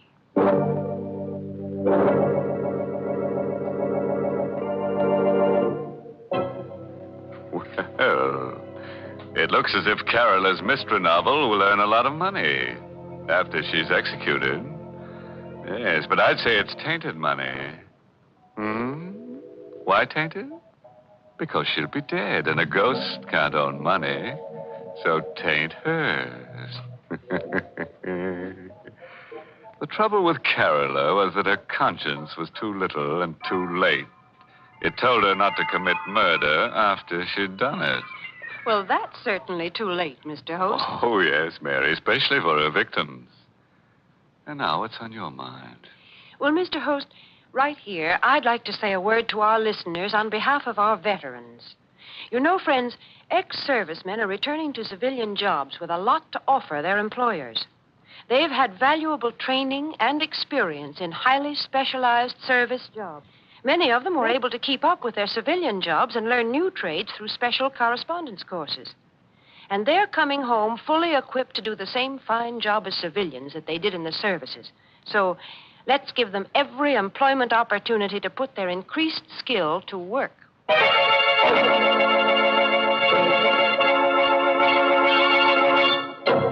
And so, friends, we take our leave of lovely Carola Winter.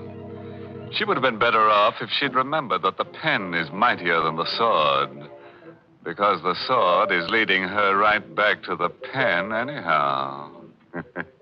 Oh, yes, and remember, friends, when you go on a vacation, always insist on plenty of closet space. Yes, you never know what unexpected guests might drop in or drop dead. By the way, this month's Inner Sanctum mystery novel is Death in the Limelight by A.E. Martin. And next week, the makers of Lipton Tea and Lipton Soup will bring you another Inner Sanctum mystery directed by Hyman Brown. It's about a young chemist who discovers the secret of perpetual life. But he made the mistake of getting involved with death. So, until next Tuesday, good night. Pleasant dreams.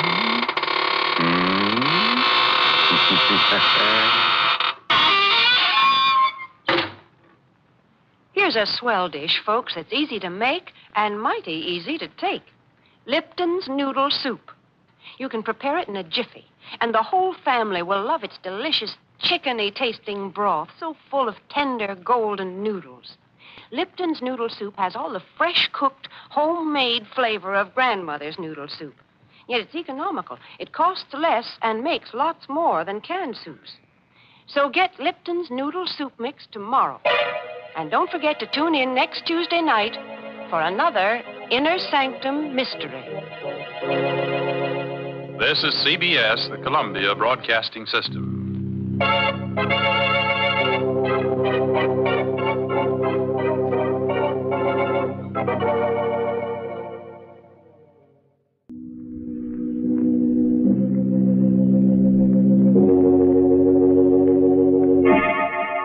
Palmolive Brushless and Palmolive Lather Shaving Cream present Inner Sanctum Mysteries, starring Mary Astor.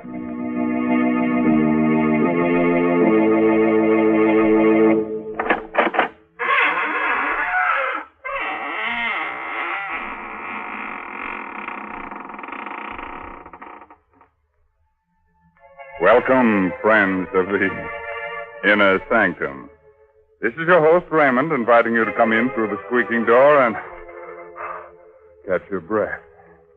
Now, don't be embarrassed. Many of my guests here are out of breath. But they won't tell on you. I assure you they won't breathe a word of it. You see, they were warm, too, when they came in, but they've cooled off now. You see, I've kept them on ice. Now, if some of them seem a bit unfriendly to you, don't mind. They can't help being stiff.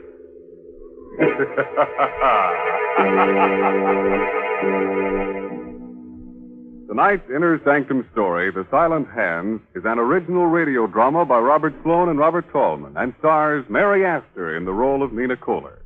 Miss Astor is soon to appear in one of Metro-Goldwyn-Mayer's 20-year anniversary pictures, Meet Me in St. Louis. Tonight's Inner Sanctum drama is directed by Hyman Brown.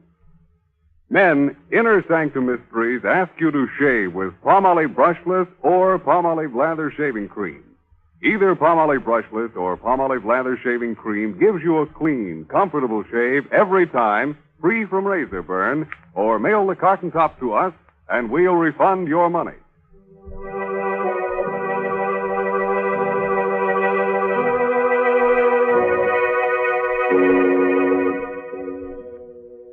When a murderer sneaks up behind you and you haven't a rear view mirror handy, the best thing to do is listen carefully and try to hear the sound of the silent hands. High up on the bluff, overlooking a West Coast harbor, police cars feel their way through the fog on their night patrol. They're on the lookout for a mysterious woman in white who has already strangled 3 men and pushed their bodies over the cliff. Attention all police cars. Attention all police cars. Woman in white evening dress reported walking with middle-aged man in Overlook Park. Investigate right away. Investigate right away.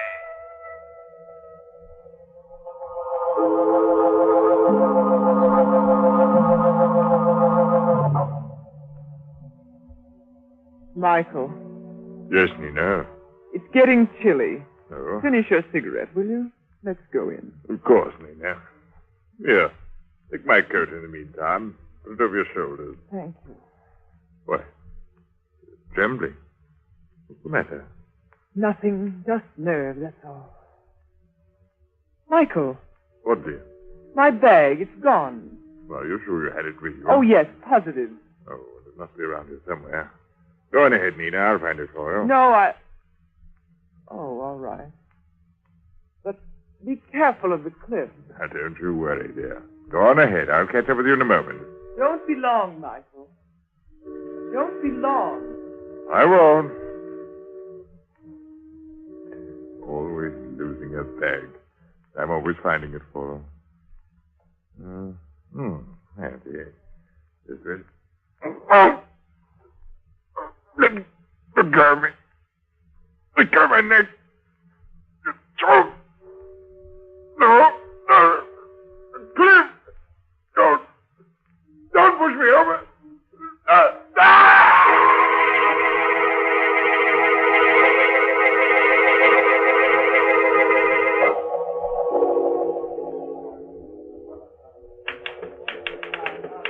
Don't you ever go home, Barnes? Not when there's a story to get out. Uh-huh. I'll be finished in a minute, McGraw, and then we can leave. Okay. Oh. Hello, Barnes speaking. Mr. Barnes, Yes? you want a good story for your paper. Get into a cab and drive to Overlook Park right away.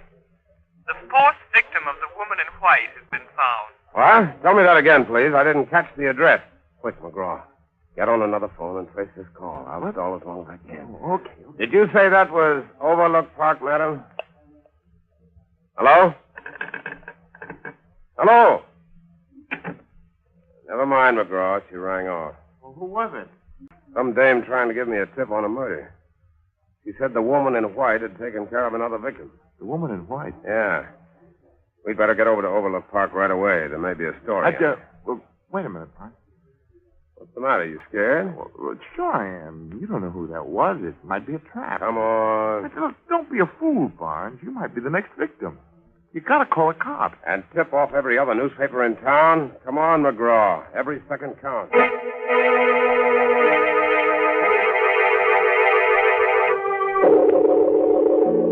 Holy mackerel. That dame was right. Look down there on the rock. What is it? A man's body. A man without a coat. We better get the police. Yeah, we'll phone the story in, and then we'll... Hey, wait a minute. Look at this. Barnes, don't touch anything. I won't. I just want to see if... Yeah. The same, all right. What's the same? This metal ring on the ground, and a piece of silk next to it. That's what they found before in every one of these murders. What do you suppose it means? I don't know. The cops say it's like an East Indian trick, practiced by highway thieves. A precious stone or coins left on the road. When a traveler stoops over to pick it up, wham! A silk noose is slipped over the neck, and in a few seconds, it's all over. Barnes. Yeah? Somebody watching us. What? Over there, behind that hedge. Something moving. Something white. You got a gun? No. Neither have I. Come on, we better not fool around. Which way do we go? Back to the car? No. There's a house beyond those trees. Maybe we can get to a phone. Okay, let's run for it. Right.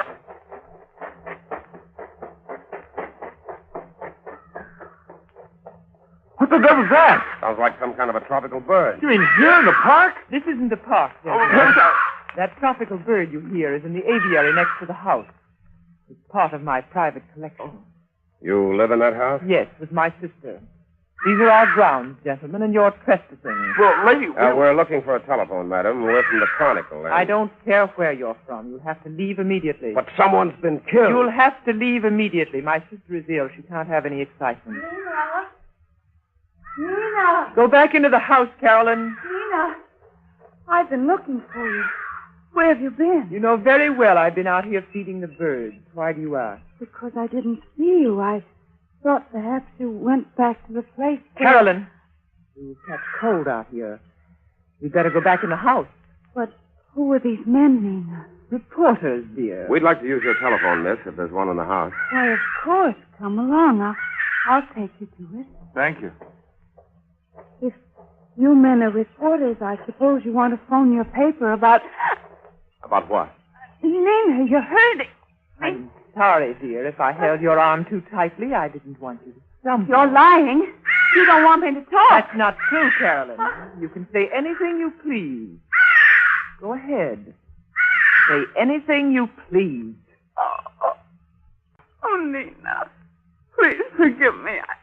I didn't mean what I said before. I'm just upset because you've left me alone so much tonight. But I haven't left you alone, dear. I've been in the house with you all evening. Don't you remember? Oh, yes, of course. You've been with me all evening. In the house. Carolyn, I think you're strong enough now to take these gentlemen inside and show them to the phone. I'm going to stay out here for a while and speak to the birds. Yes, Nina. This way, please. Now go along, McGraw. I'll be with you in a minute. Okay, I'll put the call through. Are you staying behind just to watch me? In a way, yes. You're a fool. Well, maybe I am. But these birds you've collected fascinate me. Especially the gaily colored ones which were brought over from the Orient. Oh, are you a fancier? In a manner of speaking. At least I know that the creature with the yellow bill and the green eyes is a very rare species. I had to write a story about it once. Indeed? Yes. It's found only in certain parts of India. What if it is? You've been to India, haven't you? Never. You're lying. I'm not accustomed to being spoken to like this. But you are accustomed to lying. Only that alibi about not being out of the house tonight won't stand up. Won't it? No. That dress you're wearing is torn. And the piece that's missing from it is in my pocket.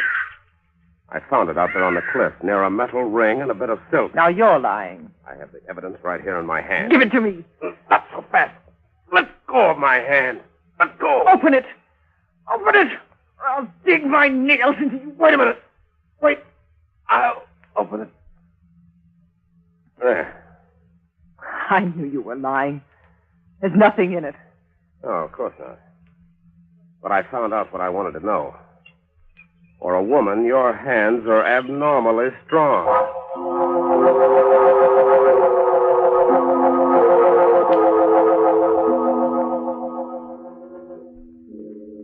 So now it's your turn to watch me and follow me around, huh, Mr. McGraw? Oh, not necessarily. Your friend must think I intend to run off before the police arrive. But he's wrong. I have nothing to fear from the police. Of course not. Don't stand there and grin at me. I'm cold and miserable.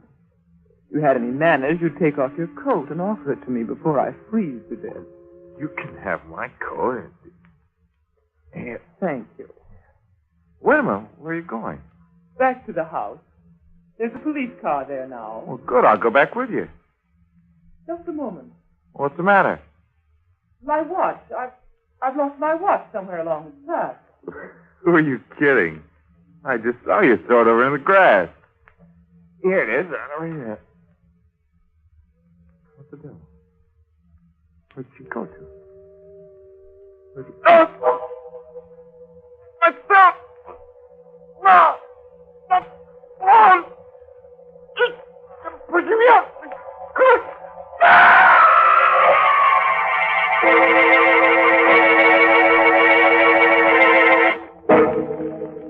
Oh, sorry to see McGraw all go like that? He was such a nice boy. But, you know, it's his own fault in a way. He never should have tried that jump without a parachute. He may hurt himself someday, like the fellow who, when shaving, gives himself a good case of razor burn. Men, when you torture your face with razor burn, don't just blame your razor blade. Instead, try Palmolive Brushless. That smooth, easy to spread, won't clog your razor shave cream. You see, Palmolive Brushless literally lubricates your skin, so your razor just glides along without tugging, scratching, or scraping. Yes, mister, even the toughest beards lie down and wilt when you use Palmolive Brushless. And your face is cool, comfortable, not drawn or dry. So why don't you quit bothering with a shaving brush and try Palmolive Brushless? You buy Palmolive Brushless in the big money-saving Victory jar, and we'll guarantee you a clean, comfortable shave every time. And we know you'll sing goodbye forever to painful razor burn.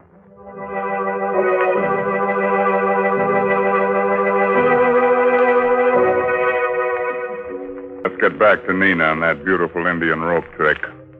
After that double-header killing, Nina was picked up by the police and put in jail on suspicion of murder. But the case against her was still pretty slim, and when Barnes went down to his cell to get her story for his paper. You seem very confident for a woman who has so little time left to live. You're meddling, Mr. Barnes. Something that doesn't concern you. No, it does concern me.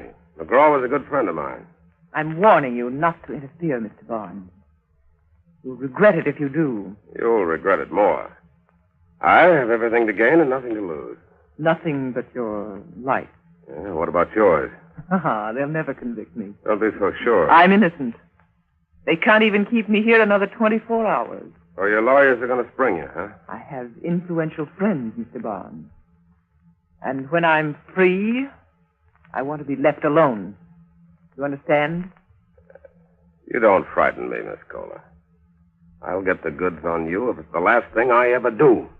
If you try, it will be the last thing you ever do. Miss Kohler, the sister's here. Oh, thank you. Nina, you're free. You're free, darling. Yes, I know. George told me he was getting out a writ. You see, Mr. Barnes, I have influential people. Well, they won't always be able to help you. No? Come along, Carolyn. I have so much to tell you. Yes, dear. Mr. Barnes, you've got to help me. What? It's a matter of life and death.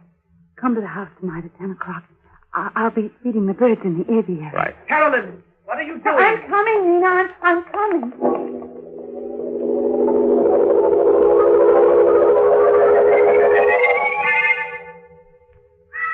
Miss Kohler.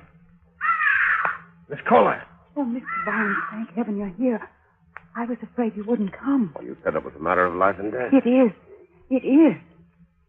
My sister's been lying to the police, and she's made me lie for her, too. What do you mean? Well, that night you were here, that night Michael was killed, she told you she was in the house with me all evening, but she wasn't. She was out with him, walking through the park. Why didn't you tell the police? I couldn't. I was afraid of what she might do to me. You don't know her, Mr. Barnes. She'd kill me if she thought I was telling you this. But I've got to tell somebody. I've just got to. Wait a minute, kid. Get hold of yourself. There. The night this fellow Michael was killed, your sister made you say that she was home with you all evening. Yes, that's right. Did she tell you why she wanted you to lie for her? Yes. I don't believe her. She said she had nothing to do with Michael's death, but there was no way of proving her innocence. She was afraid that police might convict her on circumstantial evidence if I didn't give her an alibi. I see. One more question, Miss Kohler. You've been to India, haven't you? Yes, we lived there a number of years. I thought so. When I saw that bird with the yellow bill and the green... Well, by the way, where is that bird? I don't see it. It's gone. The cage is empty. Your sister must have taken it away. I had to, Mr. Barnes. He was dead. Oh, Nina. Why are you so frightened, Carolyn? Have you been talking out of school? Oh, no. What have you told him? Nothing. I haven't said a word. You're lying. Go into the house, Carolyn. Just a moment. Are you meddling again, Mr. Barnes? I'm more than meddling. I'm going to protect the state's key witness in its case against you. So you have told him? Yes. Yes, I told him everything. I don't care what you do to me. I don't care. Be quiet. Declare, I say. How long do you think you can keep this up, Miss Kohler? Aren't 5 cold-blooded murders enough for you? You're a fool, Barnes. Phone the police, Carolyn. Hurry. I'll keep her here until they arrive. Carolyn, don't you dare. Phone the police, I tell you. She'll kill you if you don't. Yes, I'll call them. Carolyn, come back here. The dig's just about up, Miss Kohler. You think you're clever, don't you? Not especially. But I know who committed those murders. You don't. You're wrong, Mr. Barnes. I can prove that you're wrong. You're wasting your breath. But I'm innocent, I tell you. And I can prove it if you give me half a chance. What chance did you give McGraw?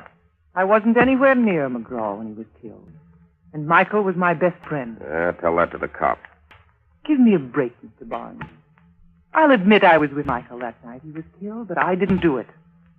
I couldn't have done it. You couldn't have done it. No. I'll show you why if you let me go back to the place where it happened. What do you think I am? I think you're a gentleman, Mr. Barnes. And I know you want to find out who murdered your friend. But you never will find out if they convict me. You'll never find the real murderer. Won't you believe me? Won't you give me this one last chance?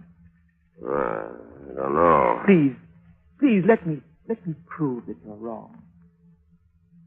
Okay. Where do you want to go? Back to the edge of the cliff.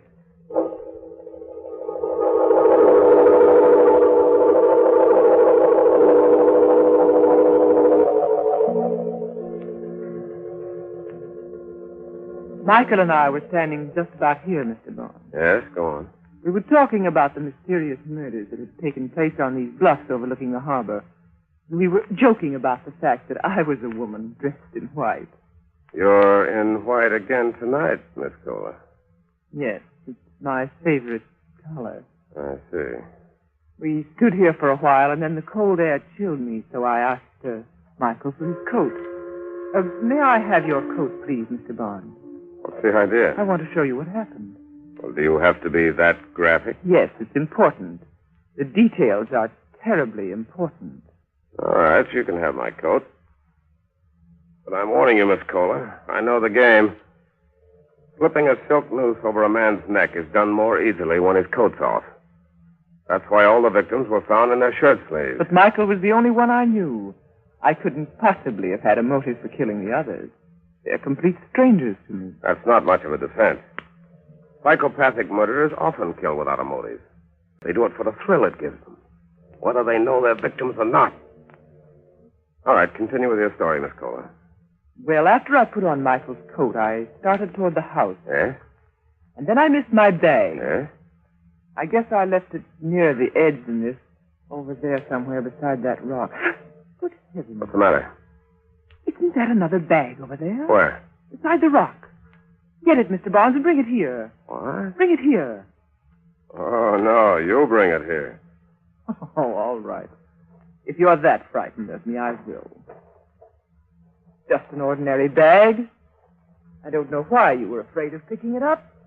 Nothing could have... Oh, my neck! I knew you couldn't resist another victim, Mr. Barnes. But you forgot about my strong hands and this coat I borrowed from you. You should have known better than to try that trick while I still had it on. There are other ways of committing murder, Miss Kohler. And I'm sure a psychopathic killer like yourself knows most of them. Yes, I do. Stay where you are. You're smarter than I thought, Miss Kohler.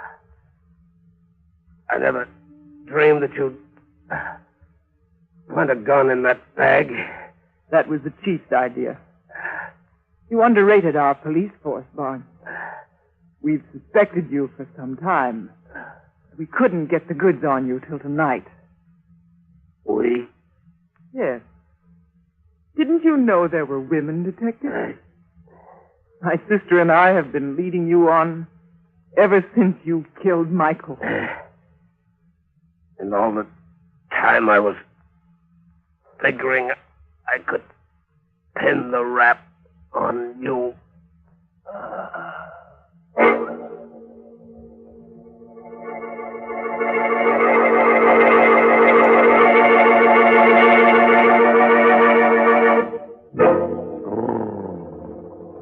That Barnes boy gave me the willies.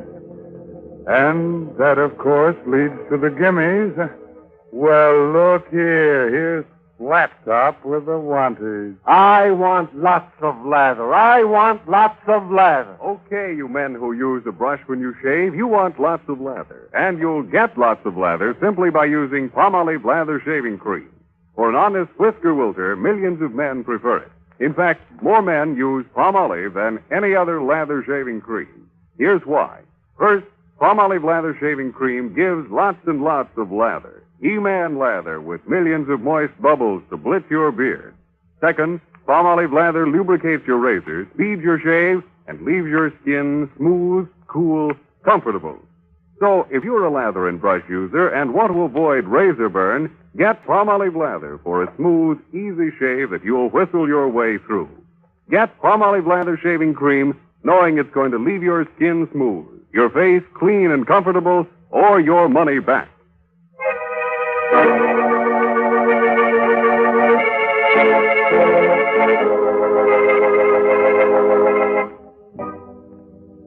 Well, it's time to fold up the ghosts now, those little folds, and put them back in the closet with the family skeleton, which is something. But remember, the next time you're out in the park on a foggy night, keep your shirt on. And keep your coat on, too. Although silent hands are liable to give you a pain in the neck. By the way, this month's Inner Sanctum mystery is Said the Spider to the Fly by Richard Shattuck. Well, if there's no more business to scare up, I guess I'll turn on the darkness. Thanks. So, until next week, when Palmolive Brushless and Palmolive Lather Shaving Creams bring you another Inner Sanctum mystery. Good night. Pleasant dreams.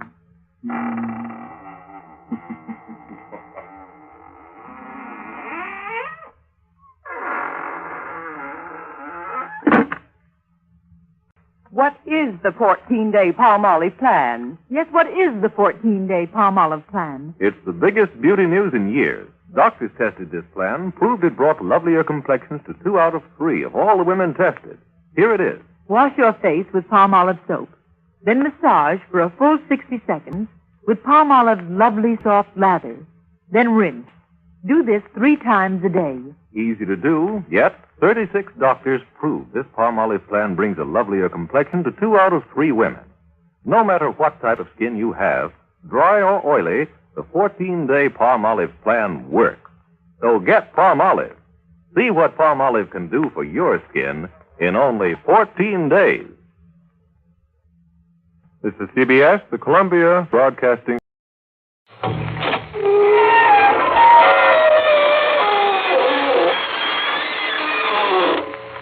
Good evening, friends of the creaking door. This is your host inviting you into the inner sanctum. Come in, come on in. Oh, come on, we love company. Simply can't do enough to them. We've got lots of games custom designed for our guests. They'll simply slay you. The favorite's called a tisket, a casket. But the game we play best is called Revival. Oh, it's wonderful. You pass out and we try to revive you. If we don't, you don't.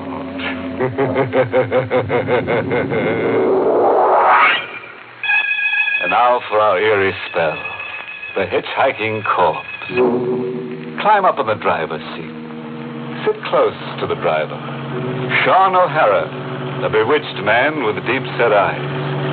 Hear what he has to tell about the beautiful corpse of Madoc County. The girl who lost her head over him. Eileen. The last time I saw her, she was standing where she always waits for me. In the rain on the little white bridge where the road takes a bend around Moon Hollow. I could hear her call for me to stop. Stop now! I'm ready for you! But I wasn't going to stop for her. Not anymore. My mind was made up to that. And then the lightning flash burned over her like a million lighted candles. And she was standing there where she always waited for me, without her head. Eileen had lost her head. Am I right in my mind now, I'm wondering? These things I know, these things that I saw, was it a dream? A man's imagination gets tipsy when he drives a great silver van 400 miles in the loneliness of the night. Eileen. The first time I saw her, she was standing where she stood the last time on a little white bridge near Moon Hollow. Climb in, miss. Yeah. Sit deep in your seat with your head low. It's a black mark in the book for me. If the company inspectors see you riding in the cab, I'll be docked. They won't see me. Only you can see me, son. Only I can see... Why, you're calling me by name. No. I'm making up a name for you. But it is my name, Sean O'Hara. It's an uncanny bit of making up you just did, Miss... Try, son. If you try, you too can do an uncanny bit of making up. With your hair like it is, and your face, just one name suits. Only one name. And my name? Eileen. I am Eileen. And just where are you riding to? To Madoc County. But someday, not tonight. Madoc County's a good 80-mile ride from Moon Hollow. Is it someday, I heard you say? Yes, someday I'll be riding to Madoc County. And it will be you who will take me there. Oh, there's little to that. I always pass through Madoc. It's on my route. My people came from up there. It's a big house we once had. A great big house. Without windows. Without windows, you say? There was a great hall. And a great long table. With my people sitting round it. The living and the dead. The living and the... A house without windows, and now it's the living and the dead. You're a pretty one. But you're as batty as a loon. Am I really a pretty one to you, Sean? Sure. Pretty hair. Eyes to light up a man's dream. Dainty little hands. The two of them fit into one of mine. The face... A face, Sean. No. The face I cannot praise. Why not? With all the war paint on it, if I didn't bite my tongue, I might say that what I see smeared over your cheeks is blood. Don't bite your tongue, Sean. You're getting out. Trust Sean O'Hara to pick up a gibbering farm girl who smears her face with chicken blood. Good night to you. Good night, Sean. I'll be waiting again tomorrow night at Moon Hollow. I'll be watching for you. I watched her go, sailing off in the mist.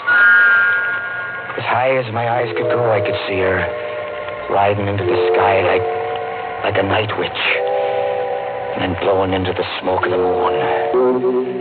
There had been no Eileen. I dreamed her up in my fat head. A man's imagination gets tipsy when he drives a great silver van in the loneliness of the night.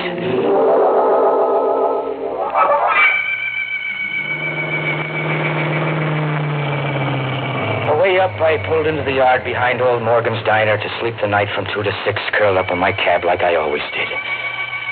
I'm a hearty man and a steady sleeper, not given to dreaming. But this night, bad luck to me, I dreamed.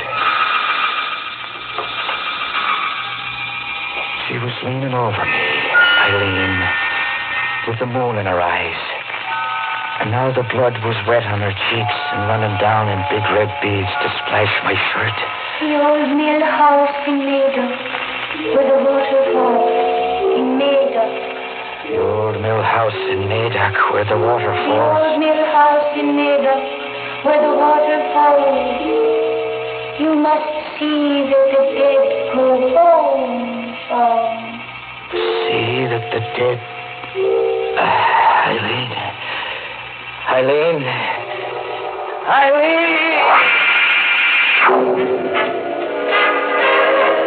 But there was no Eileen. I'd been dreaming. Dreaming, but the radio was playing loud enough to wake the dead. The dreaming man doesn't turn on the radio. Eileen! wake up like a roaring lion, O'Hara? What? It's me, Morgan. I guess you've had all the music you need to wake you up. It was you who turned my radio on? Me it was. Were you thinking the radio turned itself on? I had a dream about a girl. A nightmare's more like what you had. From the looks of you were thrashing about in that seat and beating yourself on the face with your fists. Beating myself? Why is that? For the blood all over your shirt. Blood? Stop looking bewitched, O'Hara, and look in your truck mirror to your nose. You gave yourself a nosebleed in your sleep, and that, my boy, was no dream.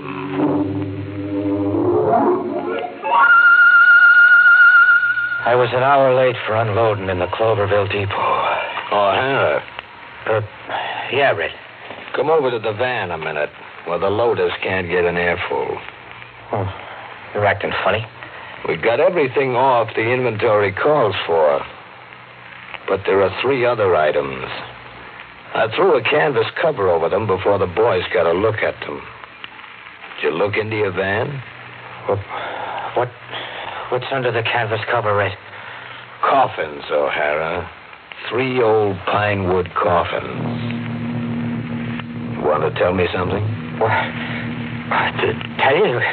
Oh, sure. I almost forgot about those coffins. It's a side job. Some yokel undertaker down by Moon Hollow. I'm to drop him off somewhere.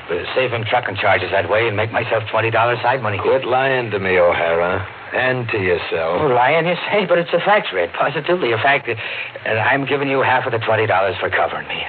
Wasn't one to pass up $20 for trucking 3 empty coffins. The coffins aren't empty, O'Hara. And you never took a job from any local undertaker either. You seem to know a lot about something. I know Route 266. I was born and raised here. What is there to know? For one thing, the red-headed witch of Moon Hollow, maybe. You might be trucking the dead for her. Eileen? Or any name you give her. She was Katie to a trucker named Conway who had your run once. To hear Conway tell it, Katie was trying to get him to take her dead out of Moon Hollow to somewhere else. To Maida Carey, to the old mill house. Or somewhere. Anyhow, that's how the story usually goes. But what she's really out to do is drive you crazy. How do you know there is such a girl? Those pine boxes in there. I saw them on Conway's truck once, like they're on yours now. Conway dumped them right back in Moon Hollow. Take my advice. From now on, pass the redhead up. Jam your accelerator to the floorboard and go past her at 80. I don't know what I'll do.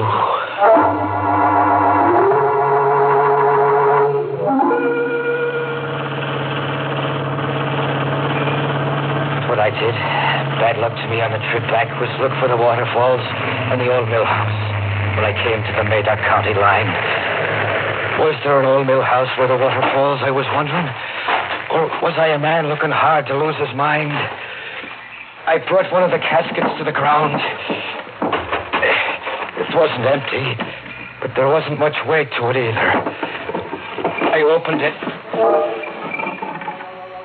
It held the dead, all right, but not the face or the body of the dead. It was only the skeleton.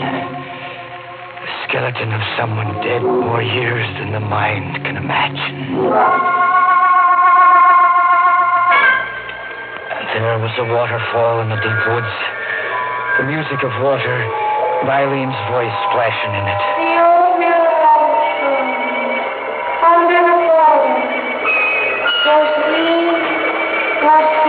And there was an old mill house down below the rocks. A stone house without windows, like Eileen had said.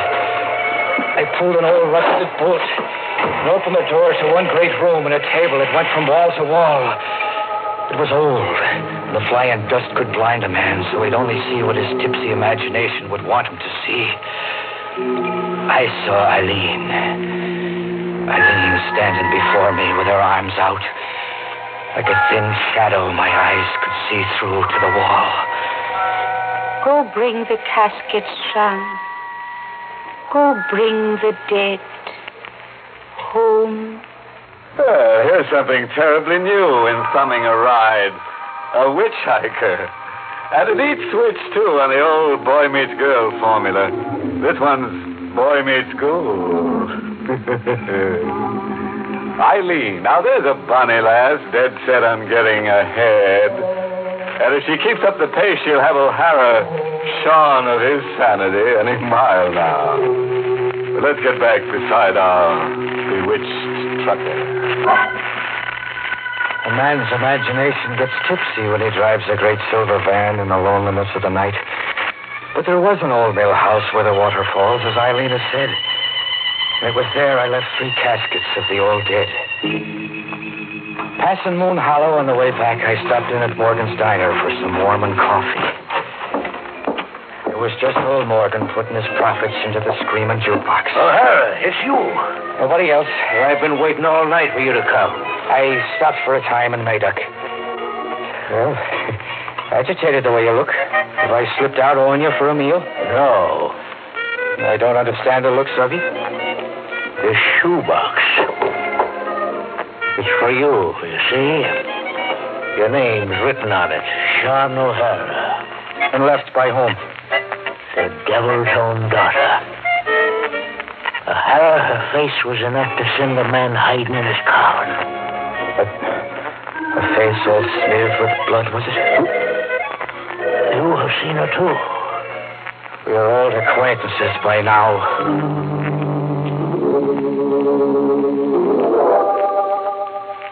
When I left Morgan's prying eyes, I opened the shoebox. It held a small white envelope and an old rusted tin can. I opened the envelope. 2 tickets there were to a costume party in the Moon Hollow firehouse for the next night. And the tin can full of money. A showering of Indian pennies and buffalo nickels, coins with the grit and tarnish of years on them. Like some miser had saved them in a secret nook of the kitchen. That was too much for a tired working man to puzzle out. My poor head would have none of it. I had a load to hold back that night. There was time enough for puzzles another night. She'd be standing on the little white bridge where the road takes a bend, and then I would put my questions to her.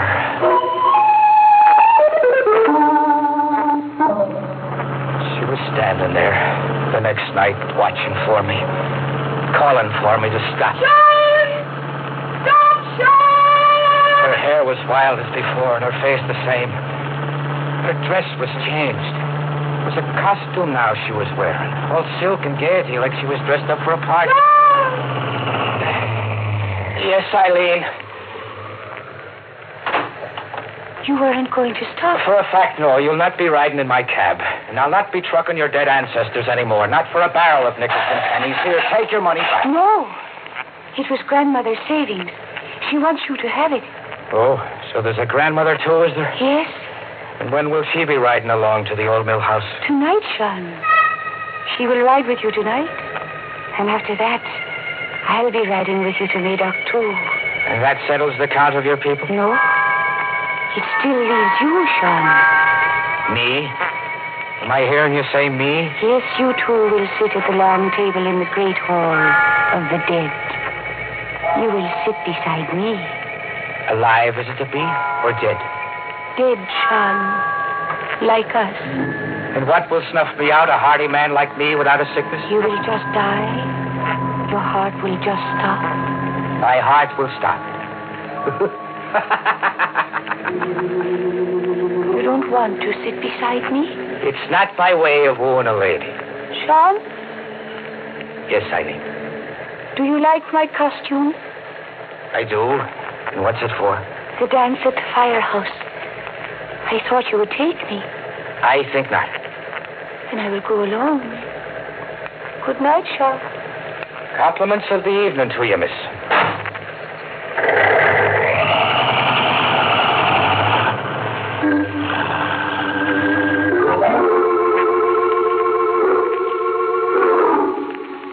But instead of sleeping in old Morgan's yard, there I was just before the midnight hour, in the costume of a trucker with a tottering mind, and looking for Eileen in the firehouse. I found her in her silken gaiety where the Japanese lanterns were dimmest, wearing a mask like the others were, but not dancing like the others. Eileen? Sean, You're not surprised I came? I knew you'd come. You're not dancing? The music is stopped. It's unmasking time. Midnight's not a minute away. The callers announced. Attention! Attention, everybody! It's midnight! Everybody, unmask! You're not unmasking, Eileen. You unmask me, Sean O'Hara. All right, I'll... Speak again. Say my name again. Sean O'Hara. Your voice. It's not the voice of Eileen. I am not Eileen. Put your hand to my mask, Sean. You're an old lady. I am old, and the life you see is the last I have to show. Look at me for the last time, O'Hara. I am Eileen's grandmother. But Eileen, she was here. Her hand was in mine. Dressed in the costume with the silken gaiety you're now wearing. Eileen slipped away to leave me with you. You have business with me now, Sean. Business, you say? Take me to Madoc County. The old mill house where the water falls. I'll be waiting to ride with you, O'Hara. Don't be long.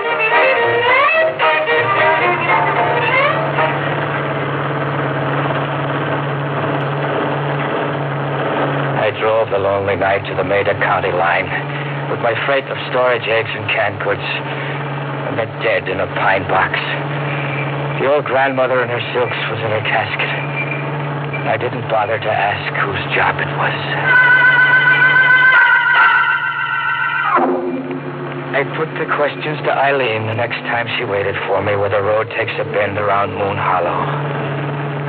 And she was there like I know she'd be, pointing her thumb to hitch a ride. Stop, police! But I didn't stop this last time. I did what the checker-red Lacey said Conway failed to do, and what I must do. I passed her up. I pushed the gas accelerator to the floor and passed her by in 80. The shriek where the highway bends into Moon Hollow. But I didn't leave Eileen behind. She was on the seat beside me. You didn't want to stop, Sean. She was beside me. Without her head. I'm dead, Sean. Dead. Now drive me to Madoc County.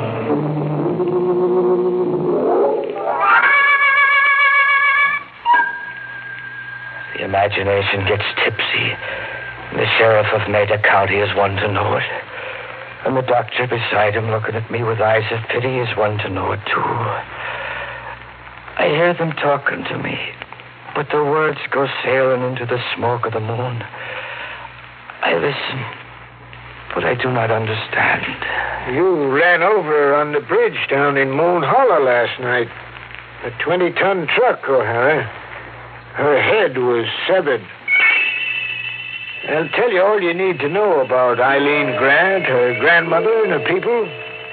They were run out of the old mill out of Madoc County about 30 years ago. Native superstition did that. The family was thought to have, well, call it evil powers. Where'd you take Eileen to, O'Hara? Huh? Eileen, what did you do with the body? I'll take you to her. Come, I'll take you to her.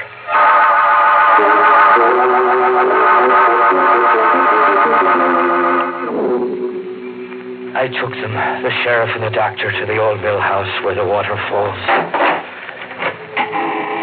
Here, Sheriff, is Eileen and her people sitting around the table in the great hall of the dead. O'Hara, to do this, to set them around the table like that, you You couldn't be in your right mind, man. No, I couldn't be. And I'm the one to admit that. And I'm not in my right mind to sit here beside Eileen now. What can there ever be between a man and a girl? Sitting and rotting in an old mill with their ancestors looking on.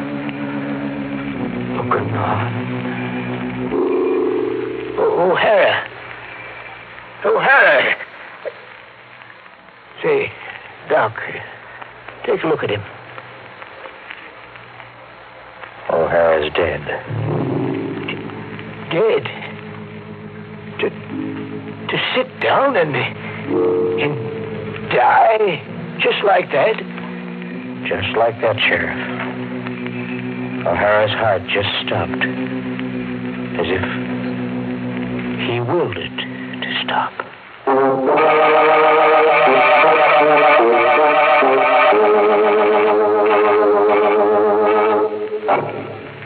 Now that O'Hara's given up the ghost, there's a job open.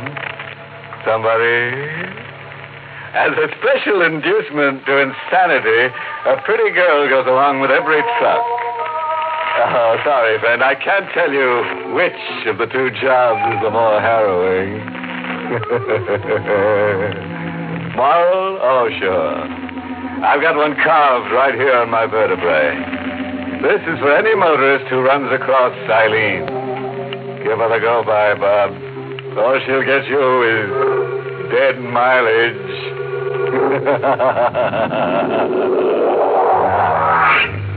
Pleasant dreams.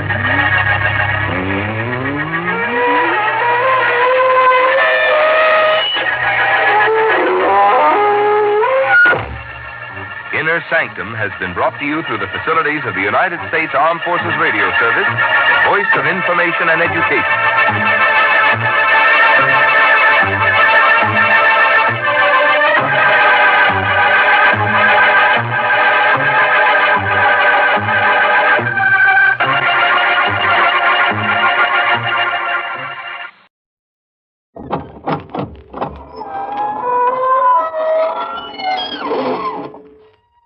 Good evening, friends of the Inner Sanctum. This is your host bidding you welcome through the squeaking door.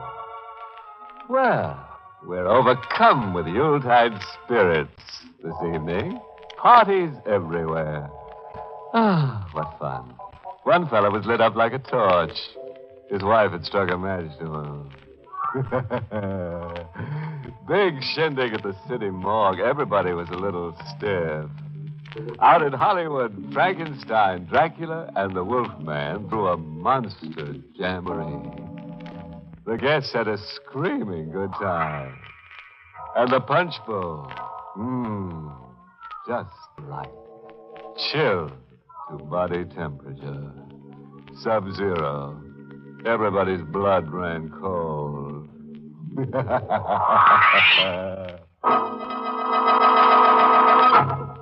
Tonight's Inner Sanctum mystery, Death Out of Mind, was written by John Robert and stars Larry Haynes in the role of Ed with Ann Shepard as Mary.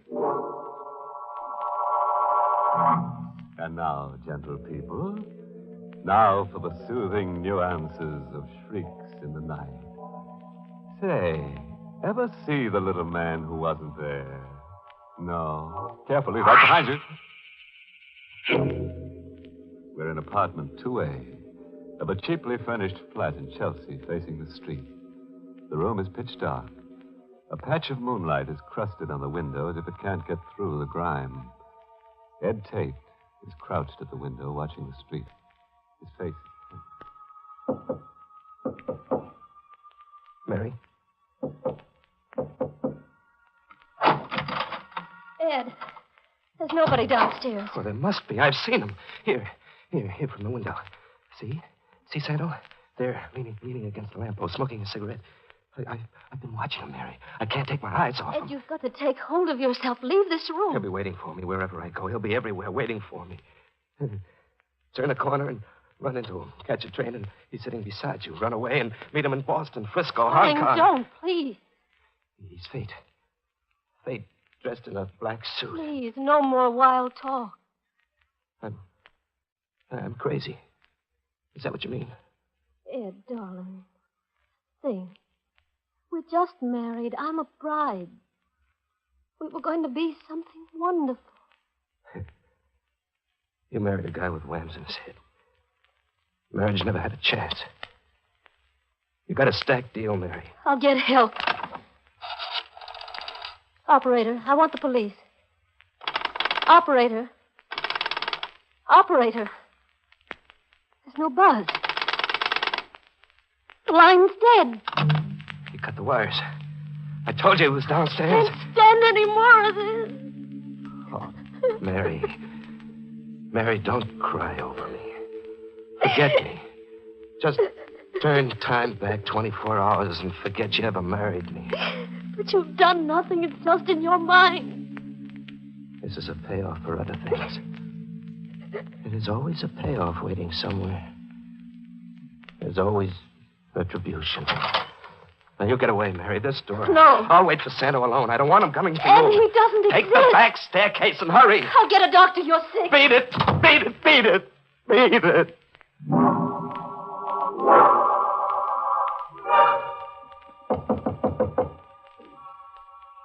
He's come. He knocks on my door. Fate knocks. Patiently. Once, twice, three. One, you're cornered. Two, you can't get away. Three, open the door. So simple, Dad. No fuss, no wasted talk. Just 1, 2, 3. Open up. Okay, Santo, I'm not running away. I'm opening up.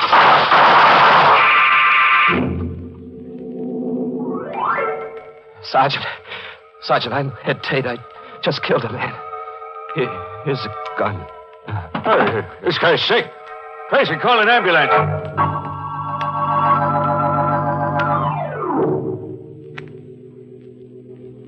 It's been 6 hours, Doctor. I hate to push, but how much longer? Well, it's futile being a district attorney now, Kittredge.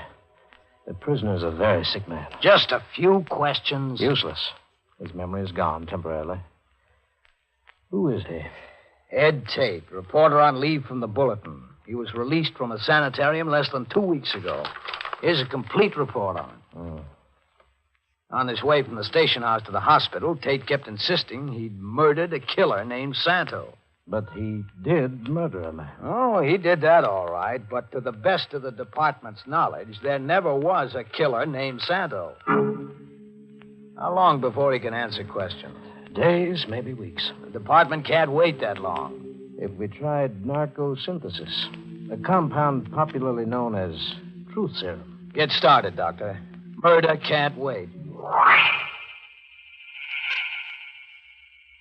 Tate. Yes. Count backwards. Starting at 100. 100. 99. 98.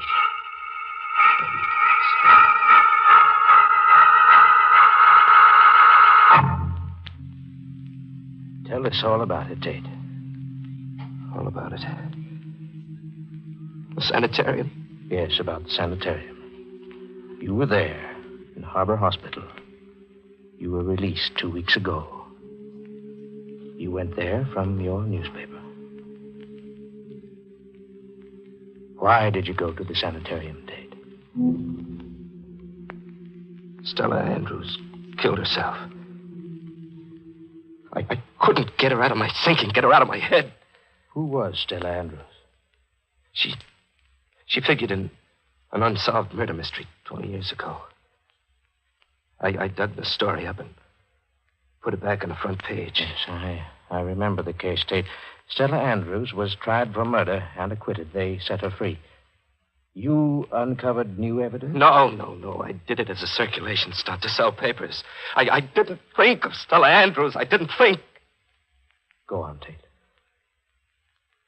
I never even met her until that last day. What happened that last day? Stella Andrews confronted me in my office. A gray, tragic woman. She told me that she'd long ago changed her name. That she'd made a new life for herself. Until this notoriety started suspicions in the minds of her neighbors. She said she was too old to make a new life for herself all over again. And then, yes, Dave, I turned away in shame, despising myself. And she was gone. 20 stories to the sidewalk. An innocent woman paid the supreme penalty. I was her accuser, her judge, and jury. I was a murderer. Go on, Dave. Well, after that, I couldn't sleep. I couldn't work. I wound up in the sanitarium. And then? Well, on my release, I tried to forget Stella Andrews lying crushed on the sidewalk. I tried to get back in stride. I tried to kid myself there wouldn't be a payoff somewhere for what I'd done. I tried marriage. I dragged a sweet kid into partnership in the accounting I owed fate. What did you do, Dave? I eloped with Mary Connor, a public librarian. For me, Mary had the kind of magic that makes pain disappear. I'd only known her for a whirlwind week, but long enough to know she was gold through and through. We were motoring back from Elkton, just married. Happy? What time is it, Ed? Minute past midnight. I've been Mrs. Edward Tate for 4 hours. I'm hungry. Oh, coffee do me fine, too. Keep lookout for a road stand, huh? There's one right ahead. Oh. Funny looking joint. Fine place for a wedding supper. It's the Ritz, darling. Hamburgers like filet mignon. Come on, my mouth's watering. It's a beat-up cardboard shack. The kind that generally bloom in June, grab some tourist change, and then fade in October. The sign outside read Joe's Barbecue. The inside was gloomy. What'll it be, folks? 2 hamburgers. And coffee. Coffee first. No hamburgers. I'm out of meat. Oh, what have you got? Eggs, ham, and Swiss. Ham and Swiss. And toast the bread, huh? Yeah, make it 2. Yeah, okay. We were half through sandwiches as tasteless as sawdust when the door opened behind us. The night air sent a chill over me. Like a premonition. A man came in out of the night. I stared at the newcomer, as if magnetic fingers were drawing me to him. He was dressed in the devil's black. Black so worn it had a satiny sheen. And his face was hard and bitter and evil. No, just eggs and ham and Swiss, mister. Hey, what's the gun for?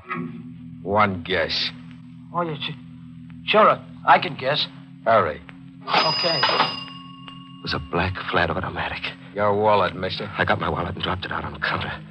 The chef was stalling over the register. I could tell by the sudden rigidity in his back that he was reaching for a gun. I wanted to scream, warn him not to, but my throat muscles were... Ow! I watched the chef double over. I watched the gunman vault the counter and bear in for the kill.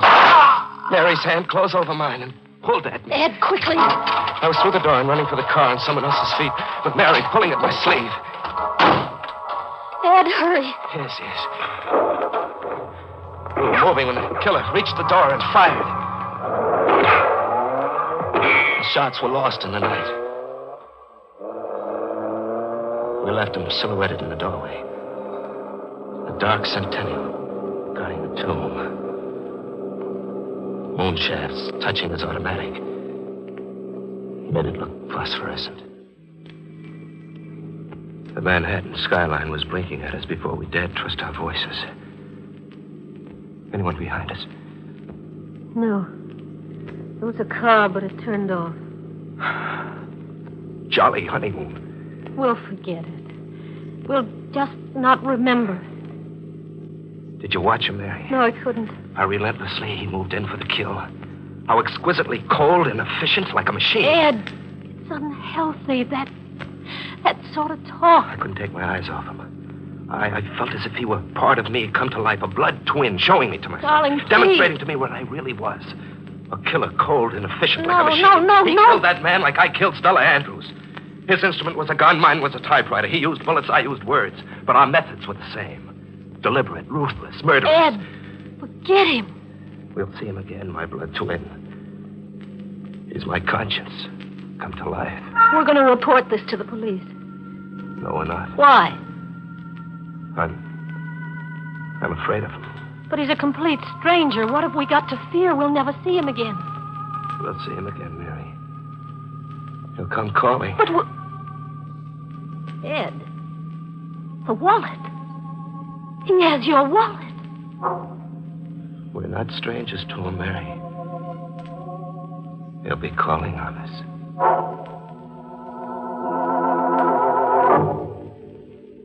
He had my wallet, my name, my whereabouts. But the wallet was only an incidental thing. I knew he'd call. Our lives were intertwined. Somehow he was now as much a part of my life as the ghost of Stella Andrews. We reached home. We just sat around and waited. And soon the phone rang. Ed. It's him. What'll we do? Answer the phone, I guess. Yes? Ed Tate, yes. Yes. I understand. What did he say?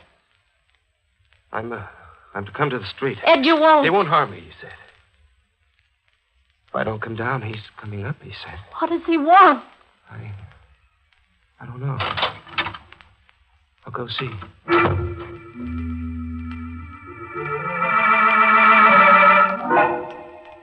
He was waiting for me in a big car that looked like a hearse. As I came out of the hall, he motioned me to come sit beside him.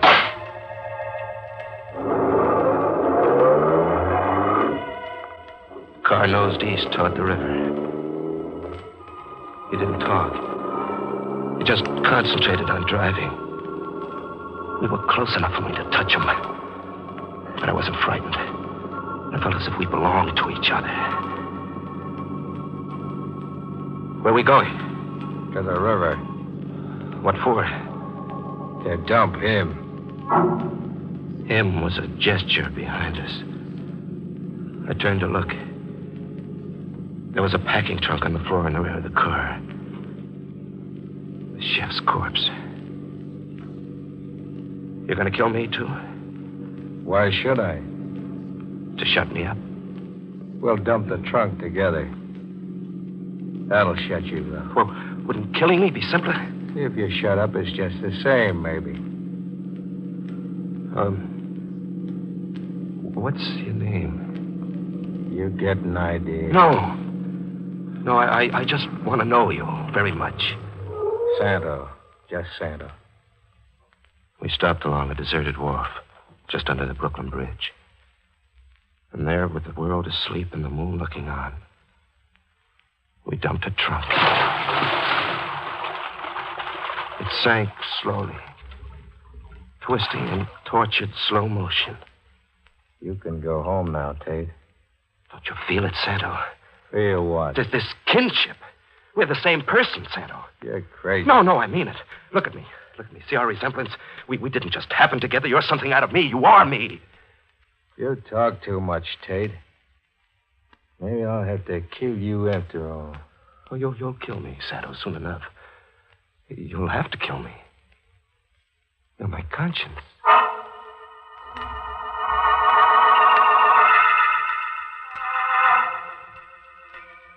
At home, we just stayed in, Mary and I, staring emptily at each other. It was a honeymoon like a wake. Morning came. The day passed. We did nothing, just sat imprisoned. And then that night, I knew Santa would come. This time for keeps. I knew it by the way my flesh was floating in sweat. Fear was consuming me. Mary, Santo's downstairs. It's all in your mind. He's downstairs. He'll be coming up. Mary, where are you going? To see. Ed, I can't stand much more of this. Yeah, you go see. And when you come back, signal, like this. Do it twice.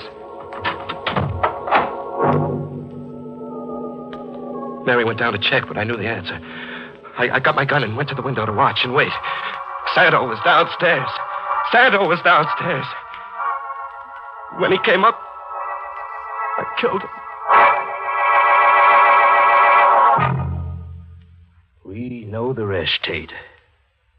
Now you must sleep. Sleep? Yes. Balmy as a March hare. Right, Doctor? It suggests a vivid hallucinosis induced by his guilt feelings about this Stella Andrews. This man he killed, did you identify him? Got a report on it a moment ago. A man named Jenkins. He was the building superintendent. This Santo, then, just existed in Tate's imagination. Fate dressed in a black suit. It's an interesting hypothesis, Kittredge. Big headache to me. Oh, Daly, get those notes typed up. Have the department investigate every last detail immediately. Mrs. Tate's in the next room, Doctor. You want to listen in? Very much, Kittredge. Mrs. Tate, this is Dr. Thorpe. How is he, Doctor? I'm recommending his immediate return to a mental hospital. Mrs. Tate, your husband just told us a long story. I'll have to ask you some questions for the record. Yes. You were just married? Yes. Motoring back from Elkton, did you stop at a road stand for refreshments? No. We came straight to our apartment. And then what? He began behaving queerly. He locked us in. We just sat all night, all the next day. The second night, Ed took a gun out of his valise. He stood guard at the window. He said he was waiting for a Santo. Did you ever see this Santo? No. What brought the janitor up at that hour of the night? Ed was raving insanely. I suppose he came to investigate the noise. Can I go, Mr. Kittredge? No, not right now. You'll have to stay a while. Just routine. My men will be reporting back, and I want you to read your husband's statement and then make one of your own. You can bunk on the bench, grab 40 winks. I think I'll doze off myself. Pick your own chair, Doctor.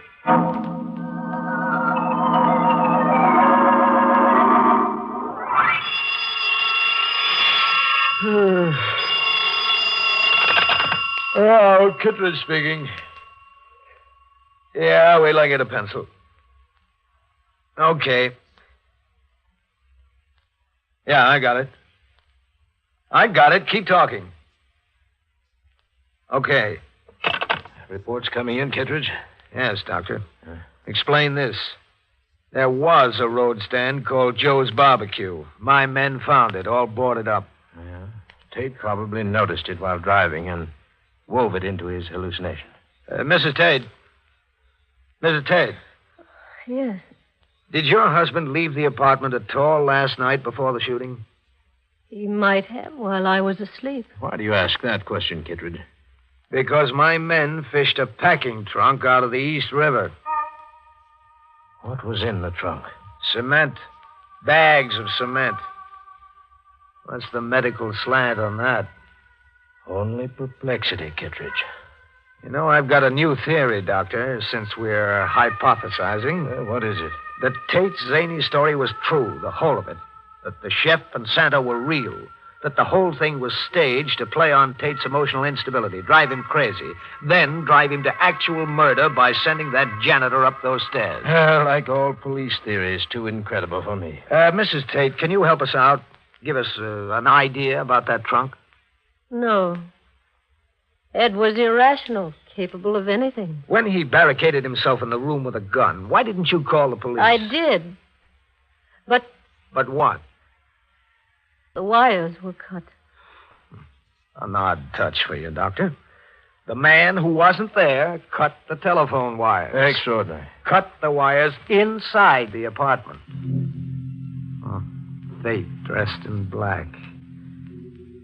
Do you like black, Mrs. Tate? I do. Black worn to a satiny sheen. Do you always wear a satiny black, Mrs. Tate?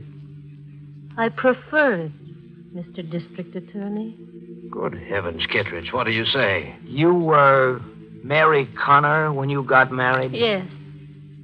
Who were you, Mary Connor, before you began masquerading as Fate?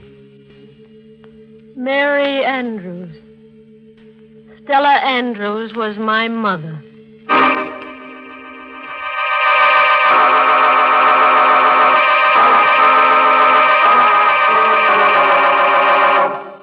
Say, want to get married?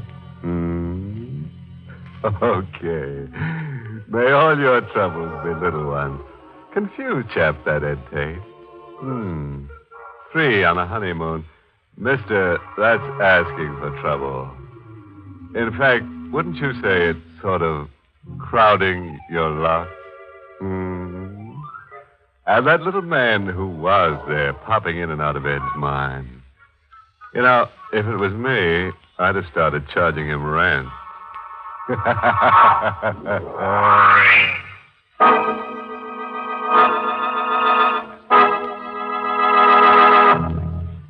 Good night. Pleasant dreams.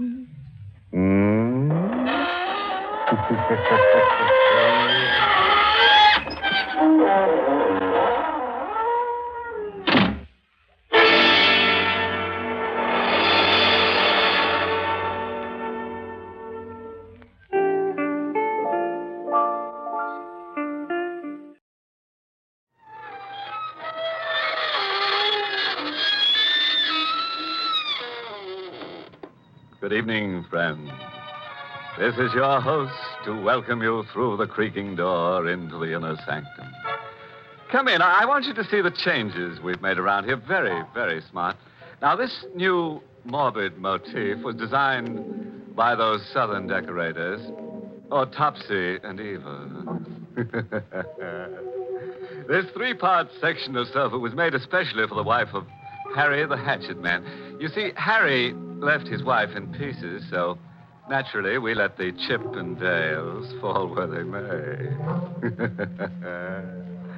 Now, here's our new dropped living room.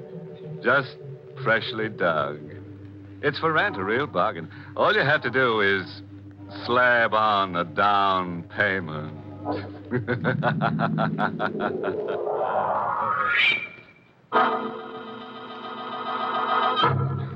Tonight's Inner Sanctum mystery, Death Wears a Lonely Smile, was written by Ed Adamson and Bob Sloan and stars Mr. Sloan in the role of Walter with Mercedes McCambridge as Carol. Well, now let's get to tonight's torturous tale. Find your places and make yourselves comfortable before we begin. As Harry the Hatchet Man says, we're not seating anyone before the first act's curtain falls. It's dusk, and a cold wind whips through the burial ground, stirring the leafless branches into wordless whispers of dead, forgotten voices. Amid the gravestones, the big man with a bloodied gash in his forehead stands, hatless, his massive ape-like arms hanging limply at his side, his eyes set in a lost, vacant stare. The big man remains there, transfixed, as the young woman in black comes out of the shadows behind him. Can I help you? Where did you come from? Oh, I was over there putting flowers on my father's grave, and I saw you. You were standing here, and you seemed lost, so I... Lola. What? I've been waiting for you, Lola. Oh, I'm not... I knew you'd come if I waited, Lola. I knew you would. But my name isn't Lola. I waited so long. I waited every day. I told you I'm not Lola. You've mistaken me. My name is Carol.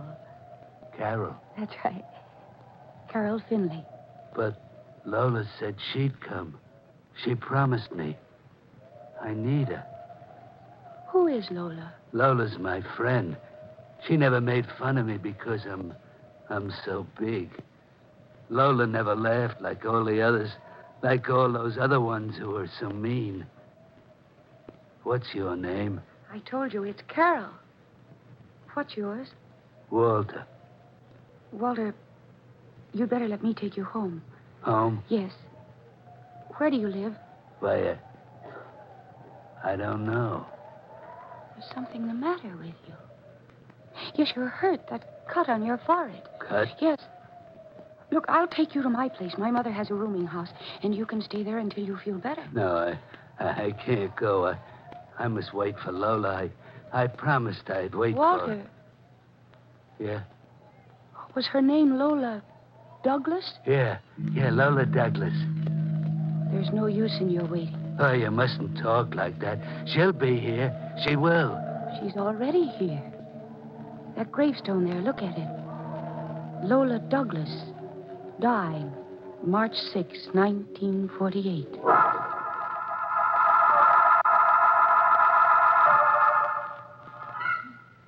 There you are, Walter. Now, that bandage will do for a while. You're nice to me, Carol. You're like Lola.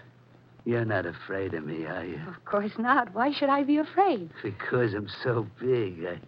I remember when I was in school, a boy made fun of me. I grabbed his arm and I told him to stop. He just laughed at me. I didn't mean to hurt him, but I broke his arm. I just squeezed a little and it broke.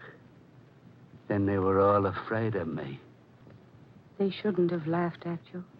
I like you, but I can't stay here. Oh, it's perfectly all right. I spoke to my mother, and she said that you can have my room for a few days, and I'll move downstairs. Oh, I have to find Lola. I promised her. Walter, try to understand. Lola is dead. Oh, no. She was buried over a year ago. Oh, that isn't true. I saw Lola last week. I spoke to her. All right, Walter. All right. And tomorrow you can start looking for her again. But now you must get some rest. You just lie down here and I'll... Carol, why are you looking at me like that? This was on the table among the things you took out of your pocket. What is it? A newspaper clipping. I didn't have a clipping in my pocket. It's dated March 7, 1948. Woman found brutally crushed to death.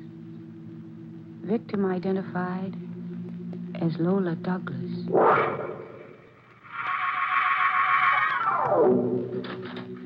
Carol, I just stopped by for a minute. Oh, I'm sorry. I thought Carol Finley was here. Carol gave me her... Lola. Lola? I knew you weren't dead. Oh, my name isn't Lola. I knew they were lying all the time, Lola. Now, I'm glad as heart. I live down the hall. They were trying to keep me from you. Come in, Lola. No, let go of my hand. Come with me, Lola. Oh, please, let go. Oh, my hand. You're hurting me. I wouldn't hurt you, Lola. You know I wouldn't. Let go. Oh, you mustn't talk so loud, Lola. They'll hear you. They'll think I'm hurting you. Please. Please let me out of here. Don't try to get away from me, Lola. I don't want to hurt you, Lola, but you might make me. You see, I'm hurting you. You're making me, and I don't want to.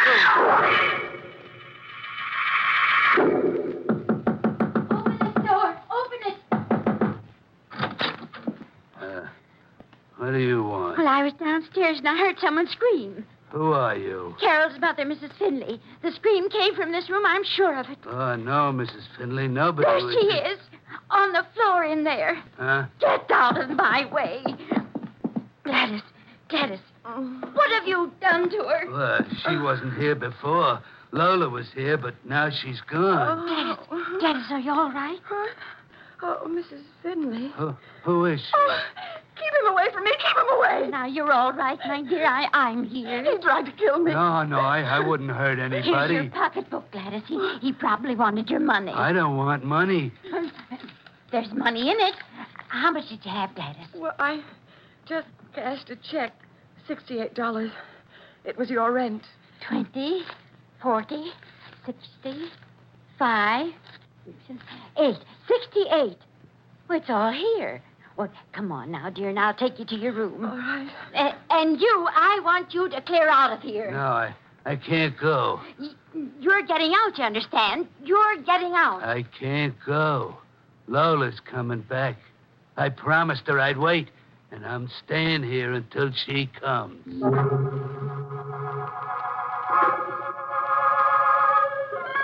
Carol. Carol. What is it, Mom? What's the matter? I can't find Gladys. Her bed wasn't slept in. Did you see her? No. Well, I went to her room and she wasn't there. I had a feeling when you brought him home the other night, I had a feeling I should have turned him away. He's killed Gladys. Oh, Mom, stop it. Stop talking like that. Well, he tried it yesterday. No, he didn't, Mom. He's just mixed up. You've got to try to understand him. Please take it easy. Gladys probably left for work early. No, sir, she didn't leave this house alive. I was in her room. He's done something to her. He's hidden her body. Mommy, I don't believe he'd do a thing like that. Then what about Lola Douglas? She was murdered a year ago. You told me about that yourself. All right, I did. But there's no proof that Walter killed her. Mom, I understand him. I'll go up and talk to him. No, you won't. You're staying right here. I'll do the talking to him. I've got to get him out of this house before we're all murdered. You've got to get out of here. Oh, please, Mrs. Finley, don't make me go. Lola'll come back. Lola Douglas was murdered a year ago. That's not true. Lola's alive.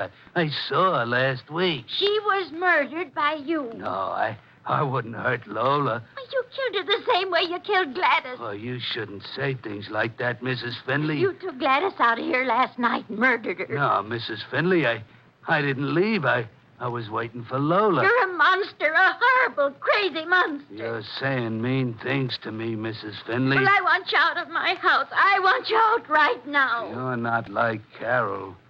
Carol's nice. Carol said I could stay here in her room. Yes, but not if you don't pay. Pay? Oh, I know you have no money. You can't stay here another moment unless you pay. And I want a month's rent in advance. Now, what do you say to that? All right, Mrs. Finley. And the quicker you get out of Here's here... your money. Well, where did Is this enough for a month in advance, Mrs. Finley? Is $68 enough?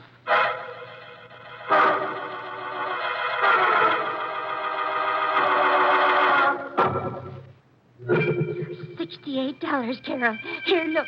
He gave me $68. I don't understand it, Mom. Yesterday he didn't have a penny in his pocket. But don't you see what this proves? It's just as I told you. He's murdered Gladys. That's exactly what she had in her pocketbook last night. $68.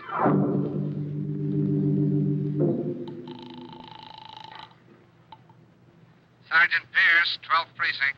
Sergeant, this is Mrs. Finley, 529 Elm Street. You'd better come over right away. Finley, 529 Elm. What's the trouble, lady? Well, one of my roomers, Gladys Hart, she's missing. Missing? Oh, we don't handle that, lady. Oh, but listen, I'll switch you over to missing person. Wait, just a minute, please. Yeah? Well, this woman, she's not just missing. She's been murdered. Now, look, lady, which is it? She missing or murdered? For both. She hasn't been in her room all night. She had $68 in her pocketbook and... Hello? Hello? You! Good afternoon, Hello? Mrs. Finley. Hey, what's going on there? Hello? I'm sorry I troubled you, officer. I made a mistake. Gladys Hart's alive. She just walked in.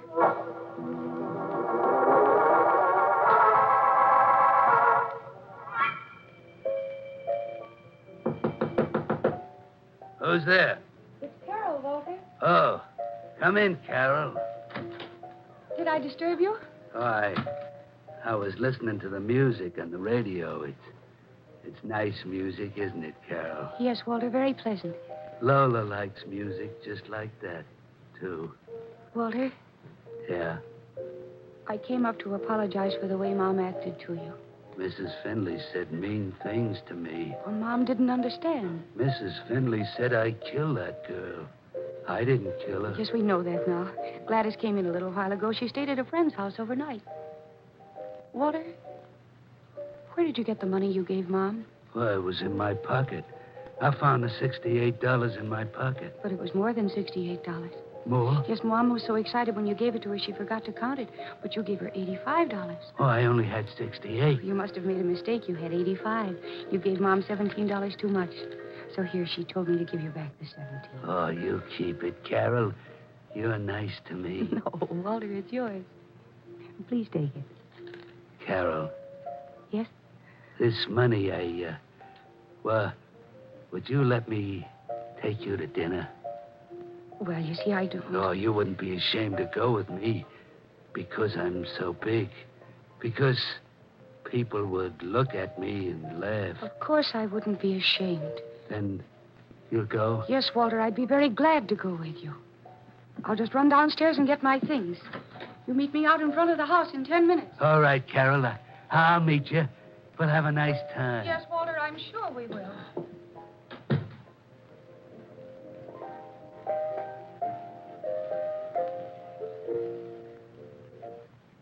Here is additional information on the murder this afternoon in Washington Park. An empty purse seems to be the clue to the brutal crime. The murdered woman had $85 in bills when she left the house last night. According to the police, the murder was undoubtedly committed by a large man with great power in his hands.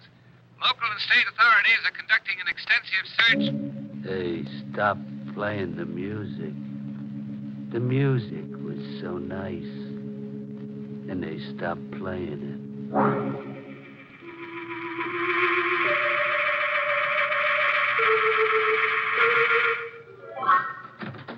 Carol.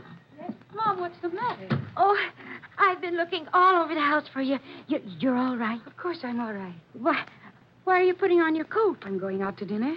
Out to dinner? Yes, with Walter. Him?